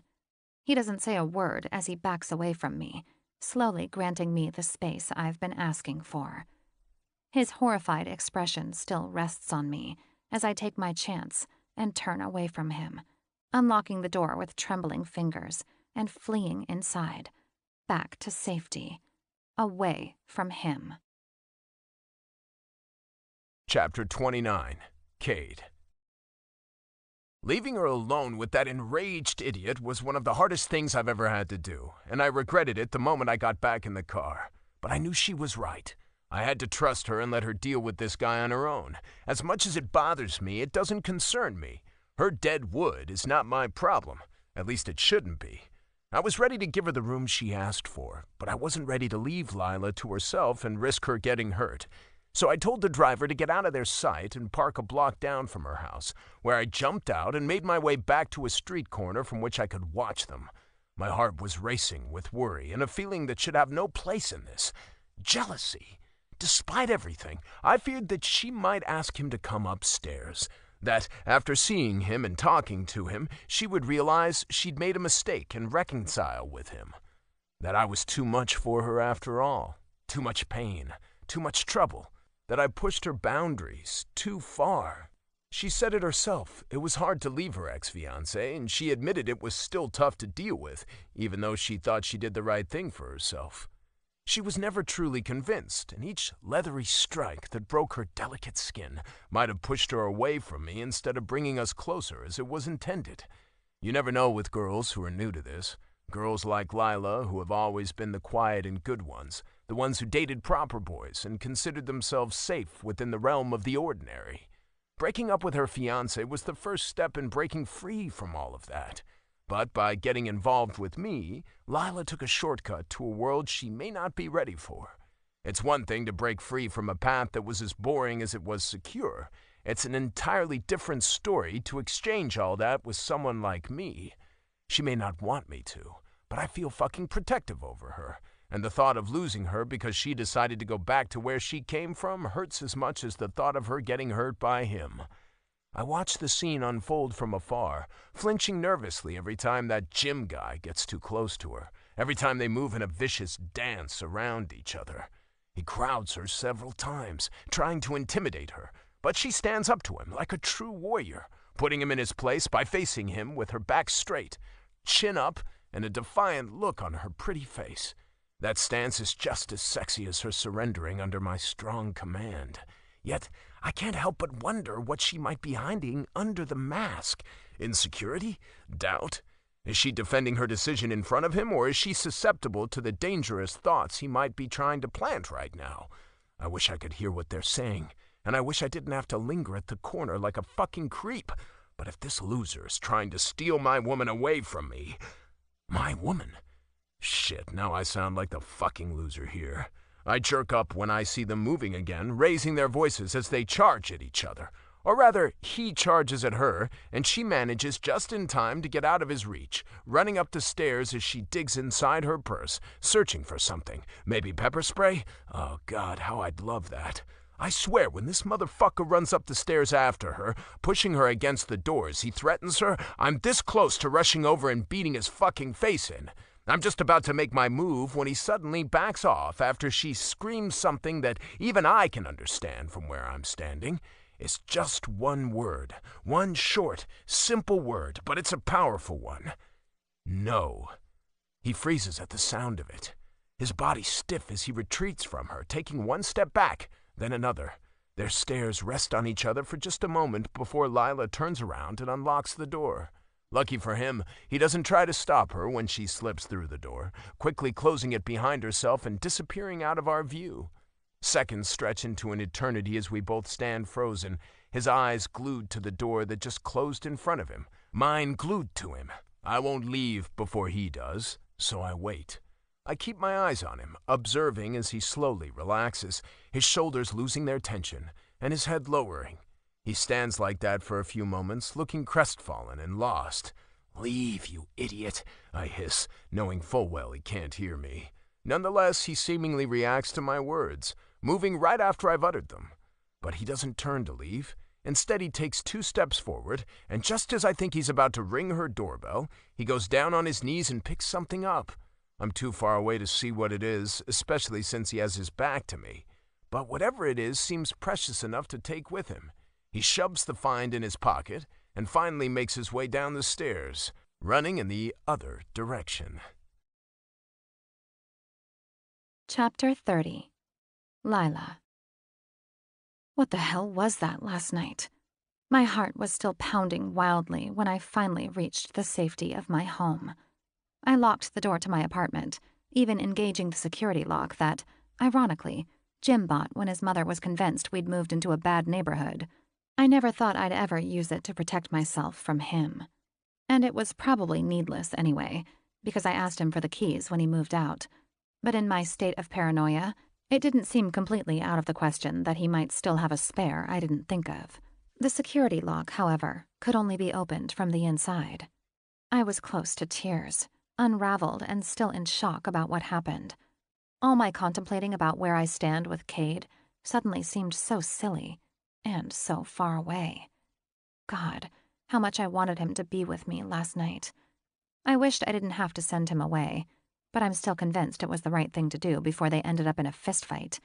There was too much built-up tension poisoned with a heavy dose of testosterone, a blend that could have easily exploded and taken the whole situation out of my hands. I was only in control as long as they didn't get physical. Sending Cade away prevented such an escalation. I was glad I did it. Until I realized my phone was gone. I needed a few breaths to calm down, and after I did, my first impulse was to let Cade know I was okay. I reached into my purse, searching for my phone, but it wasn't there. I knew I had it with me that night because I always have my phone on me. I never leave the house without it. I couldn't remember if I took it out at some point during the evening, but if I did, it was probably at the restaurant. Maybe I'd left it there. Maybe it had fallen out of my purse somewhere. It could be in Cade's car, too. Or someone stole it. But where and when? I doubt there were any pickpockets at such an upscale restaurant. Not being able to contact Cade drove me crazy, but there was nothing I could do about it. I don't know his phone number by heart, and I don't have his email or any other way to contact him. And I was so freaking tired last night that I decided to let future Lila deal with it. I needed to get some sleep because, boy trouble or not, I still needed to show up at work. When I got ready this morning, there was another thing that caught my eye, and that probably could have been prevented if I hadn't sent Cade away. I'm still wearing the collar, and I have no way of taking it off. A new wave of panic washed over me, and I even considered calling in sick for the day, because there's no way I could show up at the office like this. The collar's small and elegant, but it still stands out, and it's obvious that it's not a regular necklace, even to the unsuspecting eye. The only thing I could think of to hide the telltale piece of jewelry was to opt for my short-sleeved turtleneck dress. He treats you like a fucking dog. Of all the things Jim said, those words echo the loudest inside my head, awakening doubts that might have hidden in some corner of my mind ever since I started playing with Cade. Am I going too far? Are we going too far? Was Jim right when he said my family worries about me? When did he even talk to Aline? And why did she never tell me about it? Is she keeping secrets? Morning! Sybil's piping voice cuts into my train of thought, forcing me to return to reality for a moment to greet her as I reach my desk. I give her an innocent smile, trying to appear worry-free. Morning to you. Had a good weekend? She asks, smirking. I know she's still waiting to hear anything juicy regarding my love life, but today is certainly not the right day to let her in on any of that. I just nod, still smiling as I open my email inbox to get started with my tasks for the day. Yes, very relaxing. You? Sybil's response is much longer than mine, but I can barely hear her as she chats away, my focus sucked away from her by what shows up on my screen. It's an email from Jim, to my work email. Why the hell would he write to me? And why to this address? The message has no subject, but there are attachments. My pulse races as I open the email, curious and scared to find out what's inside. A part of me was naive enough to think it could be an apology for last night. But it's not. Not at all. It's a threat. Did he do this? Are you proud of this? What sane person would let anyone do this to them? You obviously need help, Lila. And since I can't reason with you, I'll do it the hard way. Get out of it. Stop seeing that maniac. I can help you. We can get through this together. End it, or I'll send these pictures to everyone in your family and call the police on the fucking monster who did this to you. My heart almost stops as my eyes follow the hateful lines again and again, a terrible realization sinking in as I dare to click on one of the attachments. A picture pops up, one I took of myself a day after Cade flogged me so hard it left me bloody and bruised for days. I close it as quickly as possible, jerking my gaze over my shoulder to see if anyone's spying on me. However, I should have been paying attention to what was right in front of me. Are you okay? Sybil asks from across the desk. Jesus, girl, you look pale as a ghost. What happened? She's about to jump up from her chair, but I stop her by raising my hand in a reassuring manner. No, I'm fine. I murmur, trying to think on my feet for once. I just thought I'd forgotten about something, but it's all right. You sure? She probes. If it's about those sellers we talked about last week, No, it's fine, really. I'm just a little tired today. I think I should get myself a coffee or something. I close the email and turn on the password-protected screensaver before hurrying toward the kitchen, just to get out of Sybil's view. I can't have her eyes on me now. It's bad enough that I still worry about her seeing my collar peek through out of my turtleneck, but on top of that, I feel like I'm about to burst, my heart hammering against its cage with such fury that I'm getting dizzy. Tears threaten to betray my attempt at discretion, so instead of fleeing to the kitchen, I turn left and head for the bathroom, the only damn place here where I can enjoy a moment of privacy to process this shock. Salty streaks are already covering my cheeks by the time I burst through the door, but luckily, I lock myself in one of the stalls without witnesses. Shit, shit, shit. What the hell am I supposed to do now? How could Jim do this? How could he even get my phone? Did he steal it from me? When? How? I feel so utterly lost and helpless, desperately trying to suppress the urge to cry out loud, to howl in agony as I cope with the fact that I'm alone in this. I don't know how to reach Cade. I don't know if I should even try to reach him. What if that's enough to set Jim off and make him distribute those intimate images among all my relatives? I'm so ghastly humiliated and betrayed. What the hell am I supposed to do? Forsaken misery takes a hold of me, covering me in its cruel wrath, as I'm shaken with negative emotions in all colors. Seclusion, sorrow, desperation, vicious fury, and a misplaced thirst for revenge. The world starts spinning around me while I sit there, holding my head with both hands, as if I'm afraid I could lose it. Tears stream down my face, accompanied by muffled wailing, as I try to cope with this situation. Different scenarios act out inside my head, running through my thoughts like snippets of sad movies, portraying a lonely woman who has lost it all. Her sanity, her man, her newfound life. Am I overreacting? Maybe. But if that's the case, I'm in no state to pull myself together. Every time I try to hold on to 1 ounce of rationality that is still with me, I'm torn away by desperate panic. There's no way out for me. I can't think straight. All I see is loss, anguish, and desolation. Because how could I ever explain this to Cade? If I break up with him, I'd have to come up with a terrible lie, pushing myself away from him while my own heart breaks into pieces. And if I don't break up with him, he will get exposed and have his reputation ruined, and I would be the one responsible for it. It's so dishonorable, so wrong and shameful. He could never forgive me. I want to free myself from all these horrible thoughts running through my head, but they're too loud, too forceful to be ignored. I can't do this, not by myself. Jim is right about one thing. I need help, but not in the way he assumes. I need advice. I need someone who stands by me, someone who knows what I'm going through, someone I can trust, someone who understands. And then it hits me. I'm not alone in this. I don't have to sit in this restroom for the rest of my life and feel sorry for myself. There's one person who can help me. Chapter 31. Cade. Why the fuck isn't she picking up her phone? I've been trying to get a hold of Lila ever since last night, texting her first while I was still in the car on my way home, then trying to call her once I got home. I didn't think much of it when she didn't pick up last night, but I'm seriously beginning to worry now. I saw her run inside without him, and I saw him leave. I waited a few more moments, pondering whether I should go up and ring her doorbell, just to make sure she was really okay. But I didn't do it, because I didn't want her to know I'd been lingering around the corner, spying on her and her loser ex while they were fighting. A part of me is still wondering whether I should have interfered, whether I could have spared her some unnecessary stress and pain by chasing the guy away when I still had the chance. But I couldn't deny her wish to be alone with him. As hard as it was, I know when I pose a burden to others and my presence is hindering their actions. Lila's plea had enough conviction to put me in my place, something I've rarely experienced, and especially not with women. As fragile as she may appear at first, she calls on a strength all her own that I haven't seen in a woman before, and I admire the shit out of that. It's incredibly sexy, too.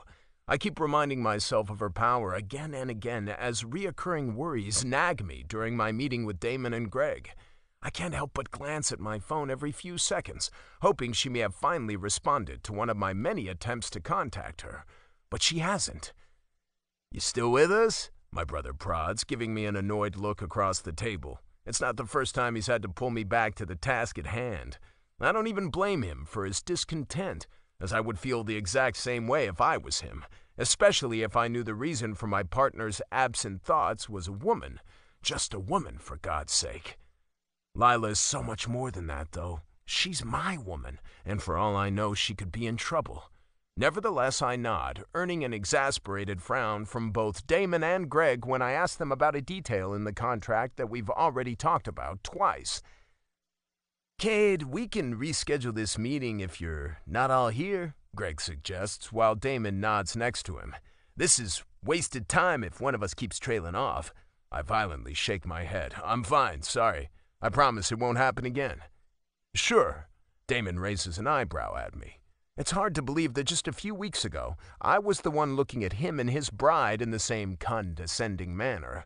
Of course, my mind drifts as soon as they start talking again, and I find myself nodding, faking my mental presence as well as I can, while we finalize a first draft for a project I never thought I'd agree to. It was Lila who pushed me over the edge, not because she persuaded me by force, which has been tried on me so many times before, but because she made me realize what I truly wanted. In fact, she was the first to ever even ask that question. She didn't phrase it in a "you must want" kind of way, but in a way that left room for me to say no. She had no angle and was purely interested in one thing, my satisfaction. While she may have framed me as a rebel, she also believed in my ability to make informed decisions, no matter what those decisions would look like in the end. That was new to me. That and the fact that I'd even talked about it with her in the first place. Our date last night was something she never asked for because I drew a clear line, one she accepted, and never threatened to overstep. I was the one who leaped across it. I don't regret it one bit. I'd do it again, and I want to do it again. But I have no way of knowing how she feels about it, because she's ignoring me. Next to all the worry about her well-being, I'm also concerned that she may have made a decision that doesn't bode well for me.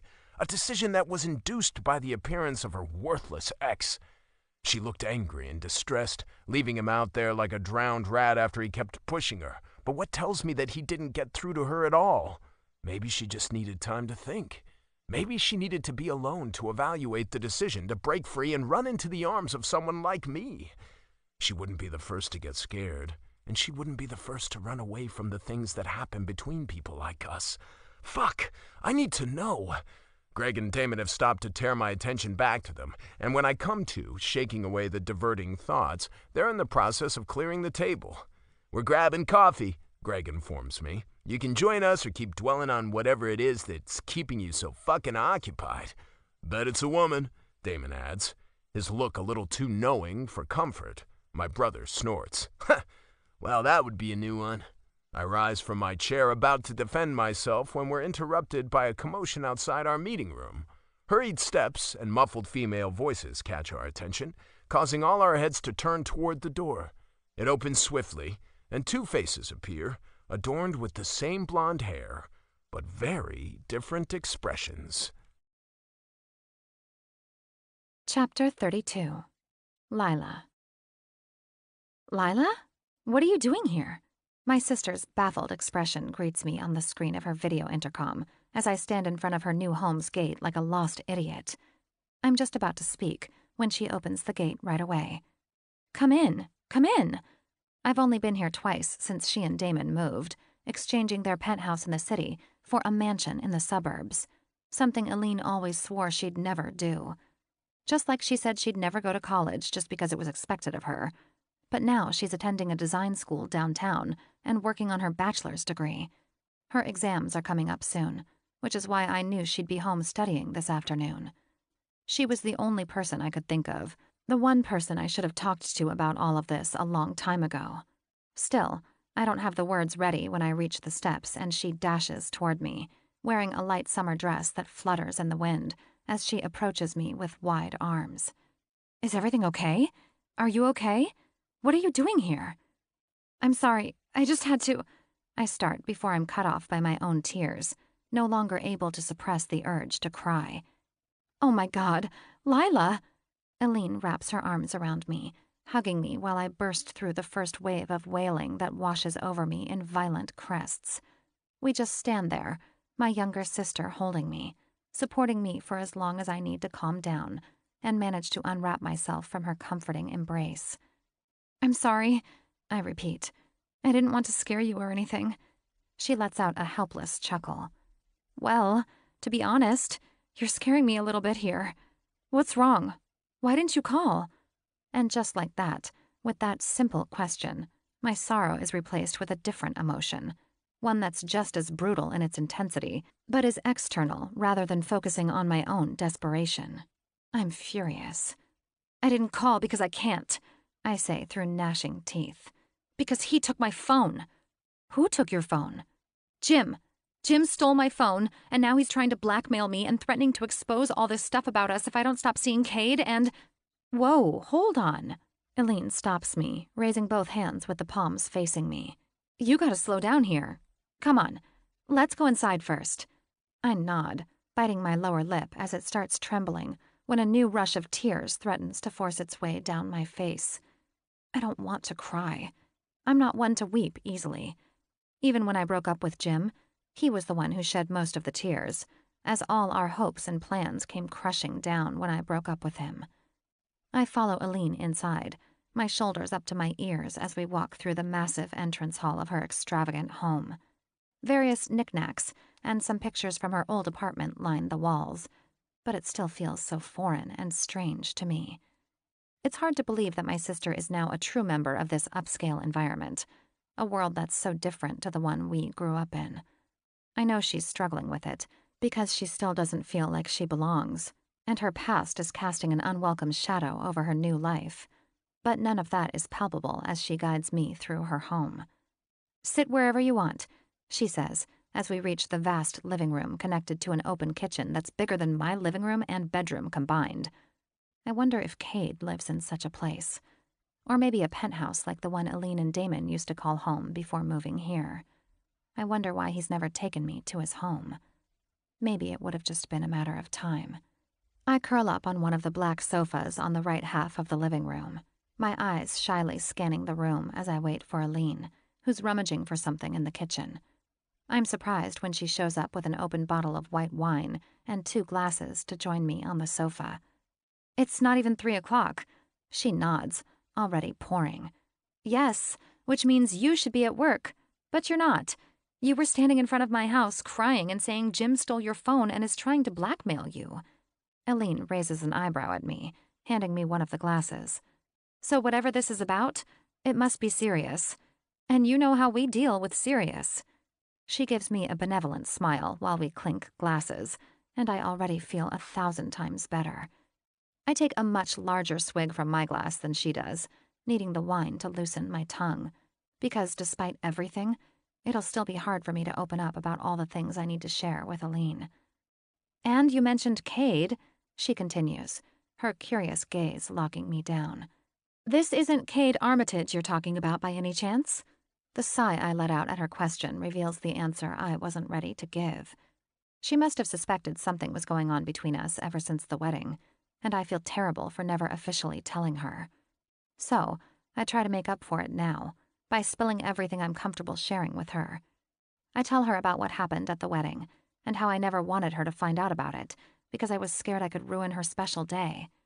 I told her about what Cade did to me, what kind of things he suggested we'd try together, and how he brought me to her old workplace, the Velvet Rooms. A broad grin spreads across her face when I tell her about that part, about how intrigued I was, and how Cade made sure I was ready to go up to the Red Room with him. The Red Room, huh? She grins. I only ever used the black one. I'm inclined to ask her about it, but I'm not sure I'm ready to hear the answer. So I just continue, talking about all the doubts and worries I had, especially considering the things Cade did to me. And I tell her about the pictures he asked me to take for him, the pictures that are now in Jim's hand, and with which he tried to threaten me. I mean, he's kind of right, I say, my voice trembling with insecurity. It is sick, and don't say that. It's not. You enjoyed it, didn't you? I nod without hesitation. Yes, but there is no but. You liked it. You loved it. And from what it sounds like, Cade was very careful and went about it just the way he's supposed to, like a true Velvet Room gentleman. He wouldn't be allowed in there if he wasn't a decent man. Trust me. Yes, but still, it's not normal. Oh, screw normal, Lila. I thought that's exactly what you were trying to get away from. I nod, feeling incredibly stupid. She's right. Of course she's right. Cade is everything Jim is not, and everything I was looking for. I enjoyed my time with him, and I know I want more. Why can't it be that easy? You're even wearing his collar, Eileen pipes up as she spots the collar peeking through above my turtleneck, just like I feared it would at some point. I blush, instantly moving my hand up to my throat to shield myself from her curious but favorable eyes. That's so cute, she adds, assessing the situation in a completely different manner than Jim did. I look at her, narrowing my eyes as I remember something else Jim said while we were fighting in front of my door. Jim told me you said you were worried about me. Eileen furrows her eyebrows for a moment before she responds. Oh, yes. We talked very briefly when he congratulated me after the wedding, she recalls. And I might have said I was worried about you having a hangover because you drank a lot. Maybe I mentioned seeing you walk around with Cade, but I swear that's all I said. I never said anything about worrying about you, she hurries to add. I mean, why would I? I didn't even know if anything was going on between you guys. I only saw you with him for a split second, so why would I even suspect anything? For all I know, you went home alone after my wedding. Her eyes are wide as she leans forward, placing her hand on mine. Lila, I swear, I didn't tell him anything. I nod. I trust you. He probably just twisted your words because he wanted to scare me. It sure sounds like it, she agrees. It's insane, really. I never thought Jim would ever do such a thing. He seemed like such a nice guy. I huff, shaking my head as a dark smile appears on my face. Yeah, such a nice guy. A sigh escapes my lips as I empty my glass, seeking solace in the soothing wine. You know he'd only harm himself if he sent those pictures to our family, right? Eileen argues. It's an empty threat, and he knows that. He's just trying to threaten you because he's desperate and pathetic, and he knows how to push your buttons. He knows this will unsettle you, and he knows you'd be intimidated enough to do whatever he wants you to do. But he didn't just threaten me, I exclaim. He's threatening Cade, too. He says he's going to call the police on him and tell them he beat me. Much to my surprise, Eileen just shrugs at those words.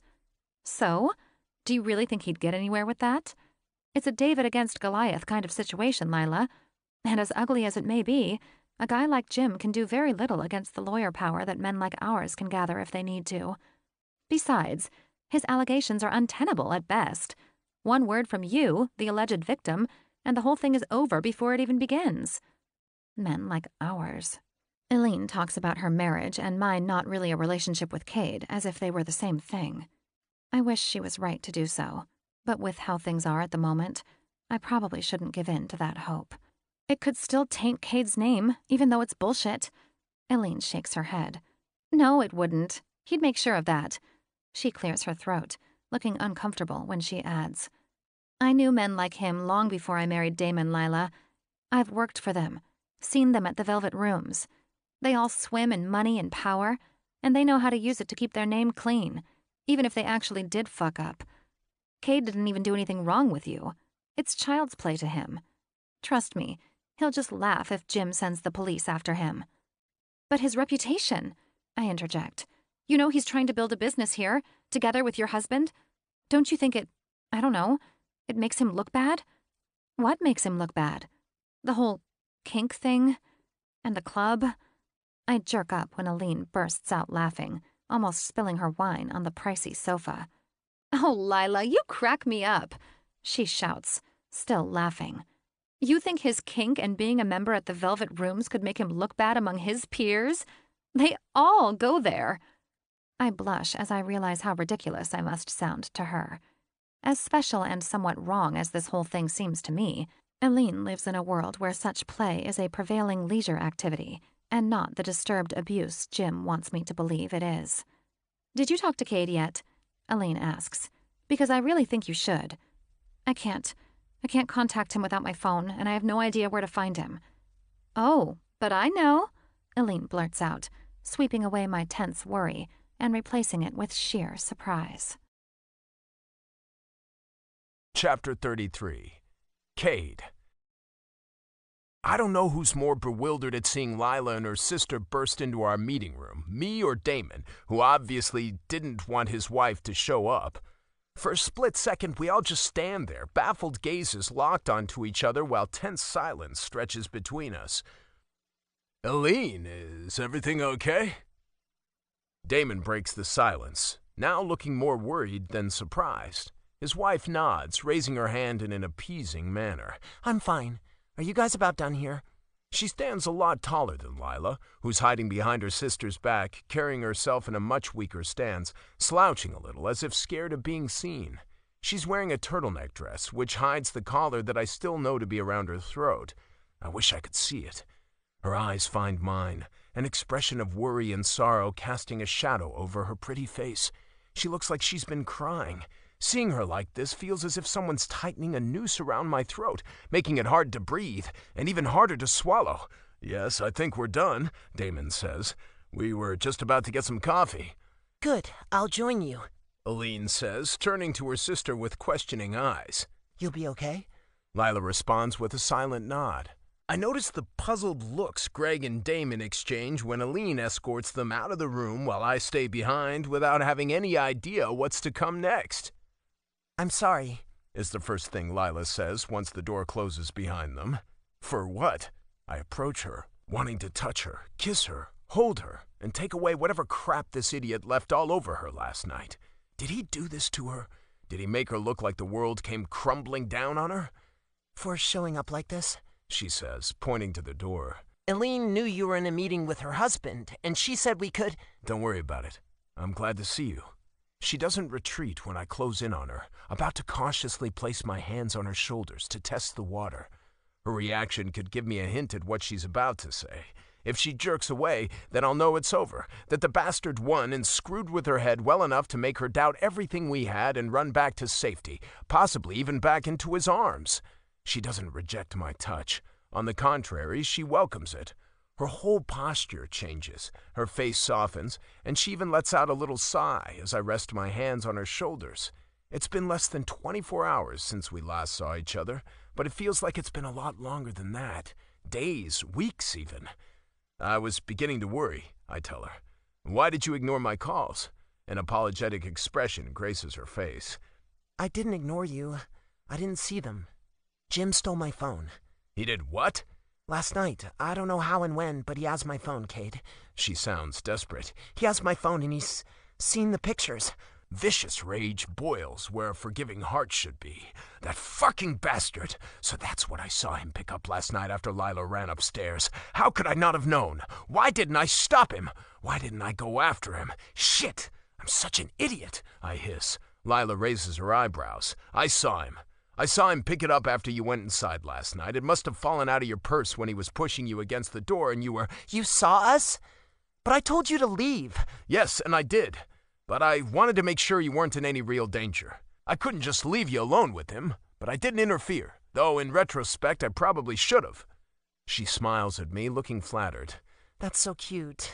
You're protective. I growl in response, taking her pretty face between my hands before I lean down to kiss her. Our lips meet as if it's the first time, carefully tasting each other before we melt into an actual kiss. Her sweet flavor carries a hint of alcohol, most likely white wine, that makes her tongue move faster than mine, greedily asking for more than what I can give her here in this room, at this time. I keep my lips on hers while my fingers trail up to her neck, gently pulling down the turtleneck to expose the collar underneath. She's still wearing it. Of course she is. She has no way of taking it off herself, because I have the key. Still, feeling the metal encircle her neck calms me, reassuring me that she's mine. She sighs when I break our kiss, her cheeks flushed and her eyes hazy with lust. I missed you, she whispers. I know that's silly given we just saw each other last night, but— She bites her lower lip, her eyelashes fluttering. I thought I was going to lose you. Why? I probe, caressing her left cheek with my thumb. Why on earth would you think that? Because Jim said he's going to share the pictures with everyone and tell the police you're physically abusing me. I thought he could destroy your reputation. I'd love to see him try, I say, suppressing the urge to punch a fucking wall. Or better yet, that guy's face. How dare he fucking do this to her? How dare he get between us? And how pathetic is he to believe he could actually go through with it? It's ridiculous, Lila, I tell her. Trust me, Even if he did all those things, which I doubt he will, as it sounds like an empty threat to me, he wouldn't get anywhere with it. It would destroy him rather than me. A smile crosses her face. Yeah, Aline said the same thing. Well, your sister is right. He's the only criminal here. Stealing your phone and trying to blackmail you? A man must be incredibly stupid to think that's the best way to win a woman's heart. Relief dances across her face, culminating in the most beautiful smile I've ever seen on her. Oh yeah? So how do you win a woman's heart? I meet her gaze with a promising smirk, moving my hand down to her neck and closing my fingers around it, squeezing slightly. Come with me, and I'll show you. Epilogue 1. Lila. My lips barely connect with the cane, leaving more of a gentle caress than an actual kiss, as I show my appreciation for the tool I've come to love and fear the most. Tell me, Lila, he whispers, withdrawing the cane and holding it above me. Why 9 lashes? I tilt my head back, a soft smile tugging at the corners of my mouth when our eyes meet, and I see the beautiful prospect in his gaze. 9 for each month I've loved you? I respond, my voice soft and loving. 9 for each month I've had the pleasure to be with you, to grow with you, to learn with you, and to share my life with you. The expression on his face changes, losing the tense focus that's usually prevalent when we're playing and making room for a smile I've rarely seen in here, in our room. Our very own refuge dipped in red, just like the room that brought us together. But this one isn't part of the Velvet Rooms. We haven't left that place behind us, and I hope we never will. But we've reached a point where a semi-public playroom is no longer enough for us. It's still there, always ready for us to use if we find ourselves in a more adventurous mood, one that would allow for others to hear us, to see us, and to share that very special moment of bliss with us. But more often than not, it has to be just the two of us. Just us, in our home. I moved in with him last month, and when he said he wanted to celebrate tonight, I thought he was talking about our 1-month anniversary of living together. He bought the house for us, just a little outside the city, not too far from where my sister settled with her husband. Living so close to them not only strengthened our sisterly bond, but also comes in handy for our husbands and their joint business. As successful as they are with it, their endeavor also comes with a lot of disagreements, born from different characters that share similar goals. I don't know if Cade will ever fully embrace his new role and this new way of dealing with his ideas, but it's safe to say that he's good at what he's doing, and he's growing with it. I'm met with surprise when he drops to his knees in front of me so we're at eye level. The pleasure is all mine, he says solemnly. I must thank you for the trust you've shown in me, the commitment you were ready to give, even when I didn't know whether I wanted it, or even deserved it. The smile on his face widens as he shakes his head slowly. I still don't know how you do it, how you managed to keep me on my toes like that, how you created something I deemed impossible for myself. You're so effortlessly perfect for me, Lila. I don't know how to reply, struck by this honest and fond admission of feelings that I fail to comprehend myself. Why is he being so overly sweet today? Is it because he knows how scared I am? How much the thought of receiving 9 burning strikes with the cane intimidates me? I asked for the cane when he made me choose, but that doesn't mean I'm looking forward to the agony I'm about to receive. The cane provides a challenge that's more demanding than being kissed with strings of leather. I've grown used to the feel of a flogger on my skin, and the whip, or his belt. The affliction is still very real, very painful, and robs me of my sanity anew every time. But it doesn't compare to the sizzling heights I experience with the cane. I asked for a challenge tonight, and I'm ready to accept it. If only he would get on with it. He reads the expression on my face just as I want him to, nodding with understanding as he rises to his feet and towers before me like he did before. 9 lashes, then, he announces. Remember your safe word. I won't need it. He chuckles at my sassy response and moves behind me while I lean forward as well as I can with my hands tied behind my back. I hollow on instinct, my bare ass serving as a blank canvas for him to paint his picture. He waits until I've found a good position, weighing the cane against my back, as if he's trying to hold me in place with it. I stiffen at the touch, already tasting the pain I'll have to endure in just a few moments. 9 strikes, he says. 9 for each month of our joint past. I remain silent, already retreating inside my head, where I'm about to find solace in my thoughts while the cane bites into my skin. He doesn't hold back when he lashes out for the first time, the stick connecting with my body right below my lower back. The second strike leaves its mark right beneath, teasing the soft curves of my ass, before the third blow lands right on top of them. He moves down with every hit, painting red stripes all across my ass. Even though they come in close succession, each and every single one of them grants me its own impression, hurting so much that my eyes are filled with tears before we're even halfway done. The agony is excruciating, a thin line burning into me with ferocious intensity, stealing my breath and pushing me further into that abyss inside my head. There's a calling coming from there, a promise to rescue me from the torture that I asked for. Sweet vertigo takes a hold of me when I'm about to reach that special place, inviting me with open arms that close around me in a warming hug. My Elysium is red and filled with hummed melodies that not only soothe the ache my body is going through, but turn it into something so much more, something so great I will forever lack the words to describe it. And I'm eternally grateful for Cade, the only man who's ever brought me here, the only man I'll ever want. Epilogue 2. Cade. She always looks so peaceful afterward, so happy and content while she's napping, curled in my arms. Her ass must hurt, even when it's just pressed against the soft cushions of our oversized chaise longue. But she doesn't show any signs of pain. Nothing but pure bliss colors her expression while she sleepily looks up at me.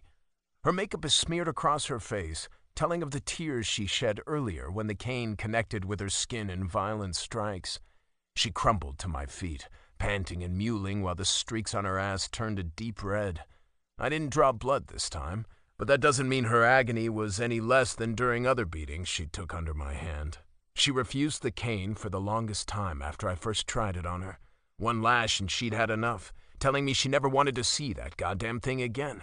I told her that's not how it was going to work. Most of the time, I decide what she deserves to feel, and I'll be the one to judge how much she's capable of enduring. Tonight, she was the one who suggested the cane before I could, as if she knew tonight was special in a way that's bigger than our 9-month anniversary. I like to be in control of things. I like to make plans and then bring them to fruition under my guidance. That's how I operate. But with Lila, things have been different from the beginning. She never really gave me a choice. She called out for me from the very first moment we met, and she made me want things that were never part of the plan. I feel dumb for ever doubting her, for ever thinking that she would run back to the alleged safe haven she left behind, when all she did was worry about me. Her ex never went through with his threat, just like I suspected. It was nothing but a desperate attempt to unsettle Lila while she was still in the process of finding her path in life. He knew her well enough to know that his empty threat would cause her to sway, but he didn't expect her to find strength and comfort in what she's experiencing with me, because he doesn't understand it. Lila's need for this was so strong, her yearning so overpowering that it swept me off my feet with her. And with the way she's looking at me now, she's pushing for another leap that would cause me to stray from my perfectly contrived plan for tonight. I've had the little Tiffany box for weeks, and I've had this image inside my head, an image that had me kneeling in front of her after a perfect dinner that was to follow an intense play session. We have reservations at the same restaurant I took her to on our first real date 9 months ago. I asked for one of their few private rooms that has a balcony attached, and despite the chilly temperature, I would have asked her to follow me outside, where a layer of rose petals would greet her, and I'd go down on one knee to ask that one question I never thought I'd pose to anyone.